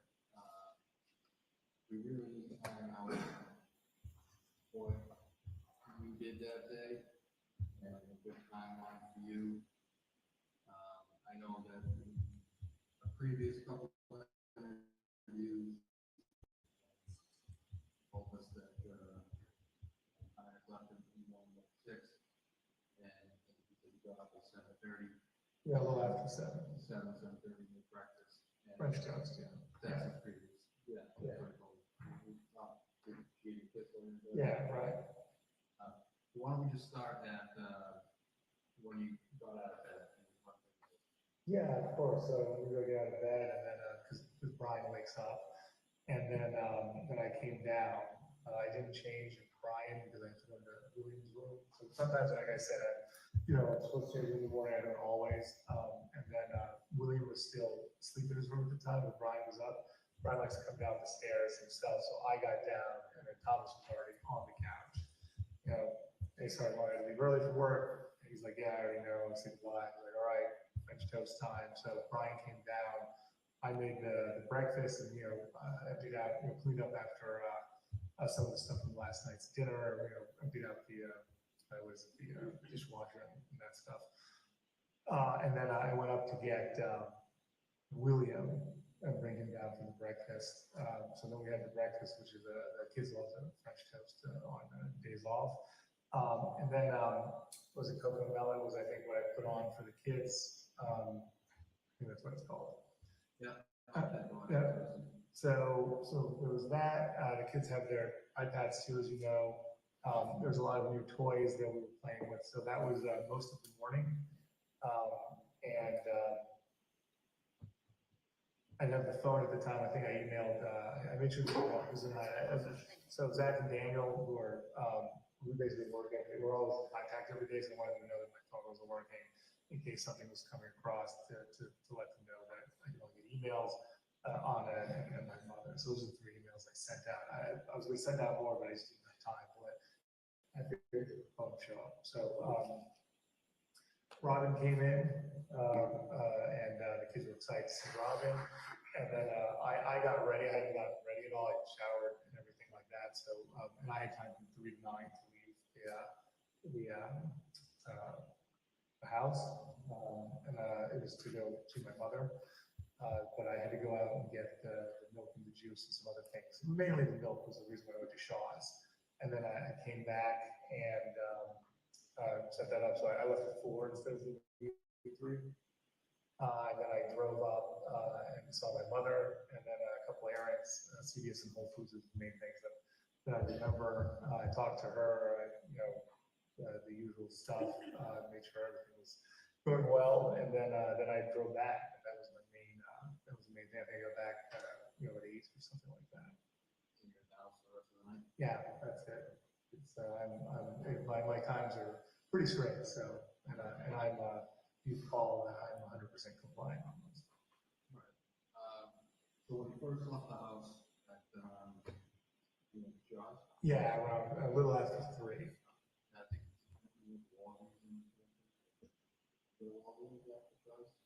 I might have gone to Walgreens. I'm trying to think. I might have gotten some baseball cards for Thomas or something like that.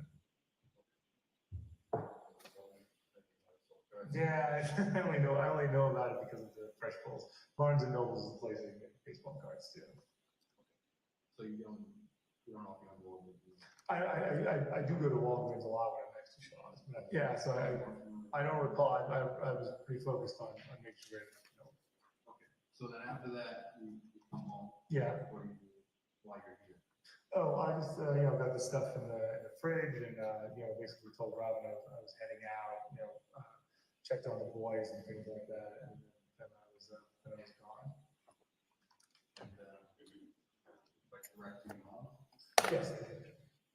What was that? 3:30 Paradise Road. Paradise and Swampscott.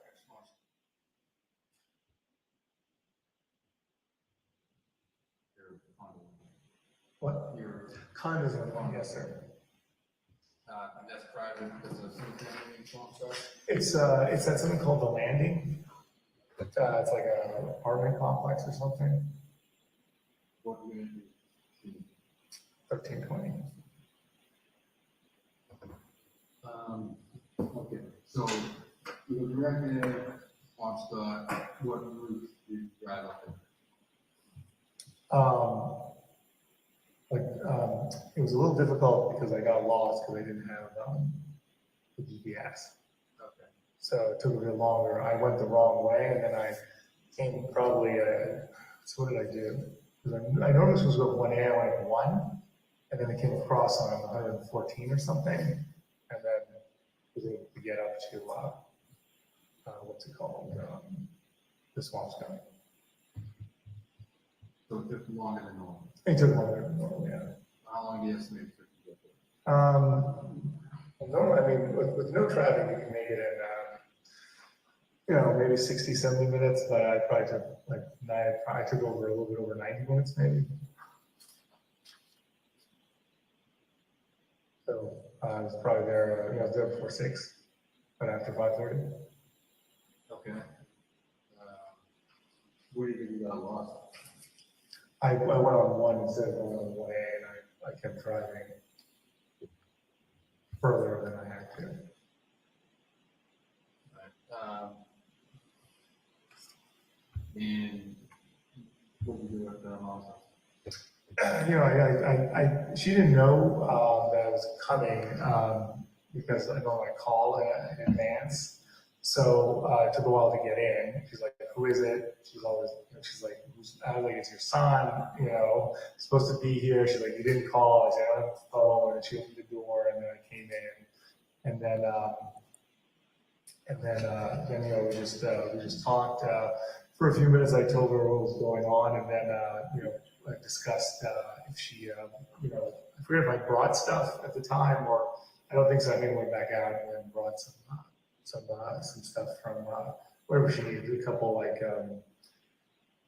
I forget what it is, but normally it's frozen foods that she likes. I don't know the exact name of it, and that's a couple things from CVS. She likes you know, clean pads is usually, she can't have enough gloves and clean pads and things like that since the pandemic. Okay. So you left Yvonne to CVS, you think that where And then there's, I was just in that area, that Swampscott area. the Whole Foods is CVS? Yes. Not that I call out here to stop. Sometimes I go stop and shop or, what is it, Home Goods, but not this time around. You probably wouldn't go to Stop and Shop at home. Well, they have the food, also the food for the dog is like 25% more expensive at Whole Foods than it is at Stop and Shop. So, yeah, so there are times where I would go to get stuff and, you know, obviously you're in a market basket and things like that, so. So you get some grocery shopping for your mom? Just a little bit, yeah, she does not, you know, require a huge amount, so. And back to mom's after CVS, Whole Foods, and then what, you say you remain there? Yeah, just a little bit. We just discussed things, and you know, she was like, "What's going on?" And she actually, you know, we discussed, you know, what Tracy had said. She's like, you know, she basically said you get to DC with the family is one of the takeaways, and you know, that was, yeah, that was the main thing. What's her plan when you ultimately get to DC? She's going with you? Yes, she's coming with us. She's going to live in a separate residence. She's independent, but much closer right now. We're really struggling because she's been far away, and she's like, I'm not moving, especially after the pandemic, and I'm certainly not moving temporarily. So that's why she didn't move down. She was about to move down to Cohasset, but then you know, we were moving, and she was like, okay, well, until I know where you guys are, it's not happening. So I get that. That makes sense. Yes. We were going to bring her to what's the place in Hingham, the Landmark, or I don't live down here. yeah, Shipyard. There you go. Thanks. There's condos. Yeah, I thought that would be good for her. Close enough. Okay, so you guys were there, and when you come home, you stop and run away home? No. No gas stuff? Oh, I don't think so. No. I don't think so. Okay. Like I gas. I'm sorry. I'll have to check that. I don't think I got gas. You only pay things with gas? Yeah, I was about to say I usually pay for stuff in credit card. So if I did get gas, I'd know. I use the Freedom card. Yeah, Chase Freedom.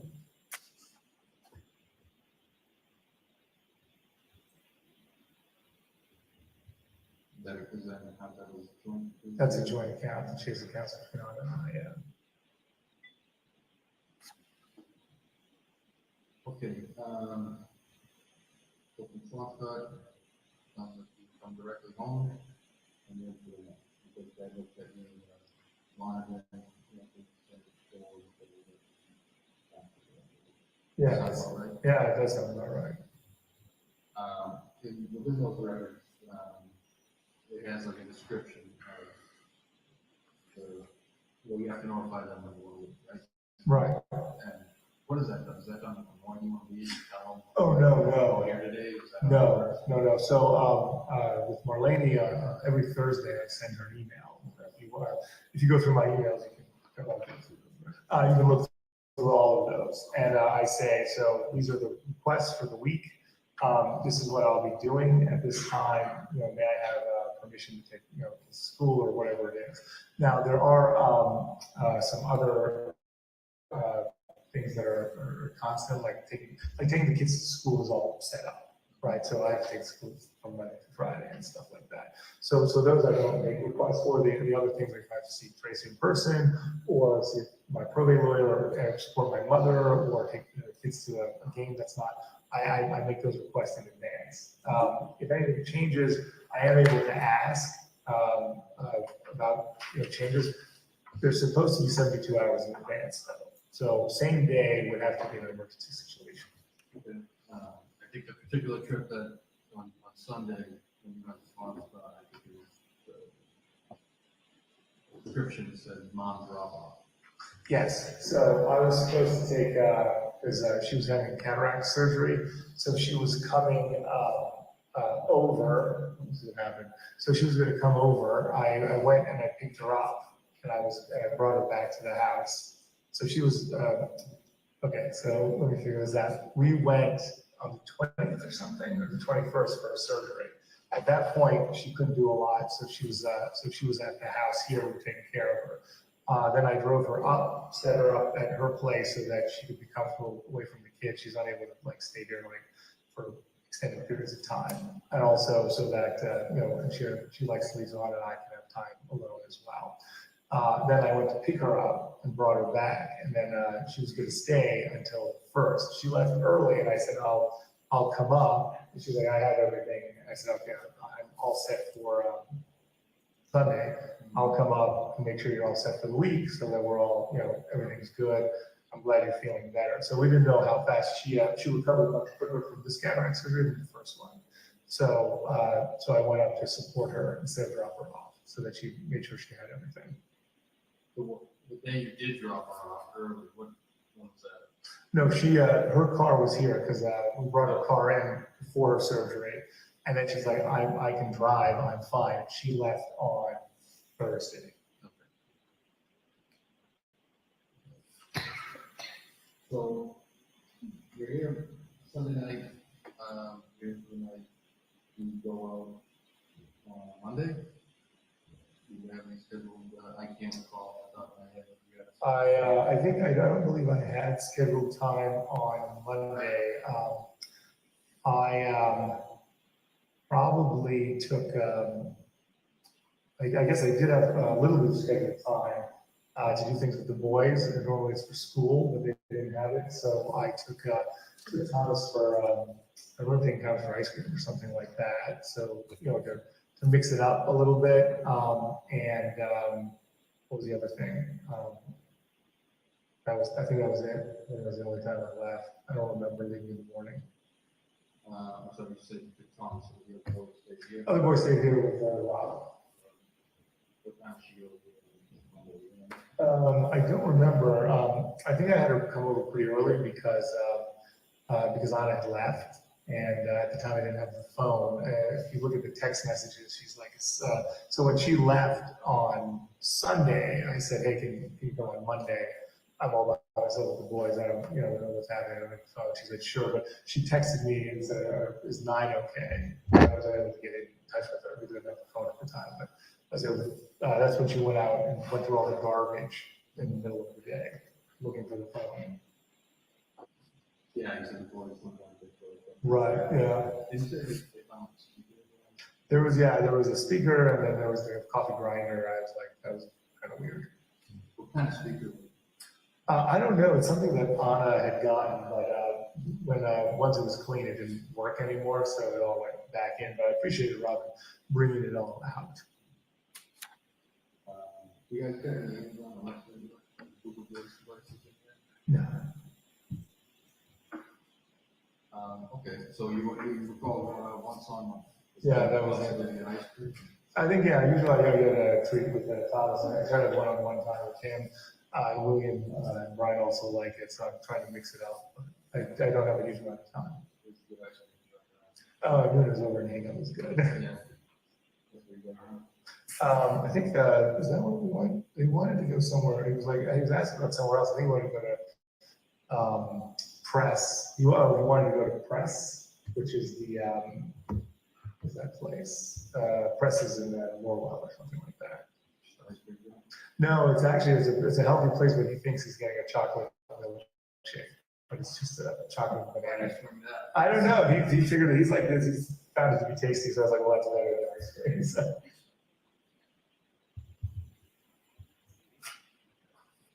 So, we're in the Monday, I mean, at what point do you really start to get? Nervous? Genuinely concerned? Monday, yeah, when I had the phone, once I got the phone, she was getting in touch with me, I was like, well, this is like, that was weird, and we're over time, basically, so. I told her, yeah, all the time, so, but, the week or so before, we had the same situation. Yeah, for Christmas and everything, so I didn't want to freak out at that point. So I was like, you know what, let me see what happens in the morning. And then that's when all the texts started coming. I was like at 6, I wake up pretty early. So I texted her, I was like, what's going on? That's when I got in touch with Alyssa. And she told me to calm down. And my mother told me to calm down. And Sandra, her sister, was like, I was going to 12:31. No one seemed worried, but I was like, maybe I'm being insane. And I almost called work last time. And Anna's like, do not embarrass me at work. And my husband calling around for me. So I was going to call on Tuesday, but I didn't. And I should have. And then I didn't hear from her. And then on Wednesday morning, that's when I called. I started calling the line. I don't have a number of someone at work, I realized too. So I called I called the Mazda building, called Crossing building. I called Jeff Chan, I didn't have his number. While I was looking for that number, Graham got in touch with me and said, hi, is what's going on? I was like, here's Brian Walshe, his husband. Oh, thank you, sir. Is she there? He's like, is there a problem? I was like, not if she's at work. And that's when that's when this all. Wednesday morning. That was Wednesday morning.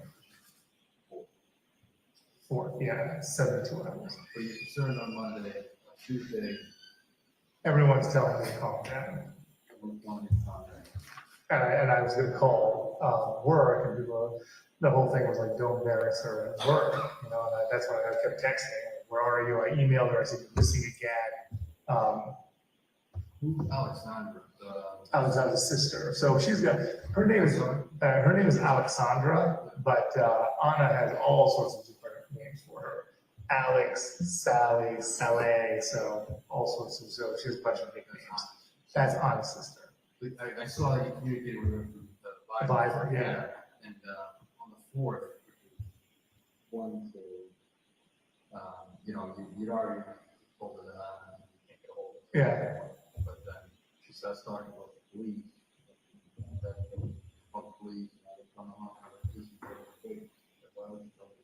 Tell her to wait to call the police because I was at the time I was talking to Petition Inspire people, and the guy Huey was going to get everything in motion. He's the one that said I'll call DC, and he met them, and then he's the one who calls Cohasset to get everything going because he's ex Secret Service and everything.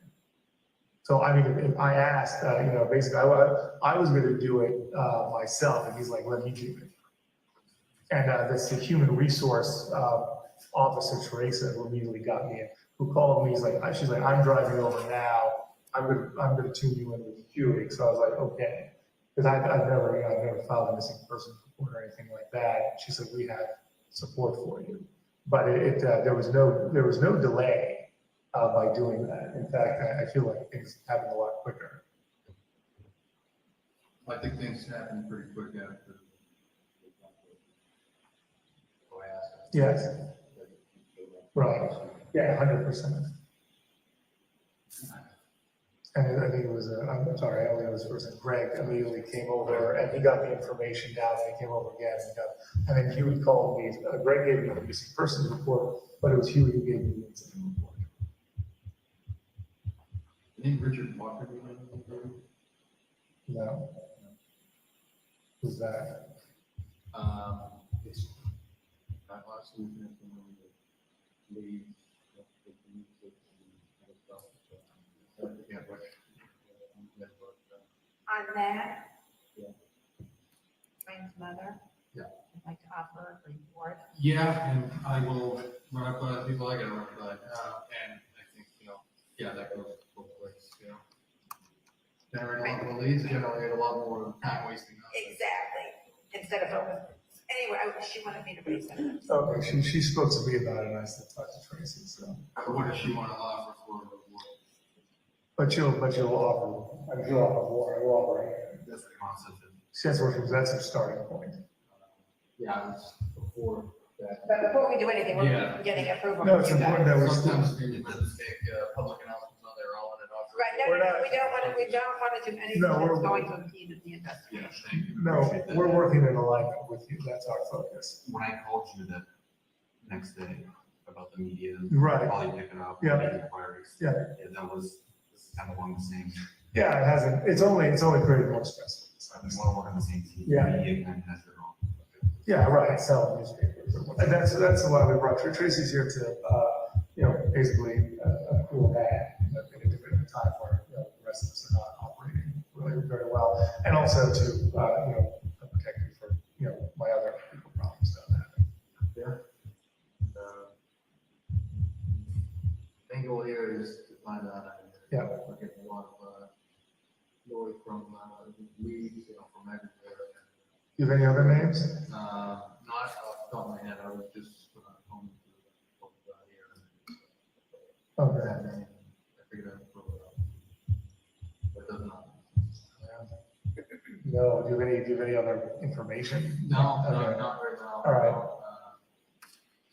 Obviously, we are. Is he an Uber driver or a Lyft driver? Richard Walker? Yeah. I don't know. Do you- I don't even know if he exists. Okay. I'm asking, why you ask that? Anna had a regular, I don't know if it was Lyft or Uber, but said that, like, if someone out here, she kept recognizing, like, it was the same person Oh, really? that would come out. I mean, I guess there's not a lot, it's not a high, so two or three, I don't know how many times, but I never got the person's name. No, just that he was, was very nice and, good driver. No, I didn't get any info. I didn't think about it. I mean, but I know that she normally you never see an Uber driver twice, and I think she saw him at least twice, if not more. Some people, private number, driver that have direct account. Right. I don't know if that ever. Yeah, I asked, "Are you doing that?" And at the time when I asked, it was a while ago. She said no. So You specifically. I said, "Are you going to just hire him directly?" She had said no. So that's where we left it. And that was a month ago or 2 months ago or something. And what rideshare service was I'm pretty sure it was Uber. It could be Lyft. I never, she was running both of the apps and seeing what the pricing was always.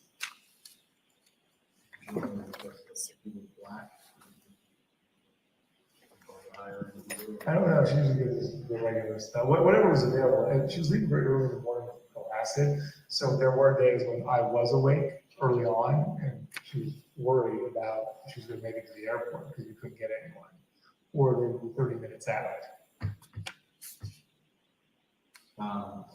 Obviously, we're not missing, public and many people are gonna have their suspicions about you. And when Sure. you get something done, it's important. Tracy is prepared for that. Yeah, we know that's not lost on you, and it's important for us to iron out a very timeline for you and set out and well, and suspicions of that and quicker and both of us. Sure. And that's part of the reason we're doing the timeline and what we did on Sunday and Monday. For the evening, but that's why I really want you to kind of think hard and never stop when you left on Sunday or when you went out on Monday, stuff that we can verify, what you can't verify. We basically want to know where you went, what you did, and where you stopped. But we also like to hear about so as far as the a trip on Sunday. The first time you left the house was to go to Shaw's. Is that correct? Yes, And actually go there, you don't know. sure, I forget about that. Possible. Back here, back out towards Swan. Right, Route you travel again up there. is Route 1. So from here, like this, when they leave here, they go out to the side. Take a right, and then I drive over to, I get over to the, I think it's Derby Street area, right? So I take the left and go through all that. Then I get up onto, I guess, 93, is that right?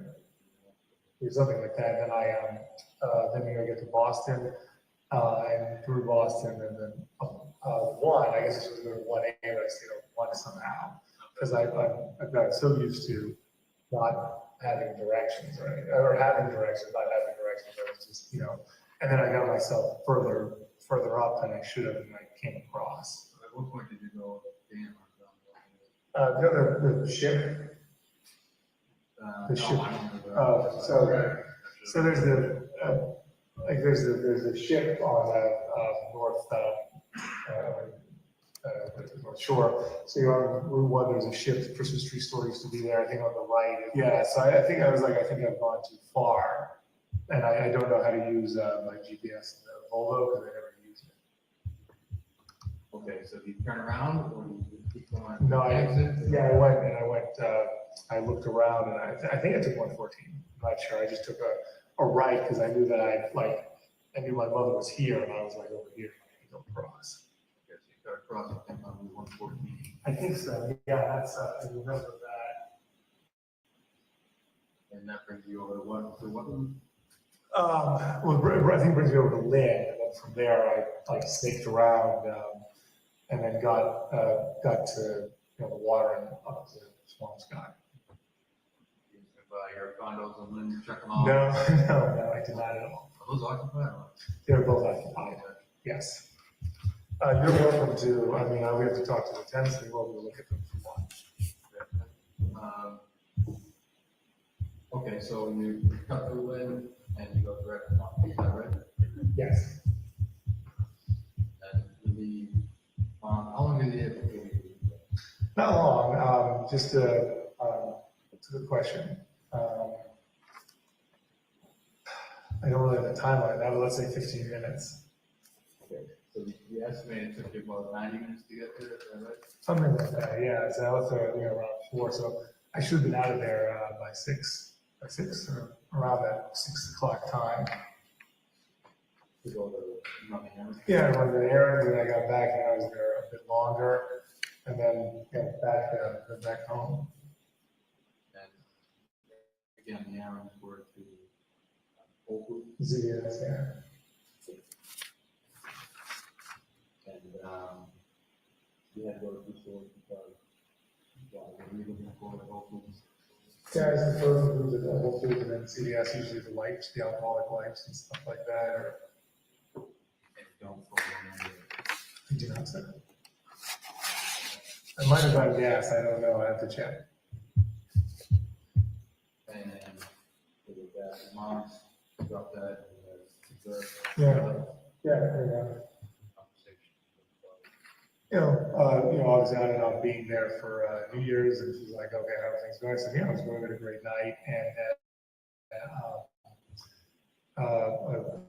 the house, I said, yes, I gotta get back, and she came late, and I don't have my phone, so my mother got away to come back, she's got her phone, so there's a lot of discussion about that, and then, me getting to see with the kids, she's like, you can't, like, this is going on too long, and, that was pretty much it. And now that a lot of her surgeries are done now up here too, so it's a good. She was like, it's a good time. I've done my cataract surgery. I've had all of my, my checkups for my lungs, so this would be a good time to go. You guys did have a conversation about Yeah, she asked like, where's Lana? And I said she had to go for work, and then she was like, well, she's working all the time. And I said, yeah. Yeah.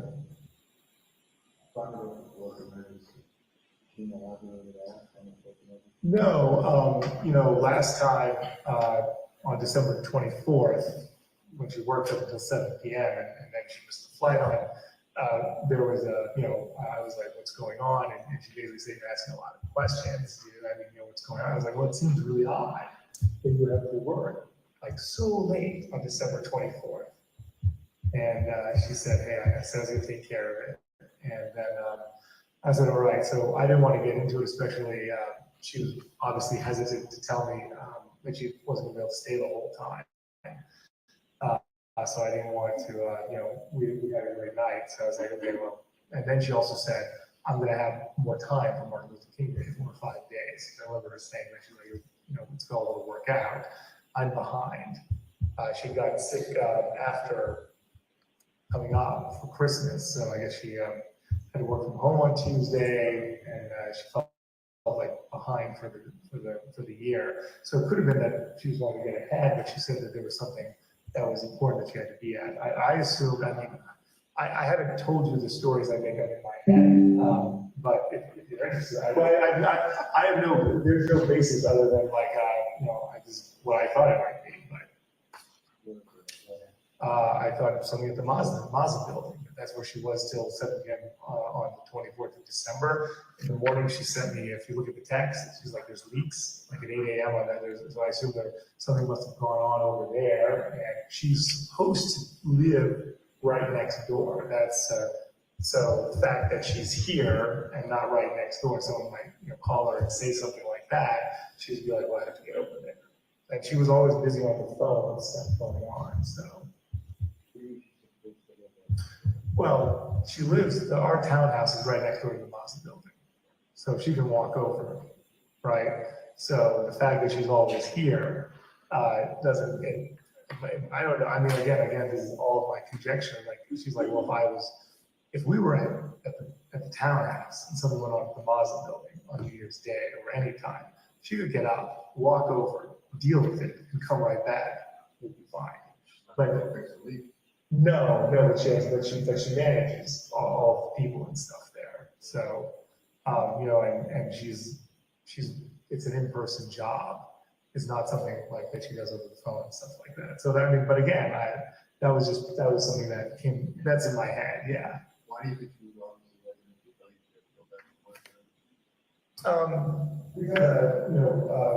we lost a lot of time over the holiday season. When did she actually tell you that? She alluded to it when she arrived on a Friday, and she was busy on Saturday saying that she was running, things were running behind, and then she basically said I have to go back. She kept saying I have to go back early. Then after Jen left, she said I have to go back tomorrow.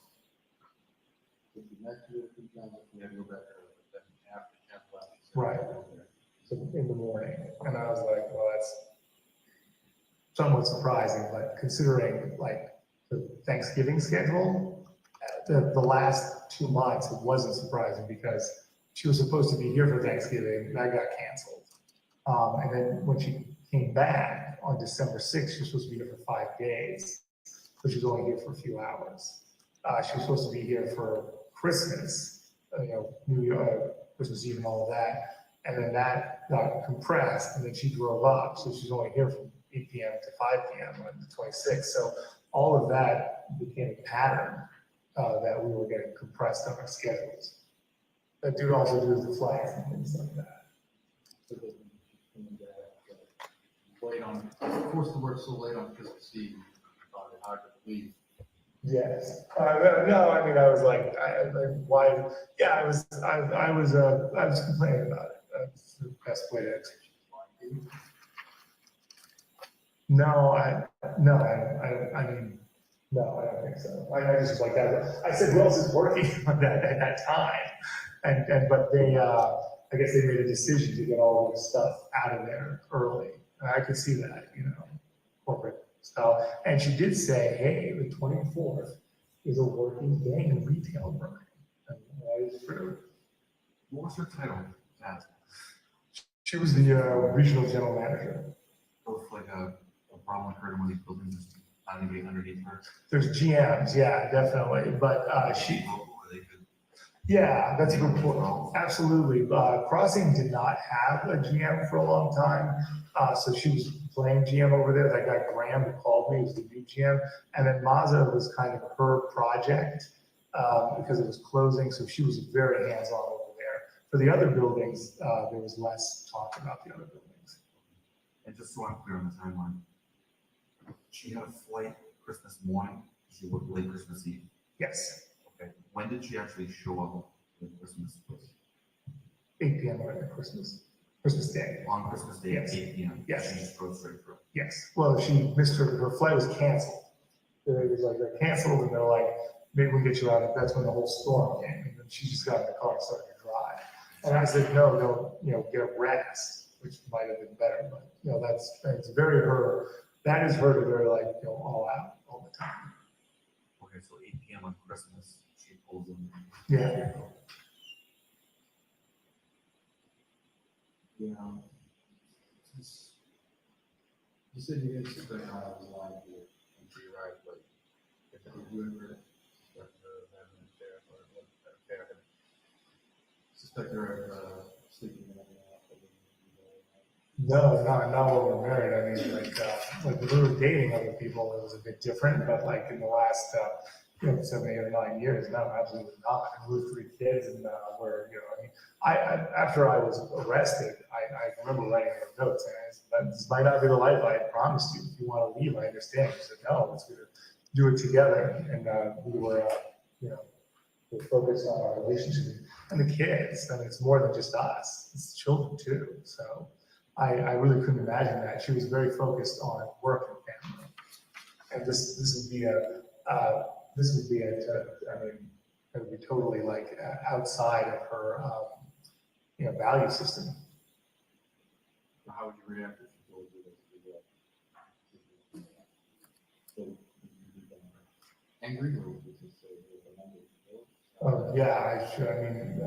would say, I don't even know. I mean, my first inclination would be like, we're going to get divorced. Yeah, I would. I wouldn't even expect something like that to happen.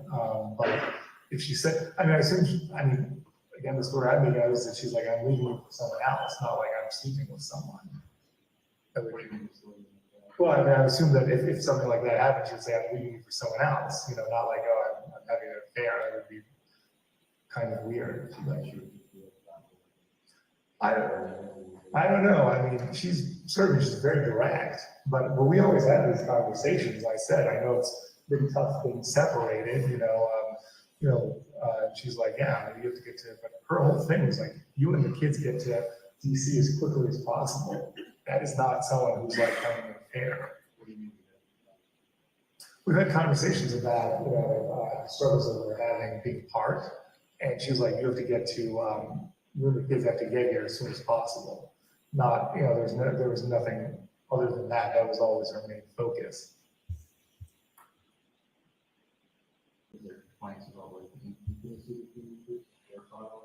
Yeah, there was, it was certainly difficult, but we did see each other enough, and that we were able to be intimate, on a regular basis. Not the same as if you're living with someone, but in some ways, we took advantage of the time more than had we been together. I remember her bringing that up. She said, well, when I'm here, like, you definitely make it a priority. Whereas when we were together, you're like, well, you can always wait another night, but here we can't. So that was something that we did discuss. But she didn't like this house. That was another thing. She was always complaining like going to rental, she gets rentals. But her having an affair, I was like, it just doesn't make any sense to me.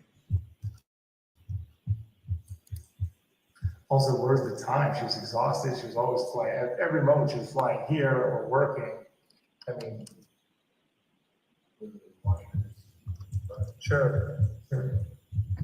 Anything's possible. It just sounds, all the scenarios seem improbable. Certainly that does too, but maybe I'm not. I only see it like one way. And then who would be with me? I was like, I don't even know.